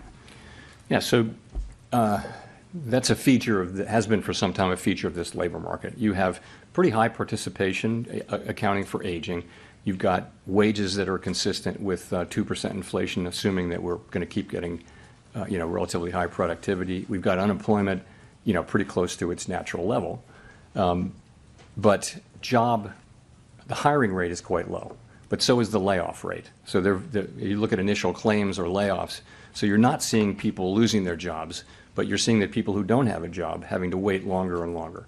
And, the question is, which way does that break? If we were to see a meaningful increase in layoffs, then that would probably translate fairly quickly into unemployment because people are, it's not a big hiring market. We've been watching that, and it's just not in the data. It hasn't happened. What we've had is a low firing, low hiring situation, and it seems to be in balance now for the last 6, 7, 8 months. That's where we are. There's healthy levels of job creation too. So overall, it's a labor market that's in balance, and we watch it very carefully. So then, have we seen the new administration's policies in the economic numbers yet? And when do you anticipate that happening? In labor or in other? In labor and inflation, just across the economy, have we started to see the new policies take effect in the numbers? Only in a kind of an early way. I mean, it's only been a few months, right? For example, the layoffs that are happening here are, they're certainly meaningful to the people involved, and they may be meaningful to a particular neighborhood or region or area, but at the national level, they're not significant yet. But we don't know. We don't know how far that will go. We'll find out much more. I mentioned that you saw we've had two very strong goods inflation readings in the last 2 months, which is very unexpected. I think hard to trace it to specific tariffs, but it must have something to do with, it's either noise and it'll come back, and that's very possible too. But if it is persistent, then it must be to do with people buying ahead of tariffs or raising prices ahead of tariffs and things like that. Those kinds of things happen, and they're very, very hard to capture because so much of it is indirect. A great example is their washing machines were tariffed in the last round of tariffs, and prices went up. But prices also went up on dryers, which were not tariffed. So the manufacturers just they just kind of followed the crowd and raised it. So things happen very indirectly, and so there'll be a lot of work done in coming months to try to trace all that through. But ultimately, though, it's too soon to be seeing significant effects in economic data. Craig Torres from Bloomberg News. Thanks, Chair Powell. You said transitory price increases from tariffs are the base case. Transitory is the base case. Wasn't it the base case last time? And didn't the FOMC forecast lower inflation ahead last time? And wasn't the lesson that it quickly got into services, haircuts, daycare, everything else? And so I'm just wondering why the 9 aren't taking that on board and are cutting twice this year. When you say last time, are you talking about the last pandemic? Yes, during the because pandemic. you could have been talking about the last time there were tariffs, in which case the inflation was transitory. Yeah, no, of course we're well aware of that, and it's still the truth. If there's an inflationary impulse that's going to go away on its own, it's not the right policy to tighten policy. Because by the time you have your effect, you're in effect by design, you are lowering economic activity and employment. And if that's not necessary, you don't want to do it. In real time, as we know, it's hard to make that judgment. And we're well aware, of what happened, obviously, with the pandemic inflation. But I mean, we have to look at this as a different situation. There are differences and similarities. I mean, it's a different time. We haven't had real price stability fully reestablished yet, and we have to keep that in mind. And we also we hear that people are very reluctant to take on to allow prices to go up. At the same time, we hear that businesses are intending to pass many of these prices through. So it's hard to say how this is going to work out. Steve Leisman, CNBC. Thanks for taking my question, Mr. Chairman. The Bank of Canada, in its last policy statement, said monetary policy cannot offset the impacts of a trade war. What it can and must do is ensure that higher prices do not lead to ongoing inflation.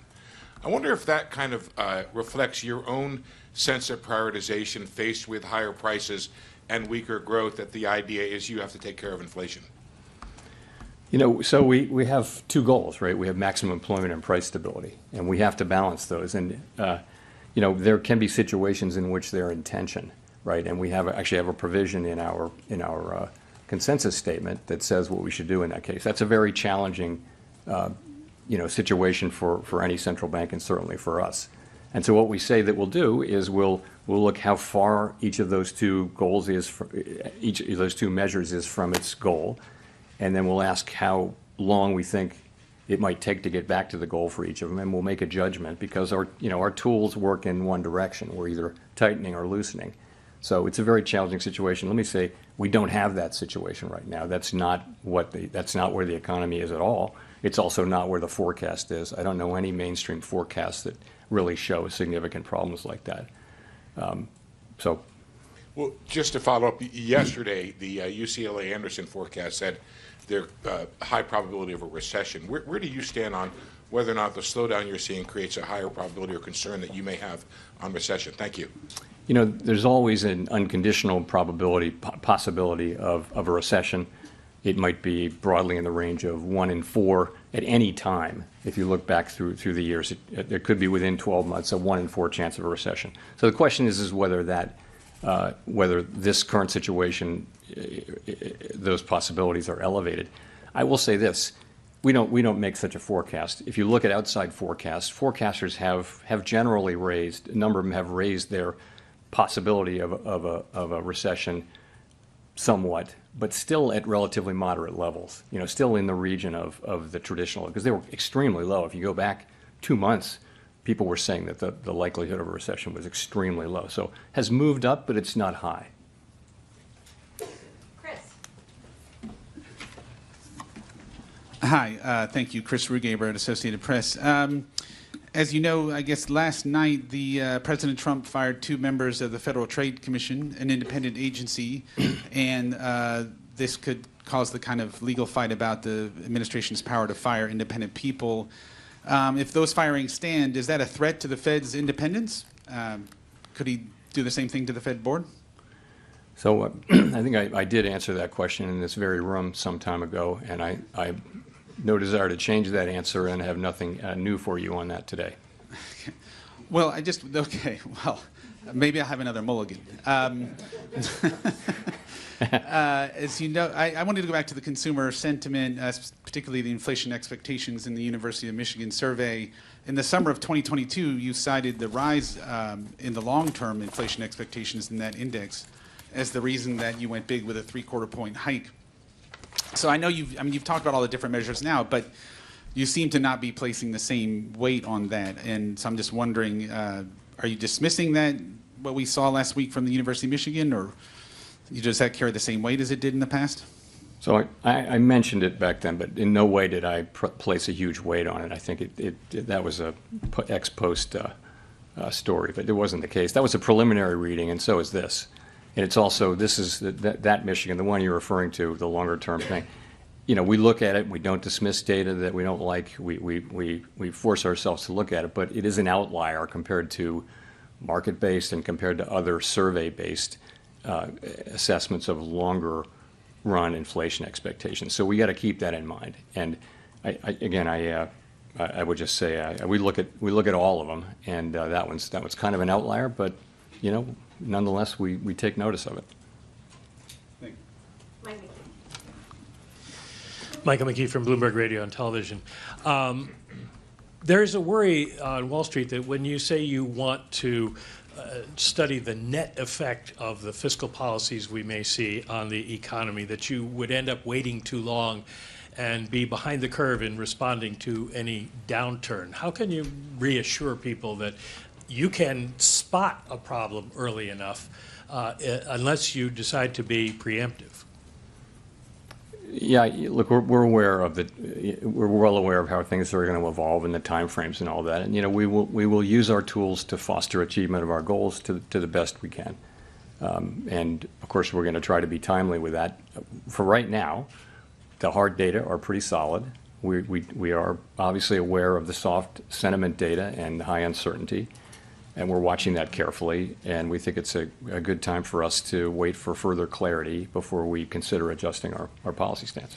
Do you think it's going to be hard to get clarity in a government by tweet? I mean, do you have a feeling that at some point you actually will have a forecast you can trust? Yes, I think we will. It's hard to say when that will be. These decisions are going to be made and they're going to be implemented, and then we'll know. At that point, we'll know what the decisions are, and we'll have to make assessments then about the implications for the economy. Those things will happen. A lot of them will happen over the course of, in coming months, certainly over the course of this year, and we'll be adapting as we go. Rachel. Hi, Chair Powell. Rachel Siegel from the Washington Post. Thank you for taking our questions. At the beginning, you were talking about separating the signal from the noise and tariff inflation from non-tariff inflation.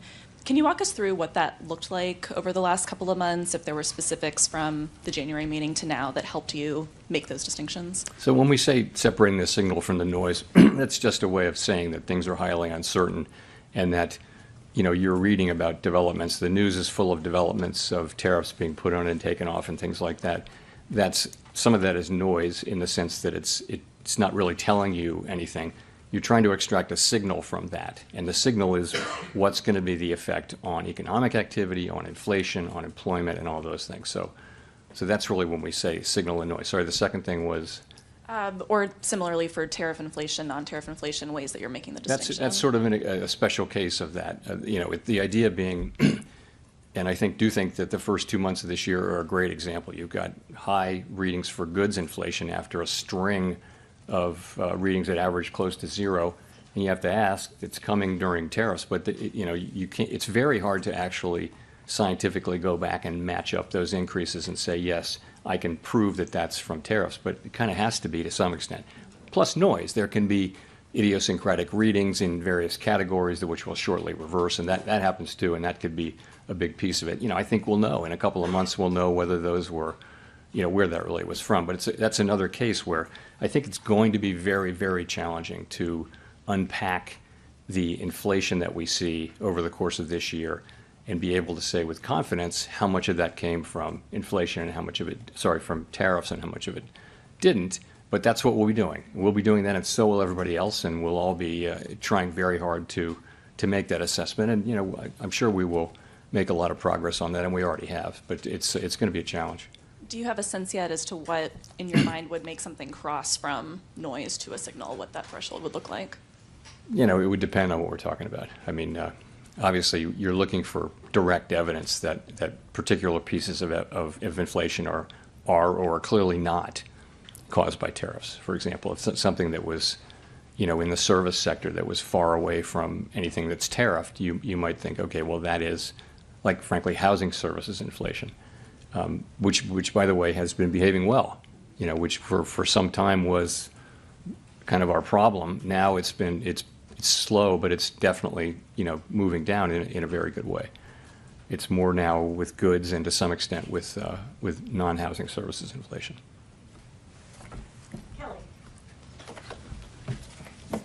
Thanks for taking our questions, Chair Powell. Kelly O'Grady, CBS News. So consumer sentiment has dipped dramatically, but you say the economy and the hard data is still solid. What is your message to consumers that clearly disagree and don't feel that strength? Because the hard data they're looking at is their grocery bill. Okay, so a couple things. The grocery bill is about past inflation, really. There was inflation in 21, 2, and 3, and prices went up. The current level, it's not the change in prices.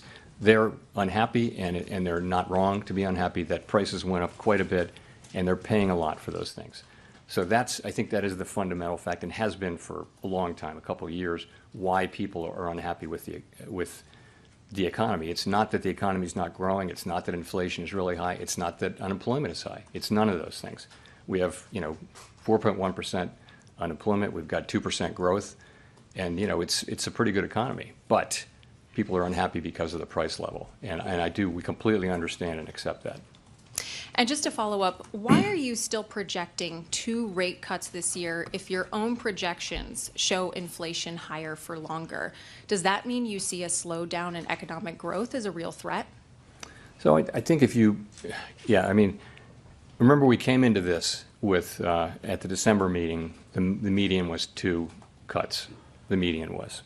And so you come in and you see, broadly speaking, weaker growth but higher inflation. And they kind of balance each other out. So you think, and unemployment is really only a 1/10 change. So there's just not a big change in the forecast. There really isn't. Modest, meaningfully higher growth and meaningfully higher inflation, which call for different responses, right? So they cancel each other out, and people just said, okay, I'm going to stay here. But the second factor is it's so highly uncertain. Is just, we're sitting here thinking, and we obviously are in touch with businesses and households all over the country. We have an extraordinary network of contacts that come in through the reserve banks and put in the beige book, and also through contacts at the board. And we get all that, and we do understand that sentiment has fallen off pretty sharply, but economic activity has not yet. And so we're watching carefully. So I would tell people that the economy seems to be healthy. We understand that sentiment is quite negative at this time. And that probably has to do with, turmoil at the beginning of an administration that's making, big changes in areas of policy. And that's probably part of it. I do think the underlying unhappiness people have about the economy, though, is more about the price level. Victoria. Hi, Victoria Guido with Politico. I wanted to ask, first of all, if you could clarify. You were talking about how tariffs were a good part of the uptick in the inflation forecast, and I was just wondering what that specifically refers to. Is that the tariffs that have already been put in place? Is that anticipating some of the tariffs that might be coming on April 2nd? And then also, if you wouldn't mind, talking a little more about the balance sheet decision and what drove that. Did that have anything to do with expectations of how the debt ceiling, raising the debt ceiling, might affect the reserve supply? Yeah. So in the SEP, you'll see that there's not further progress on core inflation this year. We're kind of flatlining, going sideways. We don't ask people to write down how much of this is from tariffs and how much of it is not. But some of it is from tariffs. We know that tariffs are coming in. We know that they're probably already, all forecasters have tariff inflation affecting core PCE inflation, core CPI inflation this year, without exception. I'm not aware of an exception. So it's in there. I can't tell you how much of that it is. In terms of the balance sheet, so yeah, I think, I guess the way I'd say it is, it was the flows in and out of the TGA that got us thinking about it. But as we thought about it, we really came to the view that this was a good time to make the move that we made. And broadly, committee that came around to the view that we would do the same thing we'd already done, which is I guess in June, was it June, whenever it was, we lowered the pace of QT, and we're just going to do that again. We're going to cut it roughly in half.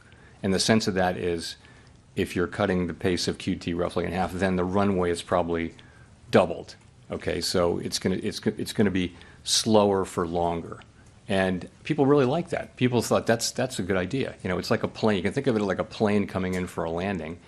As we get closer, and we by the way, we still think that reserves are abundant, although you begin to see some of the things we look at begin to react a little bit, but we still think that they're abundant. And of course, now the TGA is emptying out, so reserves are higher now, so you can't really see the underlying signal. So we came around to the view, and it had a lot of appeal, and so we did it. It has no implications at all for monetary policy. It has no implications at all for the ultimate size of the balance sheet. It isn't sending a signal in any hidden way that you can try to tease out. It's just not there. We're basically, it's very consistent with our plans and our practices that we've published and that we've followed since we began this, what is a very successful rundown of the balance sheet. Again, the second time that we've slowed the pace. And we've said that we would stop when we were somewhat above the level we judge as ample. And clearly we're not at that level yet, but we're going to be approaching it more slowly. It's a common sense kind of a thing, and it had pretty broad appeal, I will say.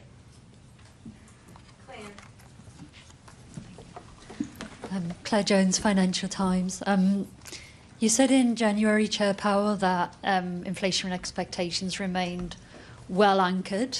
Would you still say they remain well anchored today? And just to reiterate the question others have asked, if they're not so well anchored, why hasn't there been a more radical shift to the policy path today? Thank you. So when we talk about inflation expectations being well anchored, we're talking about longer run inflation expectations. And they really haven't moved much, I mean, if at all. There's one reading that everyone's focusing on that it's higher, but the other survey readings and the market-based readings all show relatively, well-anchored inflation expectations. You would expect that expectations of inflation over the course of a year would move around because conditions change, and in this case, we have tariffs coming in. We don't know how big, what's speed. There's so many things we don't know, but we kind of know there are going to be tariffs, and they tend to bring growth down. They tend to bring inflation up in the first instance. So I would say, I'm not dismissing what we're seeing in short-term inflation expectations. We, as I mentioned, follow that very carefully. But when we say expectations are well anchored, we're really looking at longer terms, 5-year and out, and there's really no story to tell 5 years and out, either in market-based or in surveys. But we'll watch it. I mean, we're not we're not going to miss any evidence that longer-term or medium-term inflation expectations are moving. Chair Powell, Neil Irwin with Axios. Treasury Secretary Bessent has observed that a large share of job growth over the last couple of years has been in what he calls government or government-adjacent sectors, healthcare, education. Do you agree that there's some weakness in underlying private job growth, and do you see the composition of job growth as something that has policy implications? So that has been the case. We talked about that over the course of the last year. There were some good number of months and times when a lot of the job creation was concentrated in, educational institutions, healthcare, state governments, things like that. There were also times when private sector job growth has been moving in a healthy range. I mean, they're all jobs, but and remember, we're at very low unemployment for quite a time now. So I think it's a good labor market, but it's something that we monitor carefully. From our standpoint, employment is employment. But the elected government is entitled to have, we don't have policies that address different kinds of employment, but the elected government has a different role, and they can have those. Can I do a quick QT question? Does the committee envision at some point tapering the MBS runoff as well? I think tapering it, I don't know. There's no plan to do that. At a certain point, we'll stop runoff. And we may or may not stop MBS runoff, though, because we want to stop runoff in net at some point. We haven't made any decisions about that. We want the MBS to roll off our balance sheet. We really strongly desire that. So, but we haven't made any decisions about that. I think we'd look carefully at letting that keep going, but hold the overall size of the balance sheet in constant at some point, a point that we're not out yet. Simon Rabinovich with The Economist. Thank you, Chair Powell. Several times today you've said that you feel you're well positioned to wait for greater clarity. At the same time, you could point to quite a few growth risks at the moment. We've seen a stock market that's gone quite wobbly, rapidly cooling housing sales, plunge in confidence surveys. Today, not only did the S&P mark down the growth outlook, 17 of 19 see risks to the downside. So my question is, how confident are you that you're well positioned, or is that one more thing that you're uncertain about? I'm confident that we're well positioned in the sense that we're well positioned to move in the direction we'll need to move. I don't know anyone who has a lot of confidence in their forecast. I mean, the point is we are at we're at a place where we can cut, or we can hold what is clearly a restrictive stance of policy. And that's what I mean. I think that's well positioned. forecasting right now, forecasting is always very, very hard, and in the current situation, I just think uncertainty is remarkably high. And sorry, standing here today, would you be surprised to pivot back towards rate cuts in May? I think we're not going to be in any hurry to move, and as I mentioned, I think we're well positioned to wait for further clarity, and not in any hurry.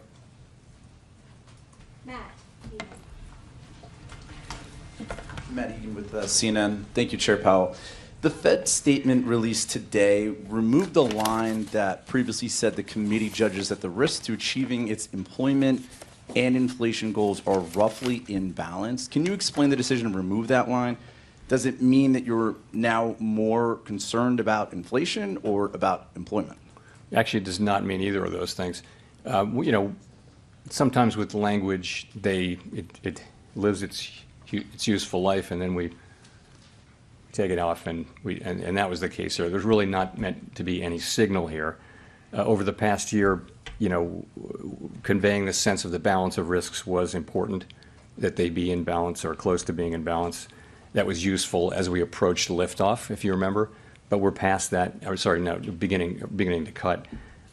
So we just took it out. I actually would say that the more important thing now about risks, and this is in the pages like 10, 11, 12 of the SEP, if you look, participants widely raised their estimate of the risks to of uncertainty, but also of the risks to growth and our employment and inflation mandates. That's a more salient point now than whether they're in balance. Just on the stock market, the stock market has obviously declined significantly since the Fed last met. Are you concerned at all about some of the market volatility having a real economic impact in terms of hurting business spending or consumer spending, especially among higher income households? So financial conditions matter to us because financial conditions are the main channel to the real economy through which our policy has its effects. So they're important. But what matters from a Fed standpoint for the macro economy is material changes to overall financial conditions that are persistent, that last for a while, long enough to actually affect economic activity. So that's what we're looking for. I'm not going to opine on the appropriate level of any market, equity, debt, commodities, or anything like that. And I would just point you to the bigger picture again.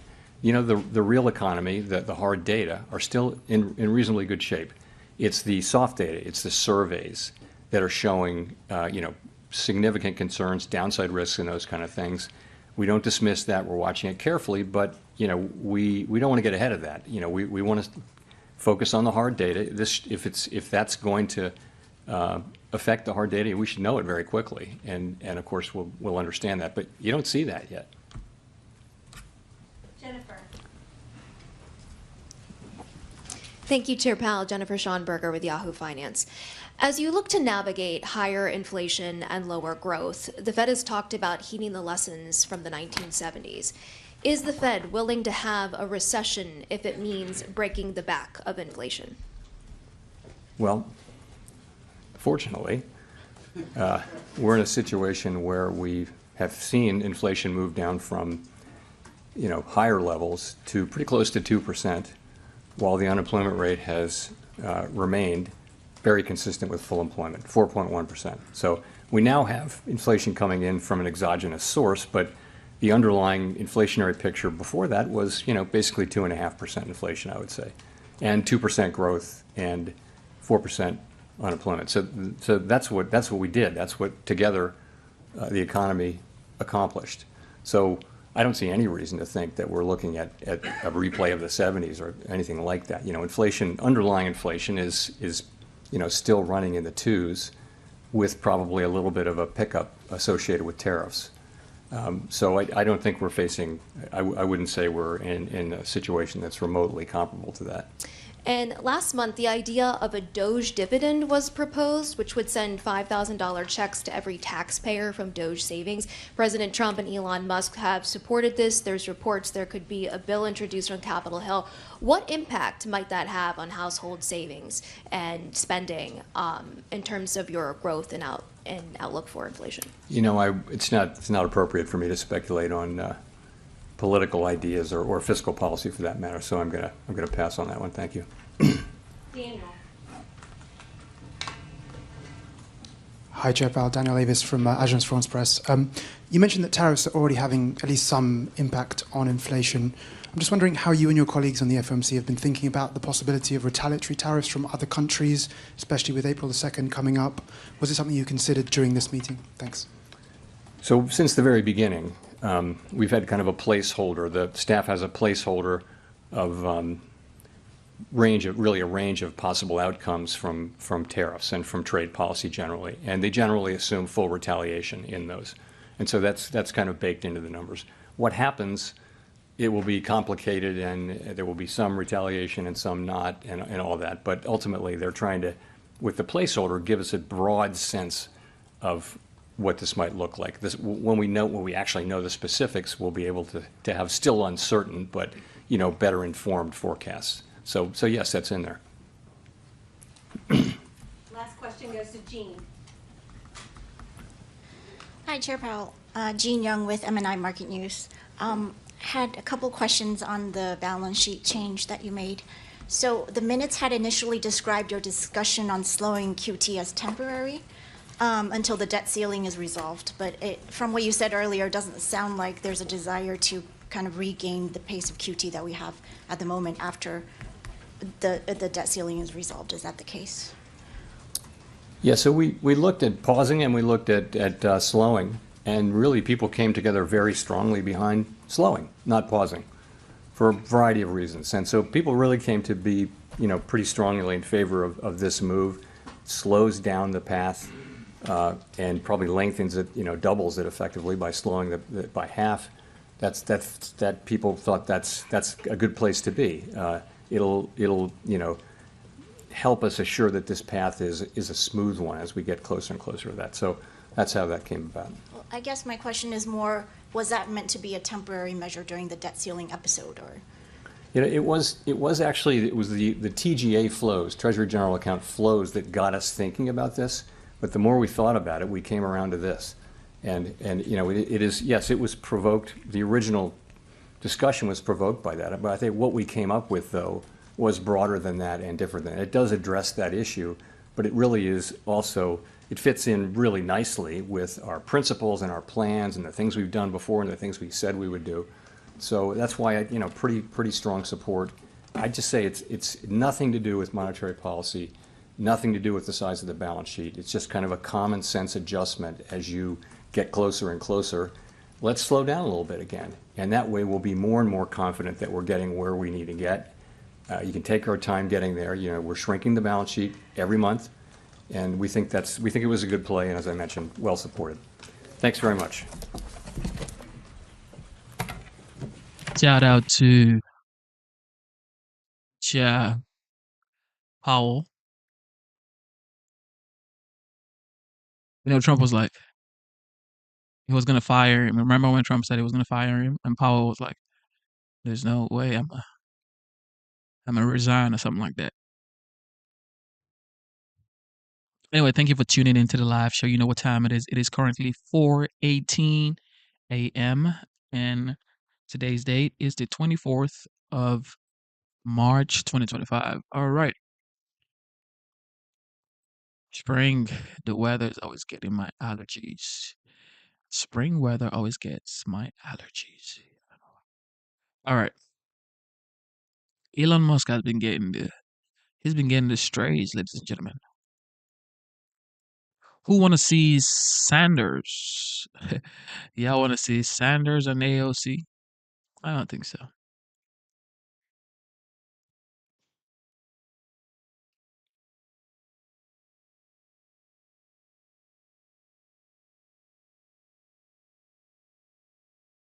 Ali says, Genesis, I missed you. Hey, Ali. I missed you too. How you doing?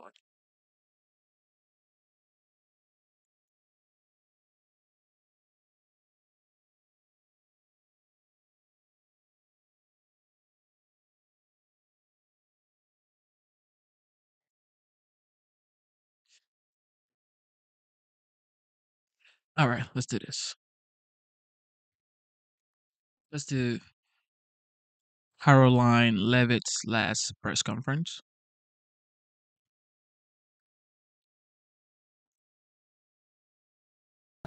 The president also called the acting administrator of NASA and told her to bring the astronauts home as soon as possible. As acting administrator Janet Petro said herself yesterday, per President Trump's direction, NASA and SpaceX worked diligently to pull the schedule a month earlier.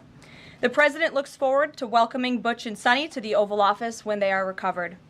This historic mission brings new meaning to President Trump's promise to always look out for the forgotten man and woman. On another important matter, yesterday, President Trump and President Putin spoke about the need for peace and a ceasefire in the Ukraine war. Both leaders agreed this conflict needs to end with a lasting peace and also stressed the need for improved bilateral relations between the United States and Russia. President Trump also spoke with President Zelensky this morning to align both Russia and Ukraine in terms of their needs and requests. As President Trump has said repeatedly, the precious lives and money that both Ukraine and Russia have been spending in this war would be better spent on the needs of their people. This terrible conflict would have never started with President Trump in charge, but he's determined to end it once and for all. President Trump also promised maximum transparency and a commitment to rebuild the trust of the American people in our intelligence community. Part of that promise was to fully release previously classified records related to the assassination of former President John F. Kennedy, and he made that happen yesterday. This historic release consisted of approximately 80,000 pages of previously classified records that are now published. The records are available to access either online at archives.gov/JFK or in person, accessible to the American people at the National Archives in College Park, Maryland. Records that are currently only available for in-person viewing are being digitized and will be uploaded in the coming days. On another note, positive economic data continues to pour in, showing the immediate impact of President Trump's pro-growth agenda. After suffering a steep decline in the final year of the Biden administration, the manufacturing sector came roaring back in February. Industrial production surged in February. These are new numbers. 3 times at a greater 3 times rate than the expectations to its highest ever recorded level. And President Trump's laser focus on massive deregulation and unleashing our domestic energy industry is leading to stabilities for Americans' bottom lines. As Newsweek summed it up today, gas prices are plummeting under President Trump.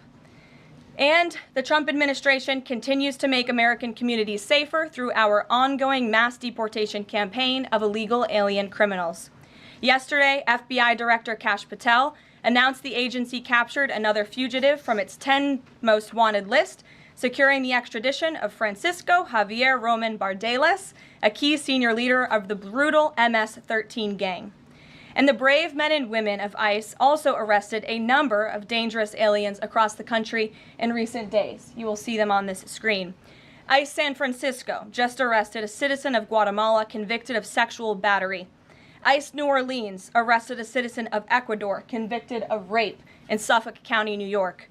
ICE Atlanta arrested a citizen of Mexico convicted of assault by strangulation. ICE Dallas arrested a citizen of Mexico convicted of assault with a firearm and rape with a foreign object. And ICE Houston arrested a citizen of Guatemala convicted of indecent sexual contact with a child in Texas. These are heinous criminal alien monsters who the previous administration allowed to flood into our country.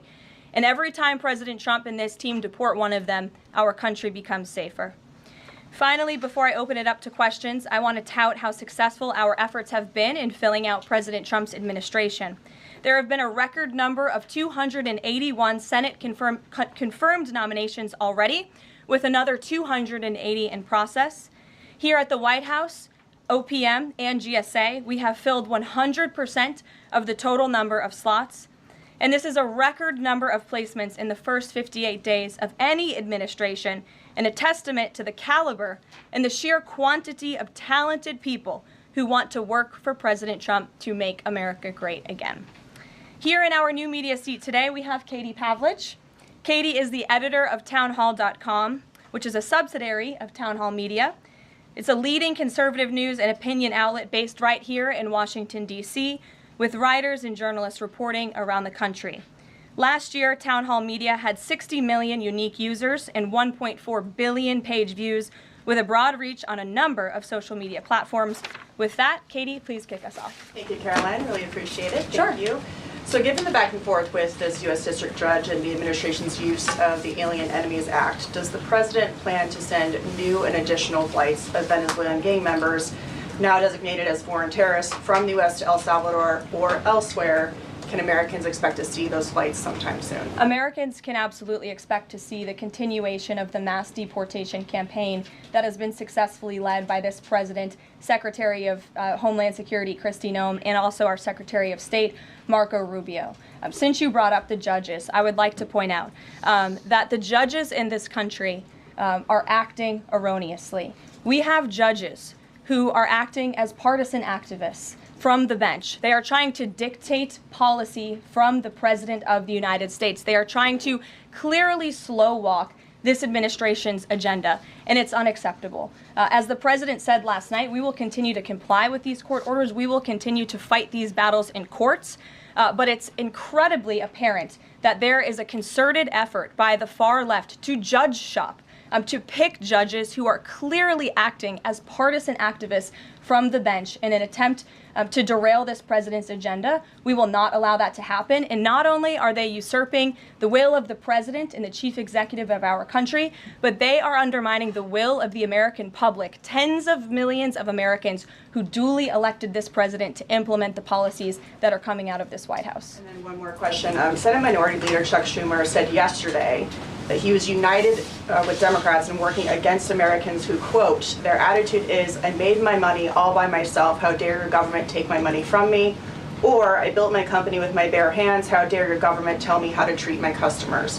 What is the president's response to this given his upcoming tax agenda and need to work on Capitol Hill? Well, we certainly hope that Democrats all of a sudden are for more money in the pockets of the American public. The president has made it incredibly clear that he is committed to tax cuts. He is committed to passing a big reconciliation package later this year, ending no taxes on tips, taxes on overtime, no taxes on Social Security for our hardworking seniors. And we encourage everybody on Capitol Hill to support that when it comes to the finish line, especially Democrats who clearly need a boost from the American public right now. Their approvals are at an all-time record low. Thanks for being with us, Katie. Garrett. I have one other question, but I want to follow up on Katie's question, actually. You said the mass deportation campaign would continue, but she asked about the flights specifically. Will those flights to El Salvador continue while this case is being appealed? We don't have any flights planned specifically, but we will continue with the mass deportations. And I would just like to point out that the judge in this case is essentially trying to say that the president doesn't have the executive authority to deport foreign terrorists from our American soil. That is an egregious abuse of the bench. This judge does not have that authority. It is the opinion of this White House and of this administration, and that's why we're fighting this in court. And it's very, very clear that this is an activist judge who is trying to usurp the president's authority. Under the Alien Enemies Act, the president has this power, and that's why this deportation campaign has continued. And this judge, Judge Boasberg, is a Democrat activist. He was appointed by Barack Obama. His wife has donated more than $10,000 to Democrats, and he has consistently shown his disdain for this president and his policies, and it's unacceptable. You took me right where I wanted to go about the idea that these people are all foreign terrorists, but Judge Boasberg was originally appointed by George W. Bush and then elevated by Barack Obama. I just feel like I should clear that up. Well, let me just say something to that effect, Garrett. 67% of all of the injunctions in this century have come against which president? Donald J. Trump. Let me say that again. 60% of the injunctions by partisan activists in the judicial branch have come against President Donald Trump, and 92% of those have been from Democrat-appointed judges.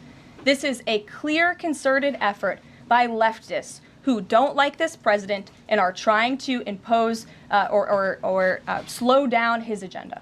So, given that, do you think it's a good use of Congress's time and the president's political capital to try to impeach and remove a federal judge, which would take 67 votes you're unlikely to get in the Senate?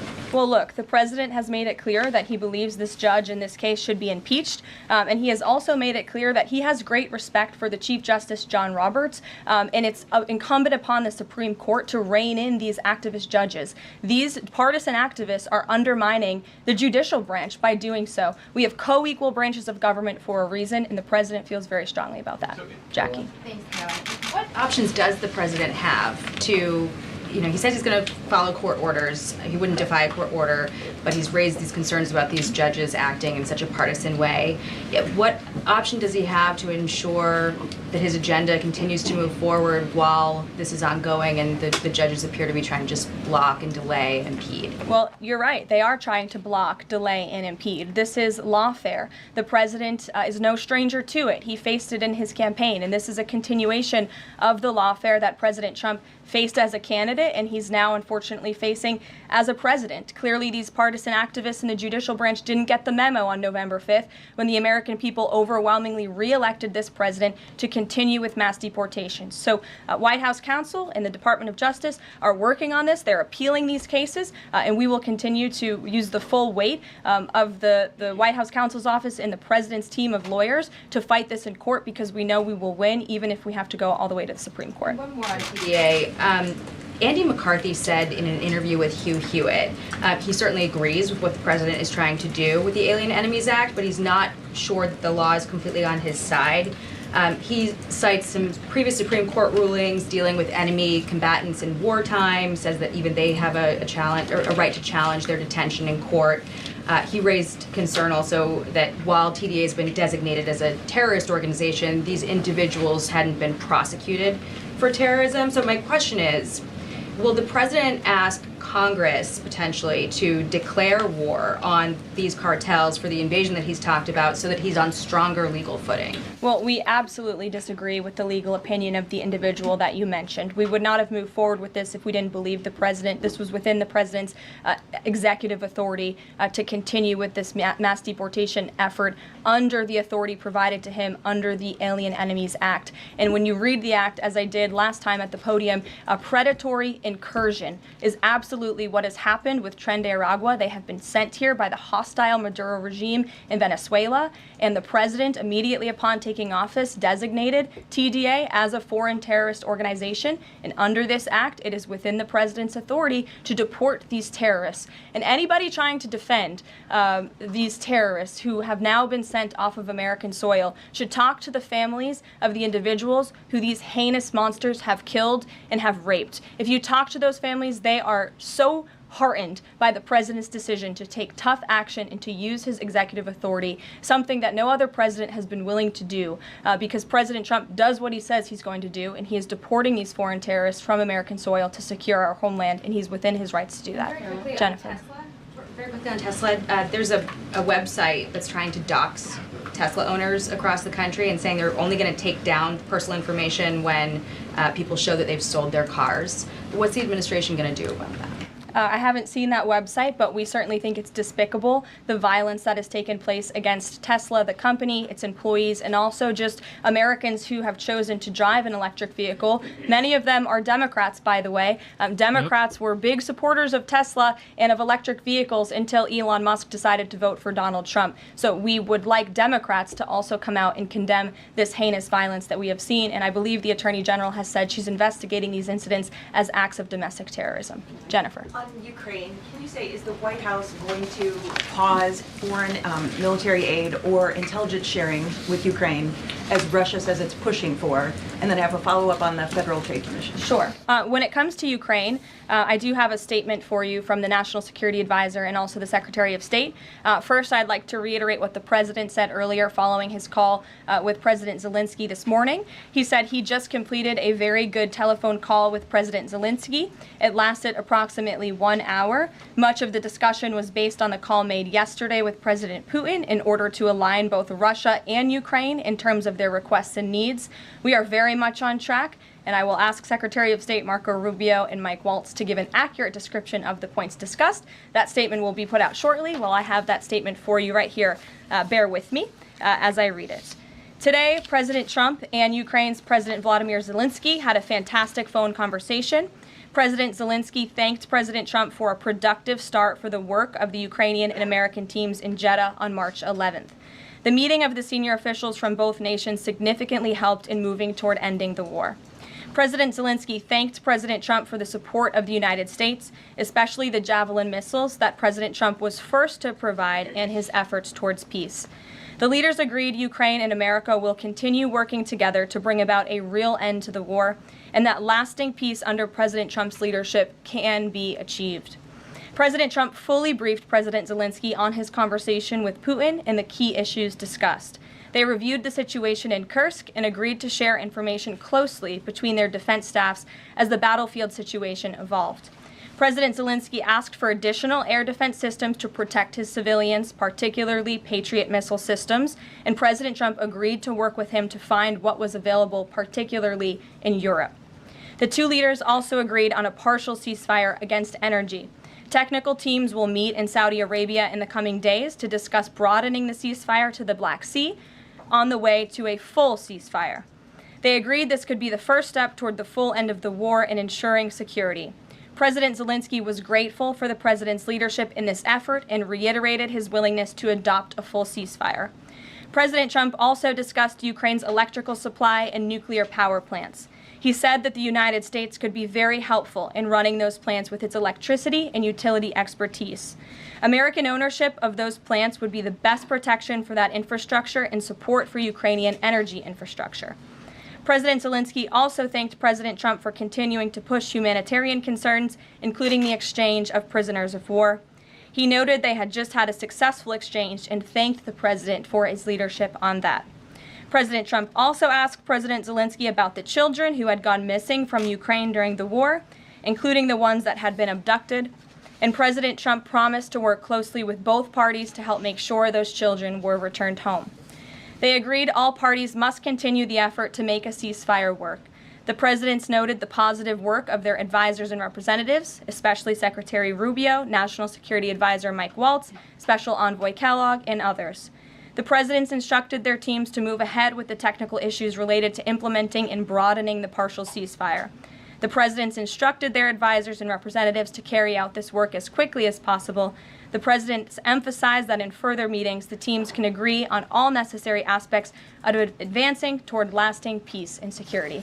That is a lengthy statement that was just given to me, so thanks for bearing with me. Our office will, of course, provide this after. And as you know, as I just pointed out in the statement, the president's team of negotiators and national security experts will be heading to Saudi again later this week to continue working on and ironing out the details. But I would just like to emphasize we have never been this close to peace, and it's only because of President Trump that we are here. I think a couple of years ago, as you all reported on the war, it was incomprehensible to have a partial ceasefire in this conflict. And today, that is true because of the leadership of this president. So they Mary. agreed to closely share information between their defense staffs. Does that mean all intelligence sharing will continue? So the White House is rejecting Russia's request to pause. Intelligence sharing in terms of defense for Ukraine will continue to be shared. Mary. Thanks, Caroline. I have two questions. One on the United States Institute of Peace and then on the Supreme Court, if that's okay. Sure. So on the United States Institute of Peace, this is a little bit wild. I understand the old president refused to leave after he was removed from his position. He barricaded himself in his offices, had to be escorted out by police, left the building without Wi-Fi, telephones, elevators, and more, and is now telling media that Doge broke in and illegally removed him. So can you comment on this sequence of events and specify, did Doge illegally enter? I'm really glad you brought this up, Mary.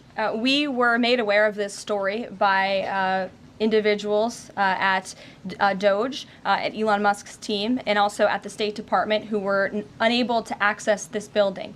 And it became very clear that there was a concerted effort amongst the rogue bureaucrats at the United States Institute of Peace to actually physically barricade themselves essentially inside of the building to prevent political appointees of this administration who work at the direction of the President of the United States to get into the building. There was a piece in the Daily Caller, thank you for sharing the truth on this, about what happened. Staff contacted the MPD in an attempt to prevent DOJ personnel from entering. They barricaded the doors. They also disabled telephone lines, internet connections, and other IT infrastructure within the building. They distributed flyers internally, encouraging each other to basically prevent these individuals from accessing the building. I use this to say this is what DOJ and this administration is facing. It's a resistance from bureaucrats who don't want to see change in this city. President Trump was elected on an overwhelming mandate to seek change and implement change, and this is unacceptable behavior. Thank you. And just really quick on the Supreme Court. I know it's been almost 3 years now since the leak of the draft Dobbs opinion to Politico, actually. A leak which sparked protesting outside the homes of the justices and even brought on one attempted assassination attempt. I know Justice Alito said that it made the justices targets for assassination, but yet the Supreme Court has not tracked down any leaker. Does the White House have interest in finding out who that leaker was, and can you comment on that at all?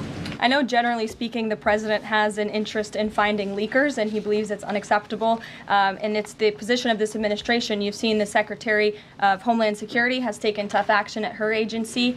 Leaking is unacceptable to this president and to the leaders across the board in this cabinet, especially when it puts people in harm's way.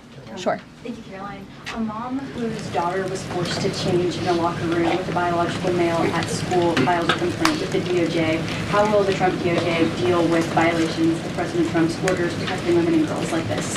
I would defer you to the Department of Justice on that specific case, but the president has made it incredibly clear that it is the policy of this administration that there are only two genders, male and female, only two sexes rather, male and female, and that we are not going to tolerate such behavior by men pretending to be women.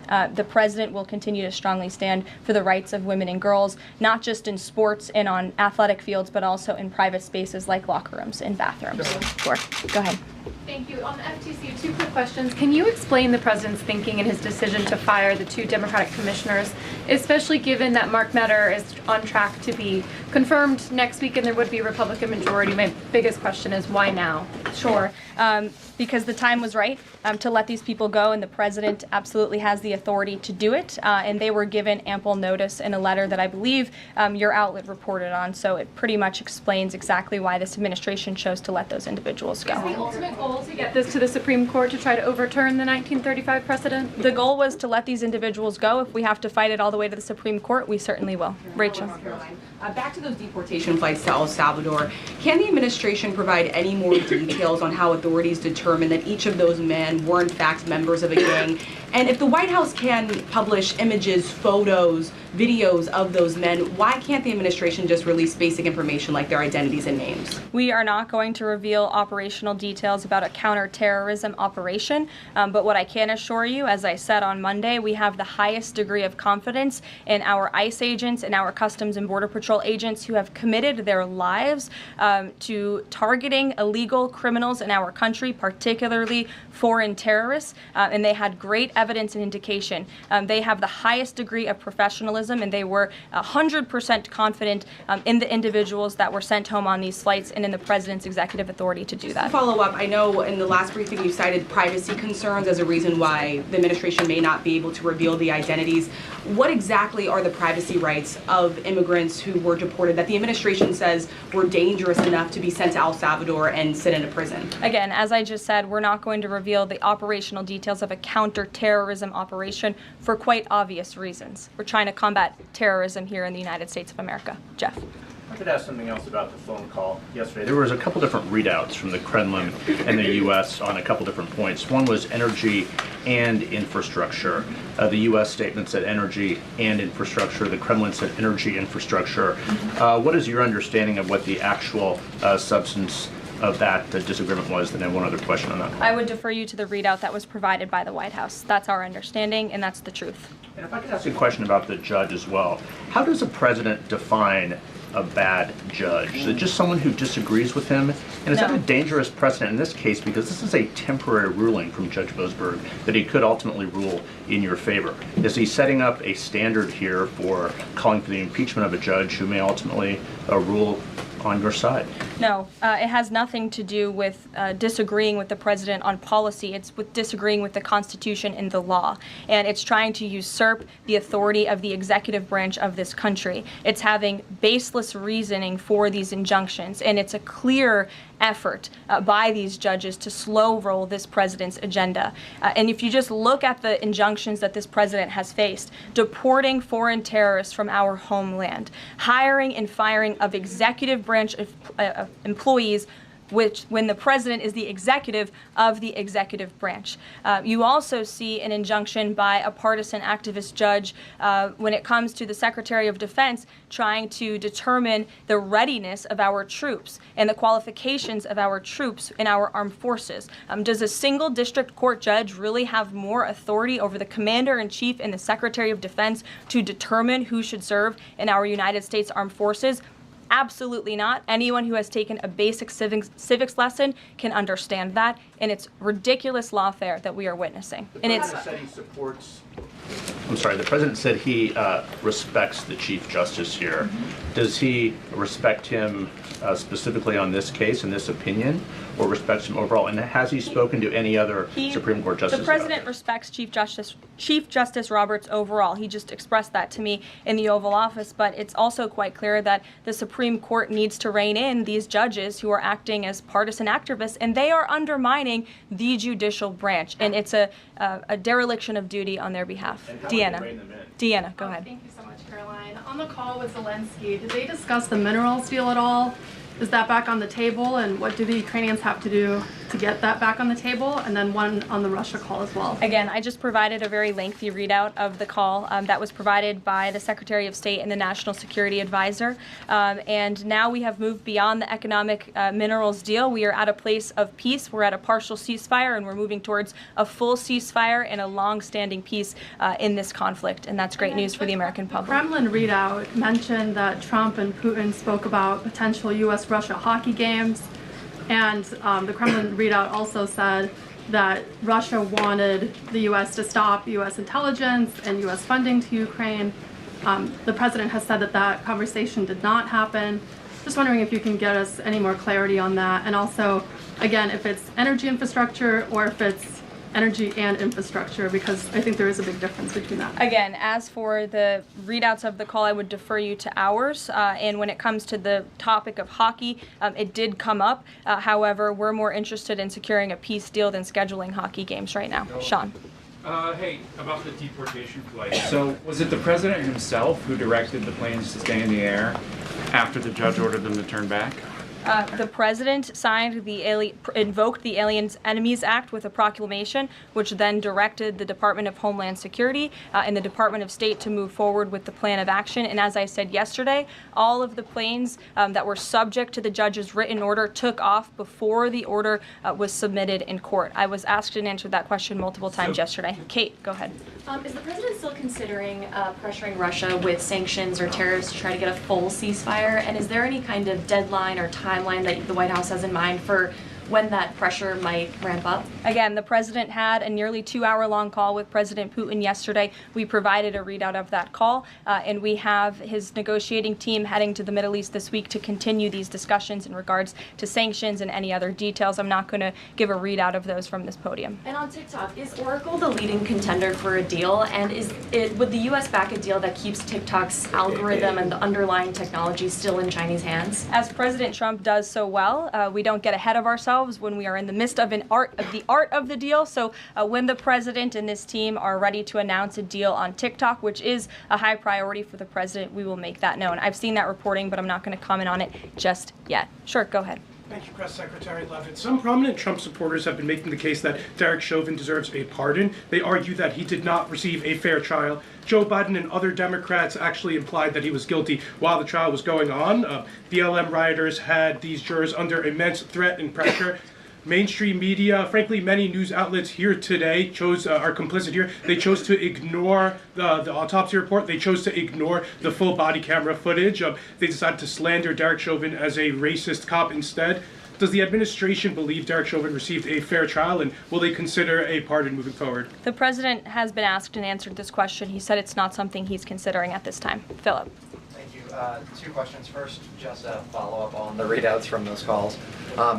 When it comes to the discrepancies between the U.S. and Russian readout of that call between President Trump and Putin, is it the president's assessment that something is getting lost in translation, or does he believe that the Russians are trying to play games here? Nope. The president believes in his team that put the readout out, and he also put his own out on Truth Social. We've been incredibly transparent about all of the president's calls with foreign leaders, and again, I would defer you to the readout. And then following up on...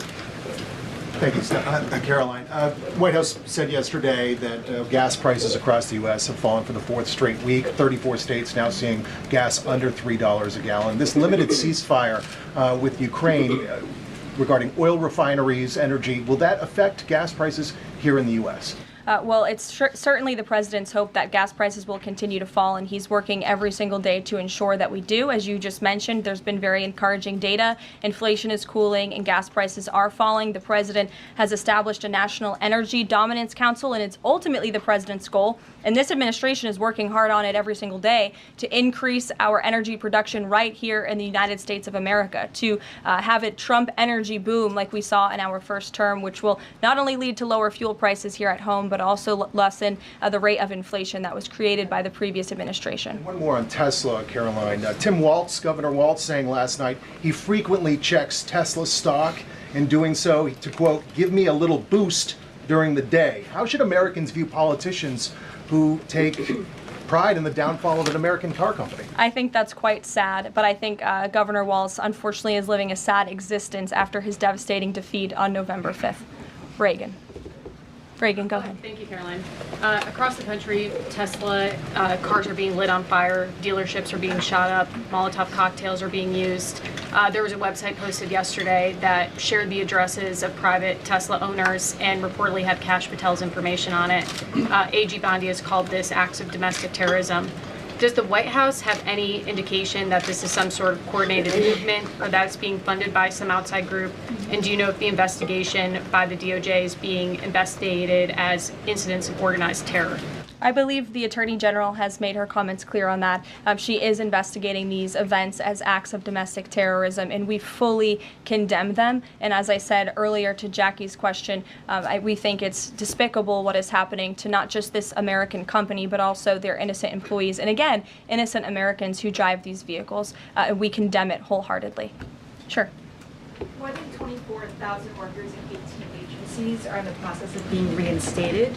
What is your message to these workers, and can you assure them they won't be fired again as the administration directs agencies to do more layoffs? Well, the administration is complying with the court's order. Again, as I have spoken about repeatedly, we think it's despicable that we have judges acting as judicial activists, partisan activists, trying to dictate who the president of the United States, the executive of the executive branch, can hire and fire. We have never seen anything like this. We are fighting this in court, and we will continue to fight it all the way to the Supreme Court if we have to. And as for federal employees, it's been the very common sense position of this president and the administration that bureaucrats here in Washington, D.C. need to show up to the office just like the rest of America. Middle-class Americans, from doctors to business owners to teachers to law enforcement officers, have to show up to their offices every single day. And the president has made it a clear priority that people in this city have to do the same. And we are also continue to be committed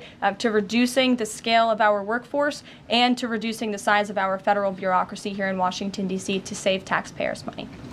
Annie, go ahead. Thanks so much. In the statement that you read, you referenced the president's interest in helping return Ukrainian children to their parents and to their families.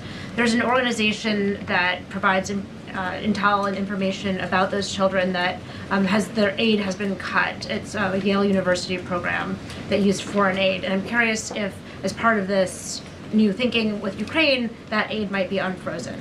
I have no updates about that or that specific program at this time. Karen. Thanks, Caroline. Just to follow up on your answer to the question on the minerals deal, you said that the White House has moved beyond the minerals deal. What does that mean? Is that no longer on the table? Nope. It means the minerals deal was that first set of framework that you all saw in that very public meeting with President Zelensky and President Trump in the Oval Office. We are now focused on a long-term peace agreement. As you know, on that deal or that meeting between President Zelensky and President Trump, the Ukrainian president at the time wasn't talking about a greater peace deal. We are now at that that place where we are talking about that. So we've moved beyond just the economic minerals deal framework, and we're looking at a lasting ceasefire. Right now we're at a partial ceasefire, but again, the president is sending his highly skilled, intelligent, and experienced team to Saudi Arabia later this week to continue fighting for peace in this conflict. And I would just reiterate one more time, we have never been closer to peace than we are today. Thank you very much, everybody. We'll see you later.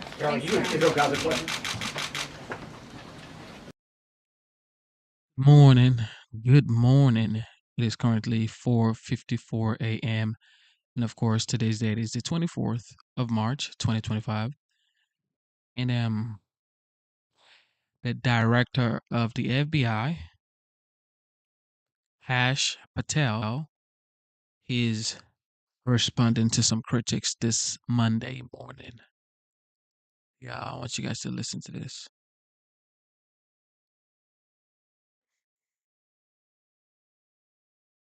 Chris Wray was brought in to clean up the FBI. He was warned by the Speaker of the House and the Chairman of House Intel, eye to eye, you can be part of the cleanup crew or part of the cover-up crew. But nothing changed. So when Donald Trump was elected a second time, Chris Wray resigned, and President Trump picked a former federal prosecutor who also happened to be a former federal public defender. The task is and was challenging, but essential. Restore public trust in the Bureau. Build a Bureau that is not only respected, but worthy of respect. And that man is Kash Patel, and he joins us now. Welcome, Director Patel. Thank you for joining us. You've been on the job for about a month now, so tell us what you've seen and what you've learned. Well, Trey, it's great to be with you, and I wanted to stay radio silent for the first month, just to laser focus on restoring law enforcement and the credibility and the trust of the American people and getting the weaponization out of there. And in order to do that, you need a strong Department of Justice. And we have a courageous leader in Attorney General Pam Bondi and her team over there. And we have to remind the folks in the American public that the FBI reports to the Department of Justice. And the FBI does not make prosecutorial decisions. We investigate based on lawful predications anywhere the facts lead us, and we work with our partners at DOJ. So that collaboration has been absolutely brilliant to set the new foundation for the FBI that we want to see serve the American people. And that's what we've been focusing on, is restoring the trust through the chain of command and through great leaders like Pam and Deputy Attorney General Todd Blanche and PADAC Emil Bome. All right, Director, you've been very intentional about moving agents out of D.C. and back into the field, which is where they really ought to be. Why is that important to you? Well, Trey, this is my first media appearance since taking the job, and I'm glad that it's on your wonderful show. And what I want to do is highlight for the American public that there's 38,000 employees at the FBI. If you take the national capital region, as the folks around Washington, D.C. call it, the 50-mile radius around Washington, D.C., we have 11,000 employees for the FBI in that 50-mile radius, give or take. And a third of the crime does not happen in this region. A large portion of one of my priorities, fighting violent crime, crushing narco traffickers, stopping fentanyl overdoses, is happening in any town USA across this country. And they need resources in the form not just of money, but manpower. So we're going to reorient our assets in Washington. We're going to look at it strategically, as we've been doing the last month, and send our agents and analysts and SOS operatives into the field to take on this violent crime explosion that has occurred over these last 4 or 5 years, and to make sure that every state and every county, be it in my hometown of Las Vegas, Nevada, or up in Montana or in Kansas or Iowa or Maine, is all safe and secure. And the best way to do that is through a proper show of force with the FBI men and women who do this job so courageously every day out in the streets fighting crime. All right, Director, you have touched on my next question, but I want you to elaborate because I think it is central to your mission as you see it. The FBI has really broad jurisdiction. All criminal statutes are important to enforce, but your emphasis sounds to me like it's going to be on violent crime. It's definitely going to be a big emphasis. Look, Trey, you and I have been in government service before, and we overlapped in the House Intelligence Committee, where we exposed the largest corruption in FBI history during Russiagate when you and I partnered there. And that formed the foundation of my ethos going forward. We have to change to the dynamic threat landscape that is changing constantly in not just America, but abroad. Back then, CT and national security were up here, but now we see the narco traffickers and the gangs exploding in terms of violence in America, so we see that shift. And so we have to shift with that threat dynamic. We're not going to forget or ignore national security. Never. The consequential mission of the FBI is to safeguard our citizenry and our way of life and to investigate those that do harm to our citizenry. But right now, the major portion of that focus is on sex trafficking, is on fentanyl and heroin overdoses, and is on violent crime in the form of gang murders and homicides and rapes. Every 7 minutes in this country, Trey, a individual American citizen overdoses on a drug, a narcotic. Every 6.5 minutes, a woman or child is raped. And twice an hour, an individual in this country is lost because of a homicide. That is violent crime out of control. That is a national security crisis.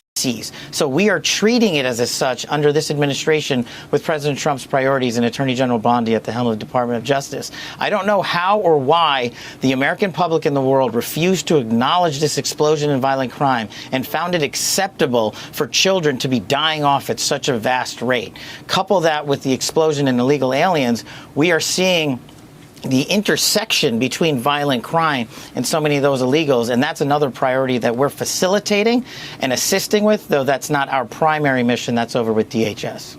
All right, Director, I want to ask you about something that I've known you a long time. You don't want to talk about, and that is yourself. But when you were nominated, I told folks that you would be a lot more fair to your critics than they ever were to you.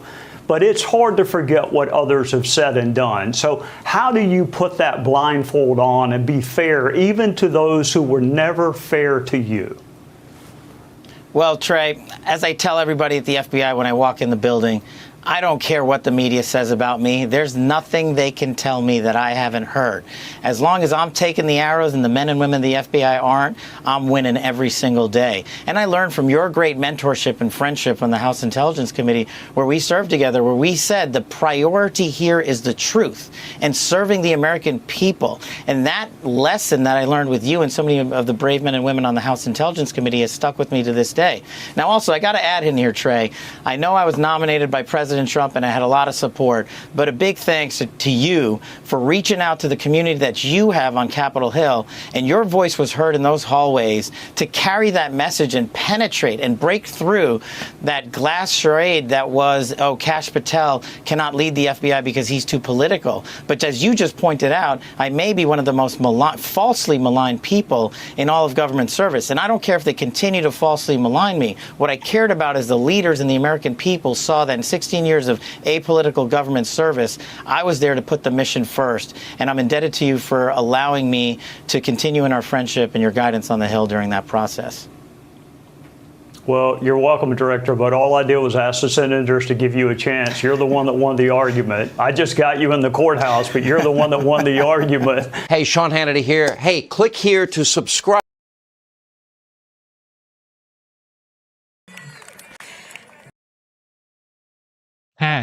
Has Cash been doing a great job? Pam Bundy, the word is most of the redacted document or files that Trump, already declassified and said released to the public hasn't been released. So it's like, all right, what is Pam Bundy doing? But